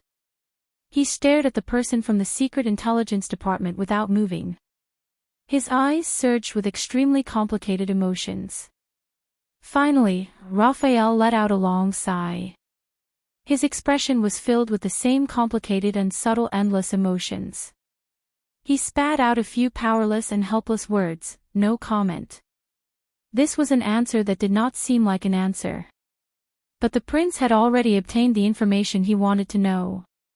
At that moment, Thales slowly relaxed like a balloon that had its air released. He subconsciously leaned against the wall, his expression stiff. Why? Raphael looked at Thales indifferently. There was a hint of solemnity in his words. Why would you think so? Thales subconsciously snorted softly. Even though you've told me many times not to believe the Red Witch's words, the prince's voice was very tired, as if he was speaking to another person. You have to know that lies that are strong enough to sway people's hearts are built on certain facts. Raphael's expression changed slightly. Kalshan's words to Miranda. Thales closed his eyes and exhaled fiercely. If you don't want this land to be taken away by despicable means, Northland only belongs to Northlanders. Now I understand. The Red Witch does not speak without thinking. He laughed bitterly. His laughter was desolate. Ekstead and Lampard are not the only ones who want to seize the Northern Territory from Arund. I didn't think that much at first, until I heard about the history of virtuous King Mindis III from a long time ago, Thales said absent-mindedly. It instantly solved many of my doubts. Raphael frowned slightly. Virtuous King. His Majesty, he. The corners of Thales' mouth twitched slightly. He tried to recall the Iron Hand King's appearance, but what appeared in his mind was always his cold and solemn voice, and his short but powerful movements. Isn't he afraid that the Ekstedians will really invade the south in large numbers? Not afraid that they will seize the Northern Territory. Thales clenched his fists and clenched the scars on his palms. Raphael sighed slightly. Forgive me for being blunt, Your Highness, Raphael said softly. The young man from the Secret Intelligence Department shook his head slowly.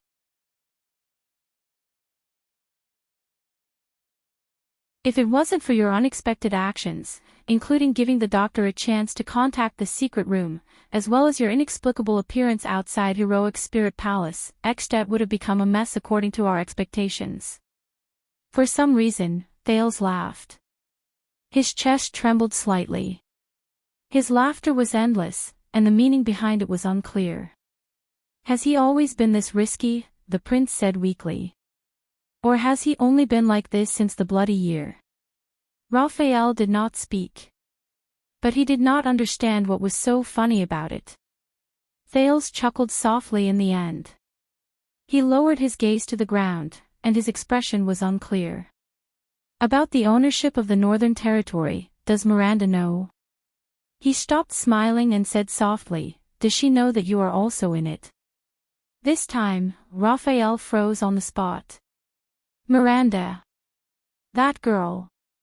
Nothing to say. Raphael still said the same thing, but this time, there was quite a bit of pause and trembling in his words.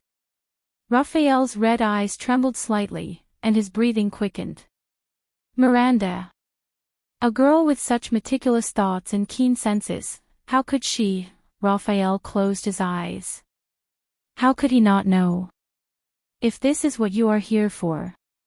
Panting heavily, the man from the Secret Intelligence Department tried to end the conversation. But he was interrupted by Thales once again. Help me. 2 words were spoken softly. Short. Forceful. But not dejected or dejected. Raphael was slightly startled. What? The man from the Secret Intelligence Department opened his eyes slightly and looked at the prince in puzzlement. In front of him, Thales also slowly raised his head. I'll say. The hesitation and weakness from before had completely disappeared from the prince's voice. It became resolute, firm, and unquestionable. The prince cast a rare gaze from his gray eyes and stared straight into Raphael's eyes. I need your support, Raphael Lindbergh. Help me convince them, help me. Raphael stared blankly at him. What are you going to do? The man from the Secret Intelligence Department asked subconsciously. He even forgot to address Raphael respectfully. Thales chuckled. His hand had long since left the wall. He stood firmly on the ground and looked straight at Raphael. His face was full of optimism and relief. Raphael suddenly realized, to his surprise, that Thales was different now. His eyes were filled with an unprecedented vigor. It was as if they were burning with a raging flame. It would never be extinguished. Whether it's you or me, whether it's the Secret Intelligence Department or the Kingdom, Thales said slowly. His face was as cold as ice, and his tone was like steel, filled with a rare determination, whether it's an accident, a failure, my mistake, or your negligence. But after we've worked so hard for so long, put in so much effort, and experienced so much, you're willing to lose all your chips in Lampard's hands.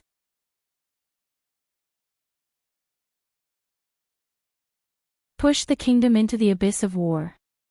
You're willing to accept this tragic situation and tacitly accept this terrible ending. Things have already come to this, you. Raphael frowned. Looking at the prince like this, he only felt lost. What else do you want to do? What else can I do? Thales flashed a mysterious smile at him. At that moment, Raphael felt like it was the first time he got to know the Prince of Constellation, who had returned from an accident and brought about countless accidents. He was not the helpless little boy who was pushed along by the waves in Mindy's hole. He was also not the desperate prince who gritted his teeth and fought hard in the Hall of Stars.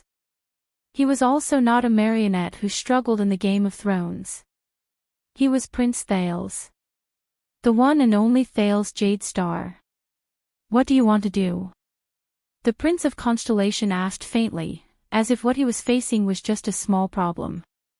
Of course it's. Chapman Lampard's figure suddenly appeared in front of Thales, along with his determined and patient face. The prince's eyes lit up.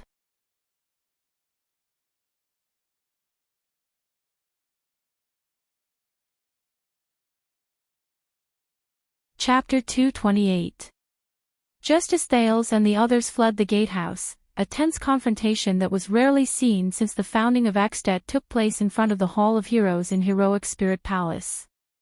Under the flickering flames, the guards of the 4 archdukes and the attendants of a few special nobles, the other nobles were not allowed to bring their attendants into the banquet, stood together with the White Blade Guards and the Palace Guards. With the tacit understanding unique to Northlanders, they formed a battle formation. Bows were nocked, swords were unsheathed, and they stood in front of the Hall of Heroes with unpleasant expressions, protecting the nobles in the oval stone hall. Opposite them were unfamiliar soldiers with unknown identities, who had the advantage in numbers. They guarded the corners and corridors. They were all dressed in the uniform and equipment of the patrol team. They were so densely packed that they almost filled every doorway outside the hall. These soldiers stepped on the tiles that had a long history. Many of them could not help but size up the decorations around them with strange and reverent gazes. It seemed that it was their first time here, and they were not used to this palace, which was of great significance to Northland. What was even stranger was that the leader of this group of uninvited guests was a short-haired swordswoman. Her gaze was indifferent and fearless, and the fingers of her right hand kept flicking on the hilt of her sword. Under the illumination of the brazier, Archduke Rockney of the City of Faraway Prayers walked out of the Dark Hall of Heroes with a cold and sullen expression. The guards and attendants on both sides made way for him, but they never let down their guard. The long-haired Archduke of the City of Faraway Prayers waved away an attendant who was about to put a cloak on him. He stared coldly at the uninvited guests in front of him, and his gaze lingered on their swords. "Show yourself, there's no need to hide anymore." Archduke Kulgan Rockney retracted his fierce gaze and said coldly, "We are separated by 3 stone steps, but we can still smell the disgusting scent unique to your territory. Although we are all from Northland, your soldiers are different."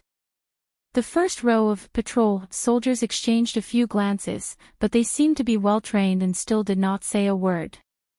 They just stared coldly at the guards and guards guarding the Hall of Heroes. "Where is the Fire Knight?"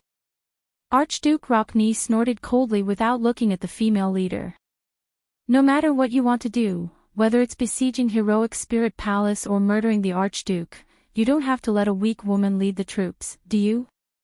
The short-haired swordswoman's face turned cold. Her right hand no longer moved. Instead, she gripped the hilt of her sword tightly and took a provocative step forward.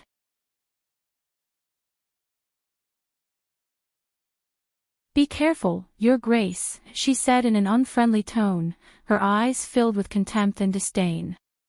"Your life is in the hands of this weak woman. Little girl." Archduke Rockney shook his head in disdain. "Go home and weave. The long sword is very heavy." Clang! The swordswoman suddenly unsheathed her weapon.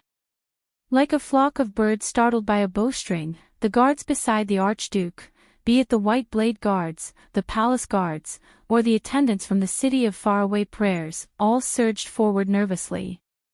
But they stopped abruptly. Archduke Rockney raised his right palm and firmly stopped them by his side. The swordswoman looked at the Archduke of the City of Faraway Prayers with a frosty expression. The tip of her sword stopped right in front of Archduke Rockney's throat.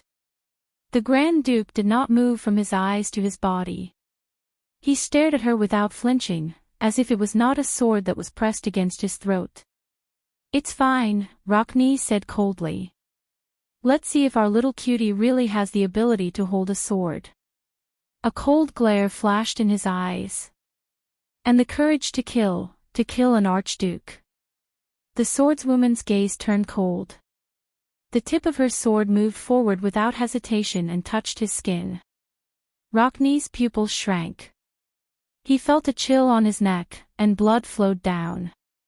Behind the Grand Duke, the attendants' inhales could be heard clearly. But there was still no expression on Rockney's resolute face. At this moment, a deep and sonorous male voice came from the patrol team. "Be more polite, Croche." A middle-aged nobleman in armor with a weathered face and steady footsteps slowly walked out of the crowd. "We are not here to fight." Behind him were 2 noblemen. One of them was dressed in plate armor and had an old-fashioned face, while the other was tall and thin with a sharp gaze. The swordswoman, Croche, snorted softly. Then, she stepped back and sheathed her sword. Rockney slowly lowered his head and extended his hand to wipe his neck. He stared at the blood on his hand with a subtle expression. The soldiers in the patrol team made way for the newcomers. "There's no need to be so nervous, everyone." The tall and thin young noble smiled slightly and bowed politely at the guards. "We are not enemies. We should not point our swords at each other." Rockne lowered his hand. His gaze swept over the three newcomers and he snorted softly without showing them any respect. As expected, surprises are never late. Archduke Rockne's expression grew colder. He fixed his gaze on the middle-aged noble. Chapman Lampard. His attendants frowned in unison. Archduke Lampard nodded imperceptibly. The two archdukes' gazes met in the air. One was as cold as ice, while the other was calm. In the next second, Rockne's gaze shifted back to the swordswoman. "Hey, Croche, is it?" Archduke Rockne's tone changed. He raised his eyebrows in interest and a different expression appeared in his eyes. "Your sword is very steady." He stared at Croche's long sword, felt the pain on his neck, and nodded in approval. "You have guts." But Croche only stared at him coldly and did not speak. Archduke Rockne's gaze flickered. "My wife passed away a year ago. The Rockne family and the city of faraway prayers both lack an archduchess." Archduke Rockne's gaze was unrestrained as he sized up Croche from head to toe. He then said sternly, "Are you interested?" Lampard watched their interaction and frowned slightly. Croche also narrowed her eyes. "Go find an obedient female worker who only knows how to weave, Your Grace." She sheathed her long sword. Her words were cold and fierce. "So that on our wedding night, I won't." Croche openly glanced at the Archduke's crotch. "Cut off your two balls." Archduke Rockne laughed boldly, but his gaze on Croche became more and more subtle. Beside him, Archduke Lampard said flatly, "I'm afraid it's not appropriate to openly poach my subordinates, right?" Archduke Rockne turned to Lampard. The smile on his resolute face was now devoid of warmth. "You won't get hurt even if you ask." Lampard raised his eyebrows. The tall noble next to him, Viscount Canvita, whispered a few words in the Archduke's ear. Archduke Rockne pulled his long hair to the back of his neck and said coldly, "Why? If I don't take this stab, will you never appear again?" "Of course not." Lampard's expression did not change. "I just want to wait for everyone to arrive." At this moment, another voice cut into the conversation. "Don't worry." A smooth and experienced voice cleverly appeared in the gap between the two men's conversation. "We're all waiting for your arrival." A man with a bowl cut walked out from behind Archduke Rockne. He was the Archduke of Reformation Tower, Porphyus Trentide of the Trentide family.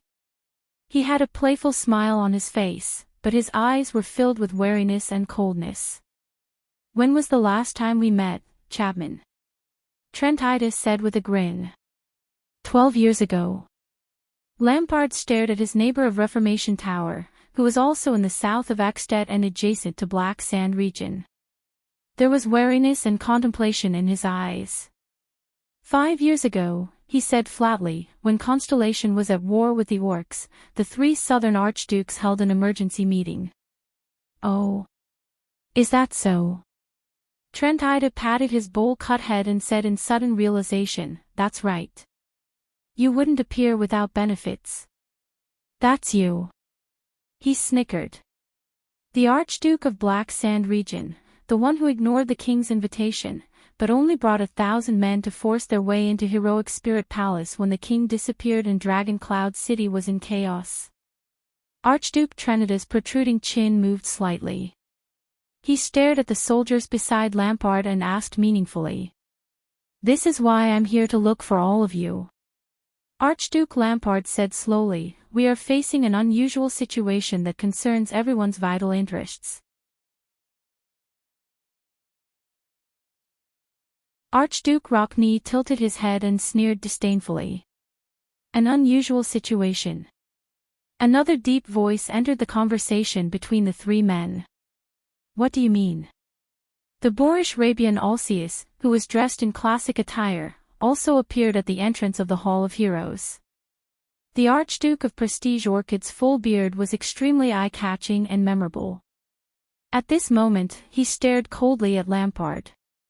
His eyes were filled with suspicion and wariness. Lampard's gaze swept across the three archdukes.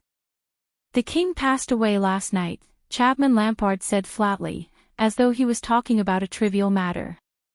"We need to talk about Extet's future."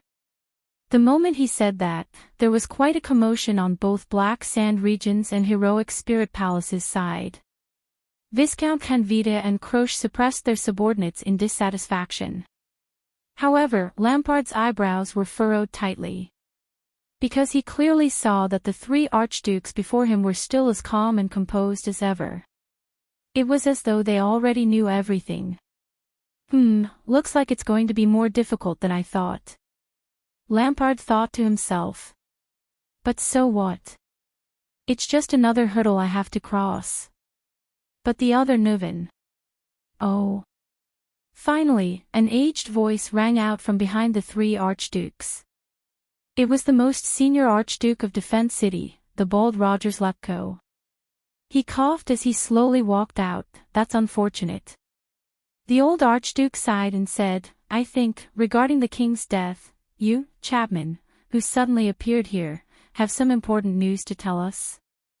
"As you said, Rogers," the Archduke of Black Sand Region said solemnly, "I'm here to tell you something." Archduke Letko laughed. Staring at the floor tiles of Heroic Spirit Palace, he said thoughtfully, "Then why don't we talk about it in the Hall of Heroes?" He raised his eyebrows slightly, turned sideways, and revealed the flickering light from the brazier. "It's just the five of us. That's enough. We don't need so many pawns." The moment he said that, the three archdukes from Heroic Spirit Palace looked at Lampard in unison. Their gazes were different. But all of them were filled with deep suspicion and wariness. "This is Extet." Lampard sighed softly in his heart, then snorted softly. "My Extet." His gaze gradually focused. Under the gazes of the four archdukes of Extet, who held high positions of power and were on equal footing with him, Chapman Lampard calmly extended his hand and stopped Count Levon and Viscount Canvita behind him, who were about to speak. "Of course." His gaze became solemn. He swept his gaze over his four colleagues, as well as the White Blade Guards and Palace Guards who were standing in a semicircle formation and firmly guarding the entrance of the Hall of Heroes. He nodded and said, "These words and this matter can only be spread among the five of us."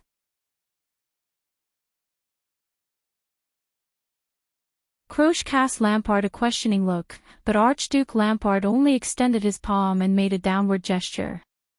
In the next second, Chapman Lampard strode forward without hesitation.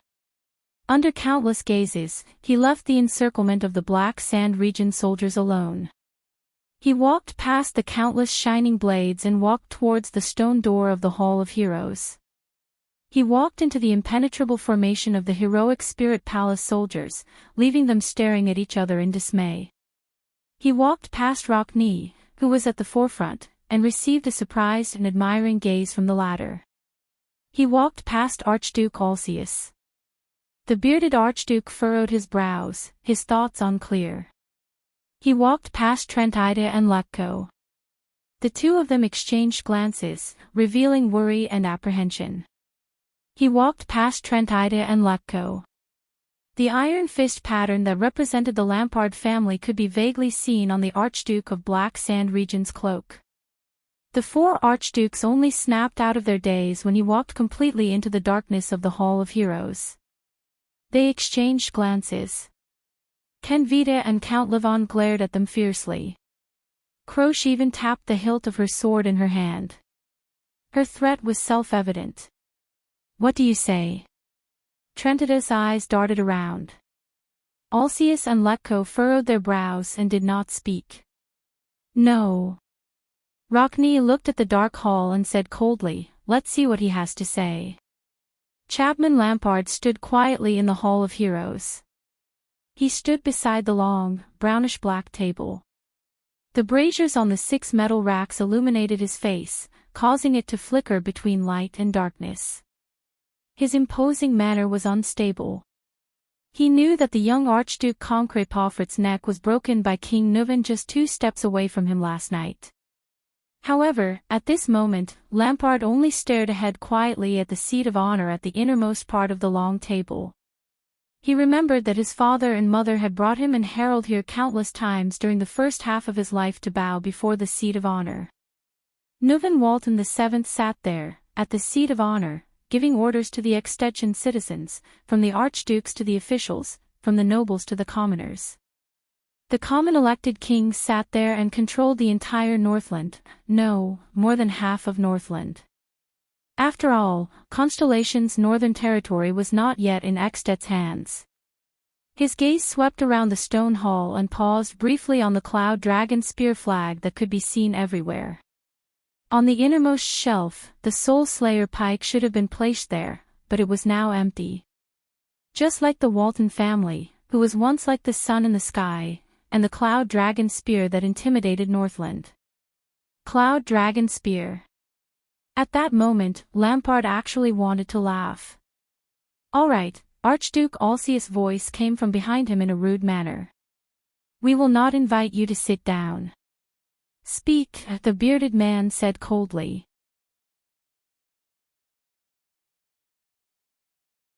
Lampard closed his eyes and took a deep breath. Then, he slowly opened his eyes. Constellation. Chapman Lampard slowly turned around and faced the 4 archdukes. His gaze was sharp. That Prince of Constellation and their secret intelligence department plotted a conspiracy against Extet. Archduke Rockney frowned slightly. "They even used the calamities," Lampard said flatly. "Unfortunately, King Nuvan died in the conspiracy." Letko and Trent Ido looked at each other, their gazes seemingly meaningful. Lampard took a step forward and clenched his fists. "The kingdom of the Great Dragon is facing an unprecedented crisis," the Archduke of Black Sand Region said coldly. There was an unquestionable tone in his voice. "It is time for us to unite." Lampard's voice faded away. The 4 archdukes looked at each other. No one made a sound. No one moved. No one reacted. After a few seconds, the 4 archdukes chuckled at the same time. The chuckles turned into laughter. The laughter turned into sneers. And the sneers lasted for almost a minute. Archduke Lampard looked at the archduke's sneers and could not help but frown. There was a deep chill in Alcius' smile. Trentida's smile had a profound meaning that was worth pondering. Letko's smile was very forced. Perhaps he did not want to laugh at all. Only Archduke Rockney's laughter was the loudest, longest, and coldest. The family emblem of the Canon of Knights from the city of faraway prayers shone brightly on his shoulder. Lampard's expression also turned cold. Finally, the Archduke stopped laughing. In the next second, Archduke Rockney took a step forward and met Lampard's gaze without flinching. Colgan Rockney said coldly and rudely in his unique bold voice, "That's right. Go home and f***ck yourself, Chapman Lampard." He spat harshly. His eyes were filled with disdain and contempt, as if they contained 10,000-year-old ice.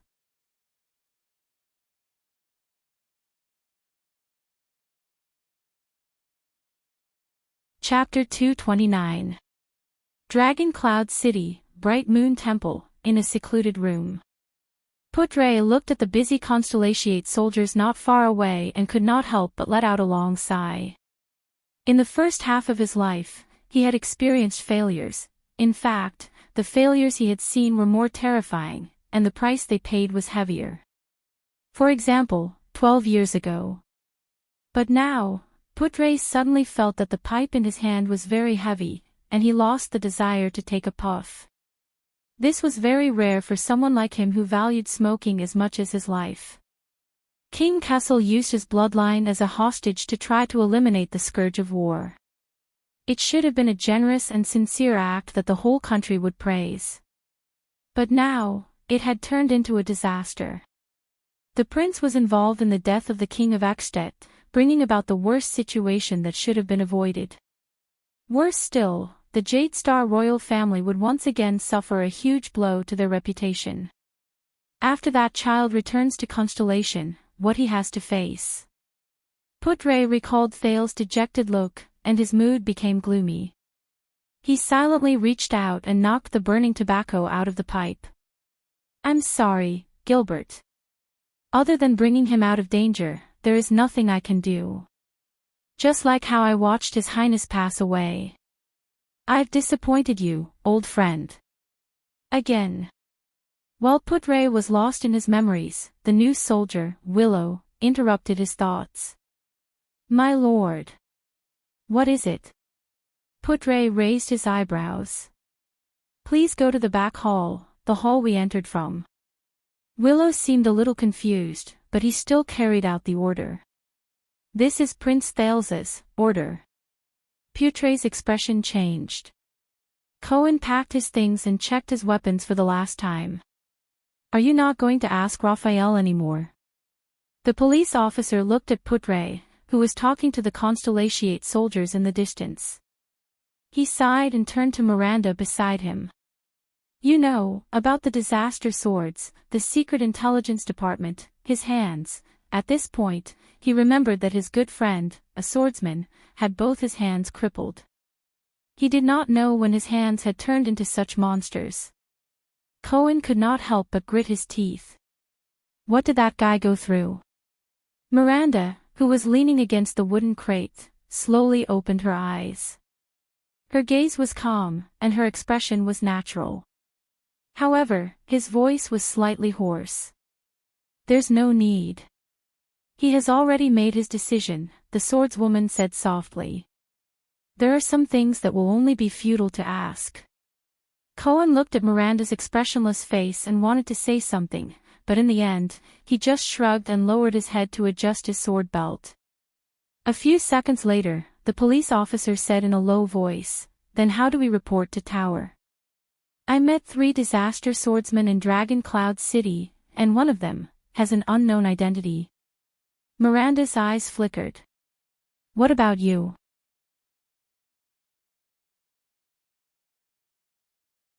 She asked lightly. Cohen was slightly taken aback. In my opinion, the police officer exhaled deeply, and his gaze became firm. He seemed to have made up his mind. To hell with the Tower of Eradication. I've been out for so long. Cohen shook his head and snorted softly. I've never seen any disaster sword. It's all Caslan's scheme. End of report. Miranda smiled faintly. If Master Jedi knew the truth, he would go crazy. So this is for his own good. Cohen raised his eyebrows. His most outstanding student is worried about his mood, and is determined to make him worry less. Miranda raised her eyebrows and closed her eyes again to rest. After a while, Cohen spoke again. His voice was downcast. Miranda, it's only been 3 years, the police officer said dejectedly. How can a person change so much? Miranda opened her eyes again. This time, there was a complicated look in her eyes. I'm not just talking about Raphael. Cohen sheathed his long sword with a worried expression. There's also Croche. I still remember the days when I was punished to bite a sword and squat down with her. That tomboy's favorite thing to do was to scold me, he said in annoyance.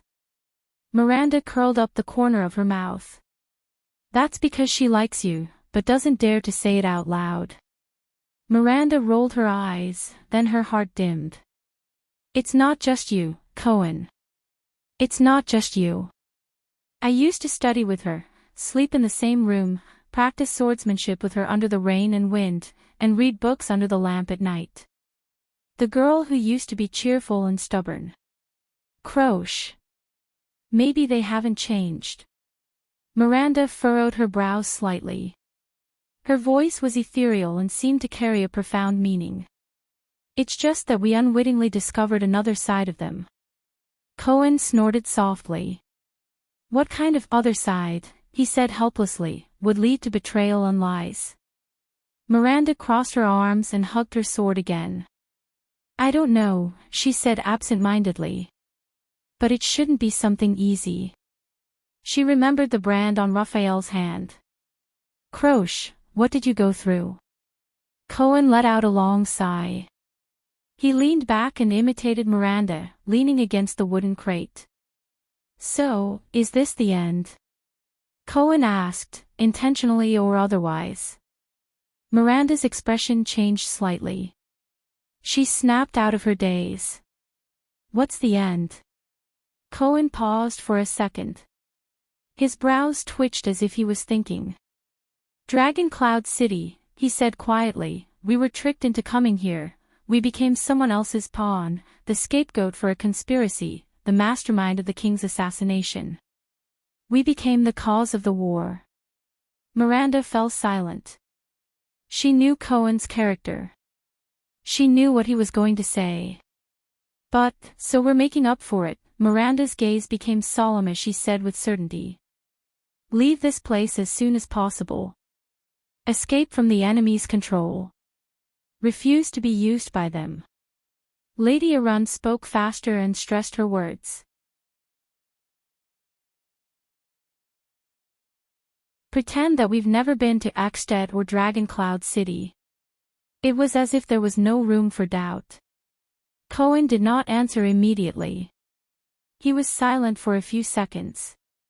His gaze focused on the dark sky. But, Miranda, Cohen finally said softly. He seemed to be hesitant and uneasy. The truth is, we've been here. Miranda said nothing. Cohen slapped the wooden crate and nimbly sat up. He rested his hands on his knees. His expression was stern and unpleasant. Not only have we been here, but we've also participated in so many things and witnessed so much. He sighed slowly. The Secret Intelligence Department, calamities, dragons, princes, assassinations, conspiracies. People came, people left, people died, people were injured, and in the end, they left behind a mess, Cohen said absent-mindedly. Waiting for others to clean up and bear the consequences. And you know what we left behind. You heard what Uncle Putre said. Cohen's gaze shifted to the vice diplomat in the distance.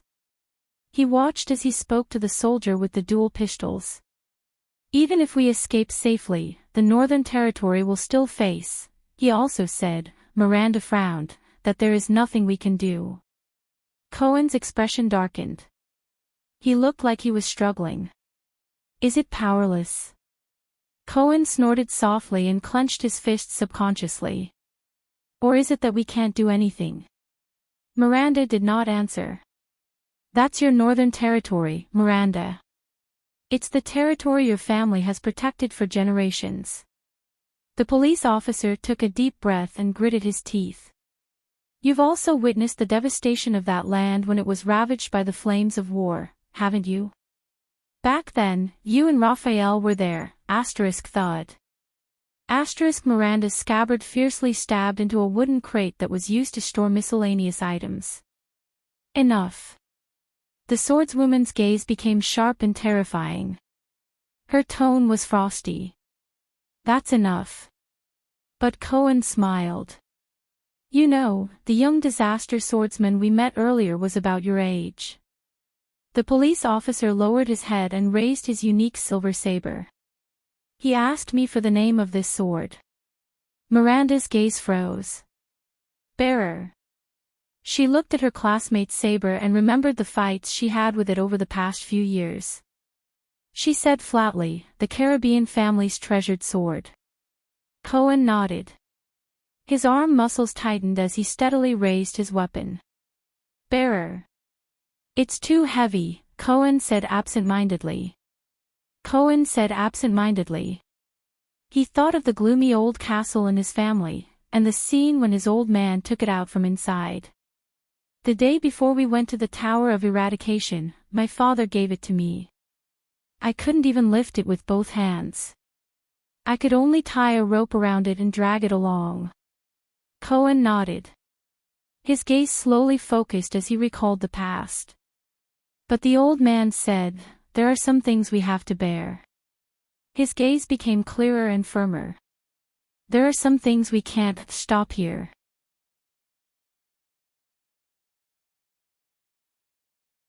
At this moment, a voice that both of them were extremely familiar with rang out. You know, asking for trouble for the sake of pointless persistence.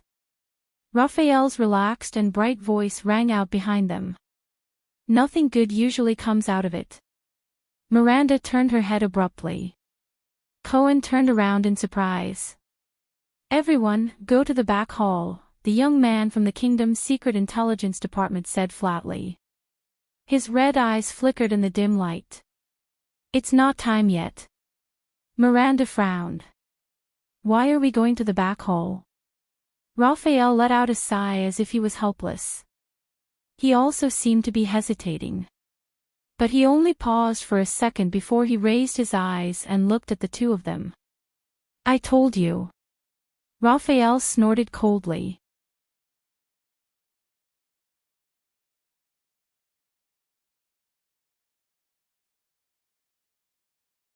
Chapter 230. In the back hall of Bright Moon Temple. In the not-so-wide hall, the Prince of Constellation stood calmly in the center. Under the illumination of the everlasting lamp, Thales stared at the bright moon goddess statue in the darkness from afar. He quietly observed the bright moon goddess' indifferent expression. Behind him, Little Rascal propped up her glasses and looked around nervously. She said timidly, if we just sneak out like this. Nicholas and the others will. Thales said flatly, I know. They're probably on their way to find you. Little Rascal's face paled. Then Thales interrupted her softly. Little Rascal. The Prince of Constellation stared at the bright moon goddess in a daze. I want to do something, but I need your help. Little Rascal was slightly stunned. What is it? She asked curiously. Thales did not speak. He only clenched his fists lightly. You've read a lot of books, but do you know what we went through last night? Little Rascal's expression froze slightly. She lowered her head and recalled everything in Heroic Spirit Palace and Shield District. She subconsciously clenched her teeth. Alex's limp hand. The king's ring. The Calamity's presumptuous laughter. The civilians running around, wailing and dying in despair. A second later, Little Rascal blinked her bloodshot eyes and nodded silently. Thales turned his head and looked at Little Rascal. He flashed a gentle smile. The soldier just now, Willow Ken, do you know his story? Little Rascal looked puzzled and shook her head. He was originally a civilian in the Northern Territory. Although he wasn't rich, he had a cute younger sister and healthy parents. Thales recalled the story in the snow and said absent-mindedly, but in the winter 12 years ago, he suddenly learned to fish, learned to use a spear, learned to survive with difficulty, and learned to bear the loss of his family. Little Rascal was slightly stunned. It's not just them. Thales sighed.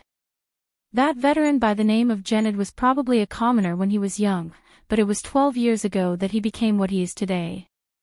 Thales narrowed his eyes and recalled the veteran who struggled to follow him. He felt a little sentimental. To him, he is still living in the years of war. He can't wake up, and he doesn't want to wake up. That big sister called Miranda. 12 years ago, her family was wiped out, and she spent her childhood in the Tower of Eradication. Thales lifted his head and stared straight at Little Rascal, who was at a loss for words. It's not just Constellation either. The second prince uttered a name flatly. Burn Merc. Little Rascal remembered something, and her face instantly turned pale. Don't be afraid. Thales walked forward and held her small hand.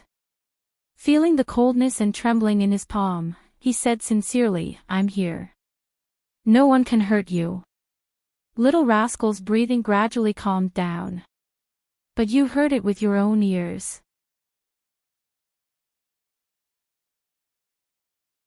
"12 years ago, he lost his vow to protect and the love of his life. Since then, he has fallen into the boundless hell, struggling to catch his last breath. Thales stared at her quietly. And Chapman Lampard. Thales' eyes dimmed. 12 years ago, his hands were stained with his elder brother's blood. In the whirlpool of his father's generation and power, he transformed into the current Archduke of Black Sand region. With a solemn expression, Thales let go of the girl's hand, but held her shoulders. Little rascal could only stare at him blankly. Look, so many people's fates have been decided just like that. Thales' voice was a little intermittent, sometimes soft, sometimes heavy. It's all because of that incident 12 years ago. Little rascal inhaled and stared back into the prince's gray eyes. The bloody year. Thales stared at her seriously and nodded. The bloody year. Little rascal's gaze was conflicted. She nodded slightly, as if she understood. Thales first closed his eyes and inhaled deeply. Then, he opened his eyes. With a solemn expression that he had never shown since he arrived in this world, he said with a straight face, "Little rascal. Everything we've seen and heard tonight is not just a family drama between a few people, but a major event that concerns the future of millions of people in 2 countries." Thales stared at the girl's blank eyes behind her glasses with a solemn expression. He clenched his teeth. In that second, the Potemkin village that he saw after leaving the capital appeared in front of his eyes. The majestic star-shaped fortress, Broken Dragon Fortress, the Northland villagers in the Mountain Pass village, and the Black Stone at the Raymond Pass, the place where Horace died. There might be tens of thousands, hundreds of thousands, millions of people whose fates will change because of this, Thales said with difficulty. No, in Dragon Cloud City, the fates of countless people have already changed. Many of them have even reached the end. Thales lowered his eyelids and said dejectedly, like Alex, and the Shield district that we passed through. Like ourselves. Little rascal was stunned for a second. If we just walk away like this and leave everything behind. Thales sighed. He felt that his chest was heavy. That kind of burden will make me feel like I can't breathe. Little rascal bit her lower lip. Causing thousands of people to suffer and lose their homes. Thales tried his best to put on an ugly smile. That's too unbearable. His hands, which were clasped around Little Rascal's shoulders, trembled slightly. We can't go, we can't escape, Little Rascal sniffled lightly and interrupted him. I understand. The girl opened her mouth with difficulty, her platinum hair was particularly eye-catching. You want me to, with a sorrowful expression, she did not continue. She seemed to be hesitating. Thales gulped and nodded.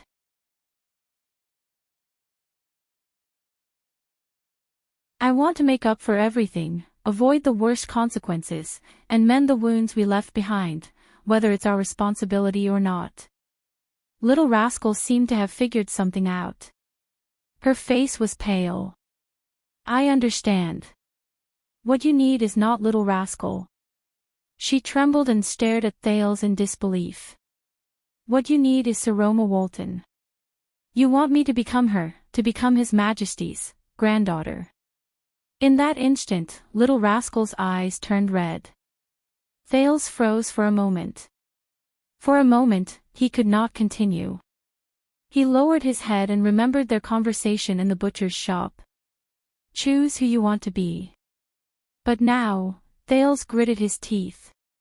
He felt as if his tongue weighed 1,000 pounds. No. A second later, he raised his head abruptly and stared straight into Little Rascal's eyes. What I need is still Little Rascal, not Sir Roma. Little Rascal widened her eyes in shock. That Little Rascal who accompanied me through all the disasters, who never left me, Thales said seriously, enunciating each word. That silly little girl, the little girl who did not know how to hide when she was in danger. I need her to accompany me for one more time. Thales stared at her quietly, his gaze gentle. Although this request might be too much. Little Rascal stared at him blankly, as if she had forgotten to think. I know you're afraid. Thale's hand on Little Rascal's shoulder unknowingly clenched into a fist. I know you want to escape from all this. But, Thale's face contorted, but after a few seconds, he raised his eyes again and stared straight into Little Rascal's eyes. Raise your head and face it, just like how you faced the great dragon. Little Rascal did not answer. She only stared at Thales with tears welling up in her eyes. A few seconds later, tears flowed uncontrollably from her eyes. There's nothing like this in the books, Little Rascal said fearfully, tears streaming down her cheeks. I don't know, she bit her lips, tears flowing down her cheeks. Thales sighed in his heart. Maybe there is, Thales said softly, it's just that we don't know. Little Rascal sniffled. If there really isn't. Thales sighed and moved his hands to her head. That would be even better. Thales stretched out his fingers and gently wiped away her tears. Then, he held her black-rimmed glasses and gently straightened the crooked and damaged glasses. He stared at Little Rascal with a solemn expression and a stern tone. After reading so many books and reading so many other people's stories, it's time for you to write your own story. Little Rascal subconsciously let out a sob. The girl stared at Thales with a dazed expression and a blank gaze. It was as if she was flipping through a random book instead of staring at a determined boy. A few seconds later, Little Rascal pursed her lips and slowly opened them. She said softly, "Will you always be by my side?" "Yes." He nodded. Her eyes brightened. "Will you face all of this with me?"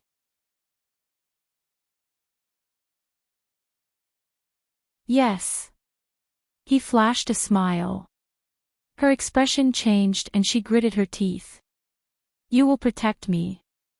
He sighed, raised his head and touched her forehead. Through the glasses, their eyes met.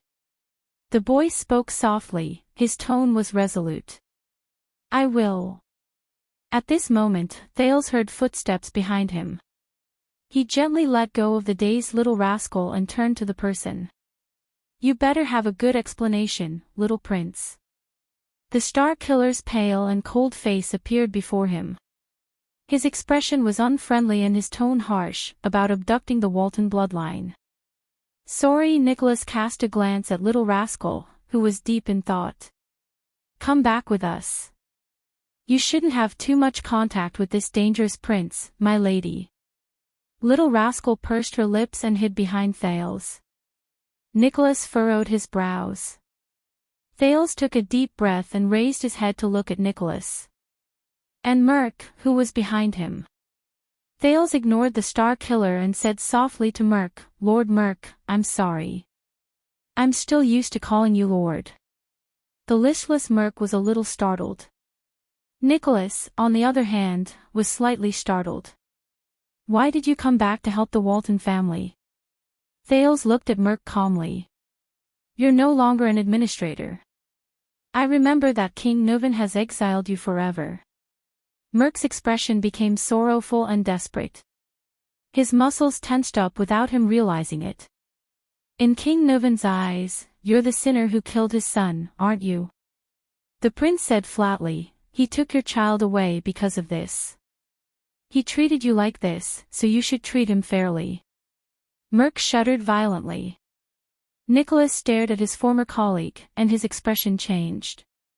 "Hey, you, little prince," the Star Killer said decisively, "if you—" Someone interrupted him, but it was not Thales. "Yes." Merc trembled and raised his head. His eyes burned with a strange and complicated emotion.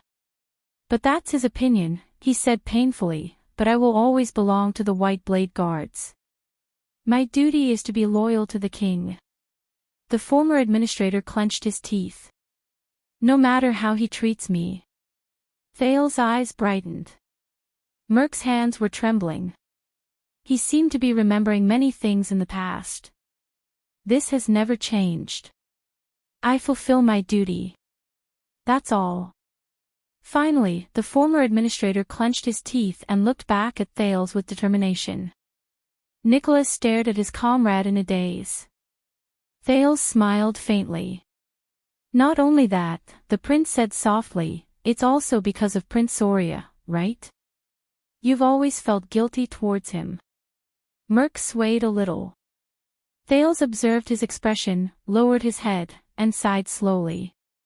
You did your best to do one thing, but fate played a joke on you.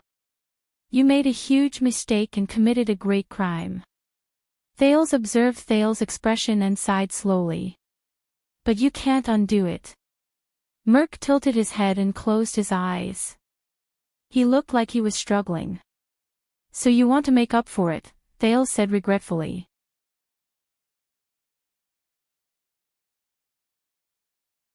You want to atone for it. Nicholas took a step forward impatiently. Enough. I don't know why you're saying these meaningless things, but, at this moment, Thales raised his head abruptly. His gaze was sharp. Because this is what we're facing now. Thales almost interrupted Nicholas with a roar. The Star Killer was stunned. He stared at the Prince of Constellation with a shocked and bewildered expression. Thales panted slightly to calm his aching throat. Look around us. He clenched his teeth. King Nuven's skull and blood are spilled on his own land. Lampard walks openly in Dragon Cloud City. His palms cover the sky of Northland. Kalshan, Shiles, and Caslan greet us with smiles in the dark. Nicholas listened to Thales' words quietly. But his eyes were gradually burning with anger. War and disaster are coming. Countless people are about to be killed and destroyed. Thales exhaled laboriously. And we're like stray dogs, running for our lives and fleeing in panic. Hiding in a corner and comforting ourselves with, this is the only thing we can do. Then, we sleep with a clear conscience, as if nothing happened in our dreams. Merc heaved a sigh and looked panicked. Nicholas clenched his fists tightly. Humph, he snorted coldly. It's all thanks to your secret intelligence department. Thales ignored him and only shook his head. His gaze was sharp. But, is this all? Nicholas furrowed his brows. Is this the end? The prince raised his hands and waved them forcefully in the air. Are you satisfied just like that? Nicholas, the Star Killer. He brazenly called Nicholas by his nickname. Nicholas' expression was sullen. His nails dug into his palms, and he finally exhaled through his nose. Then what the F***ck do you want? The Star Killer gritted his teeth and said hatefully, poor little prince. Thales raised his head. His expression was solemn and stern. I want to change, I want to redeem myself, he said sternly. I want to do something. I want to fight back. Nicholas' gaze froze. He lowered his head and met the prince's gaze in silence. A few seconds later, Nicholas laughed out loud. His tone was full of mockery. Very humorous. Thales narrowed his eyes. Laugh all you want, the prince said softly. But this is my decision, Thales said in a firm and unquestionable tone, and what I'm going to do next. I'm just informing you. Do you want to come together? Northlanders. Hearing this, Merc's expression changed. Nicholas' expression froze. If you ask me, this is indeed not a good idea. A steady and mature male voice traveled into their ears. If this is the reason why you summoned us, Your Highness. Together with Ralph, Waya, Willow, Jened, and the others, Putre appeared in their line of sight. The vice diplomat nodded slightly at the prince. His eyes were filled with worry. Thales turned to his entourage of the diplomat group. Putre. Thales heaved a sigh of relief. His expression softened a little.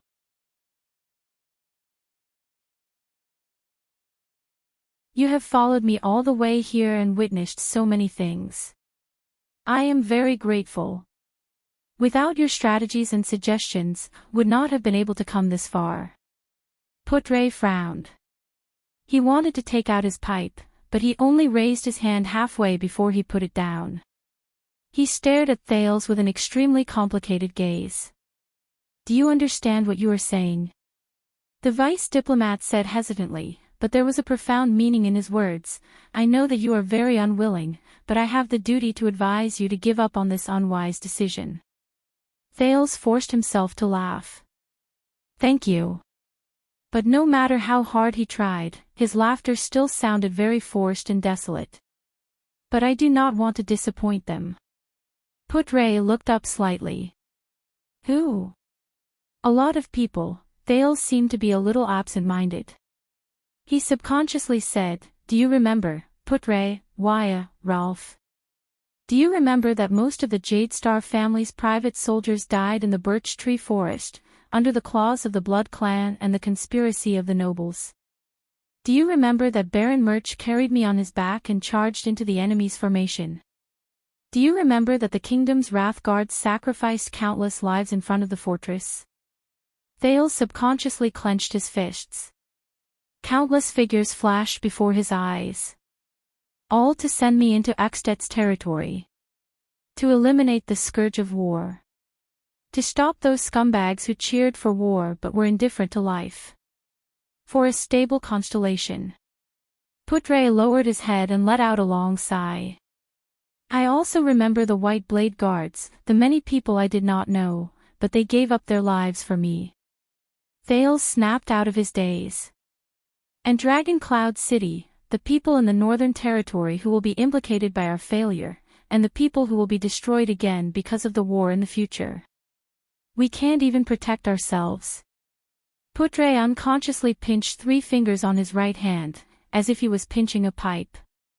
Any impulsive action may cause us to once again fall into the dangerous situation we escaped from with great difficulty and make the situation worse.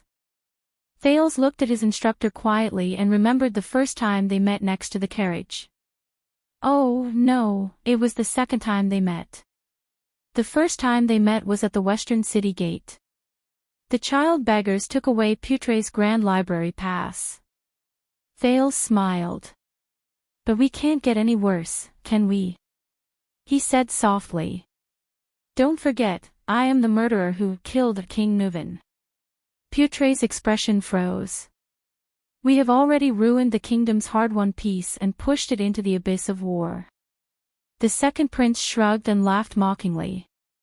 Just as you said, when I return to the capital, the Northlanders will be marching southwards in large numbers.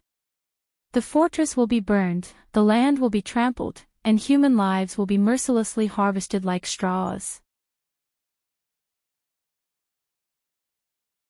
Millions and millions of people will curse all of our names. Willow, the new soldier, trembled slightly when he heard this. Thales shook his head slightly. And once we lose the Northern Territory and our greatest barrier, very soon, I will have to face a weak kingdom that is in danger, full of grief, covered in wounds, and in danger for the rest of my life. I will become a mediocre and muddle-headed king, guarding a weak kingdom, and wait for the day when the name of Constellation ends in my hands, Thales concluded dejectedly. As the king of a fallen kingdom, you're tuning into the LoveLore Library YouTube channel. We're so grateful for your support, and don't forget to subscribe to join us on this incredible journey through captivating stories. Your generosity through donations truly makes a world of difference, as it's the primary source of revenue that allows me to expand and enhance this channel for you. Thank you from the bottom of my heart for being a part of this adventure.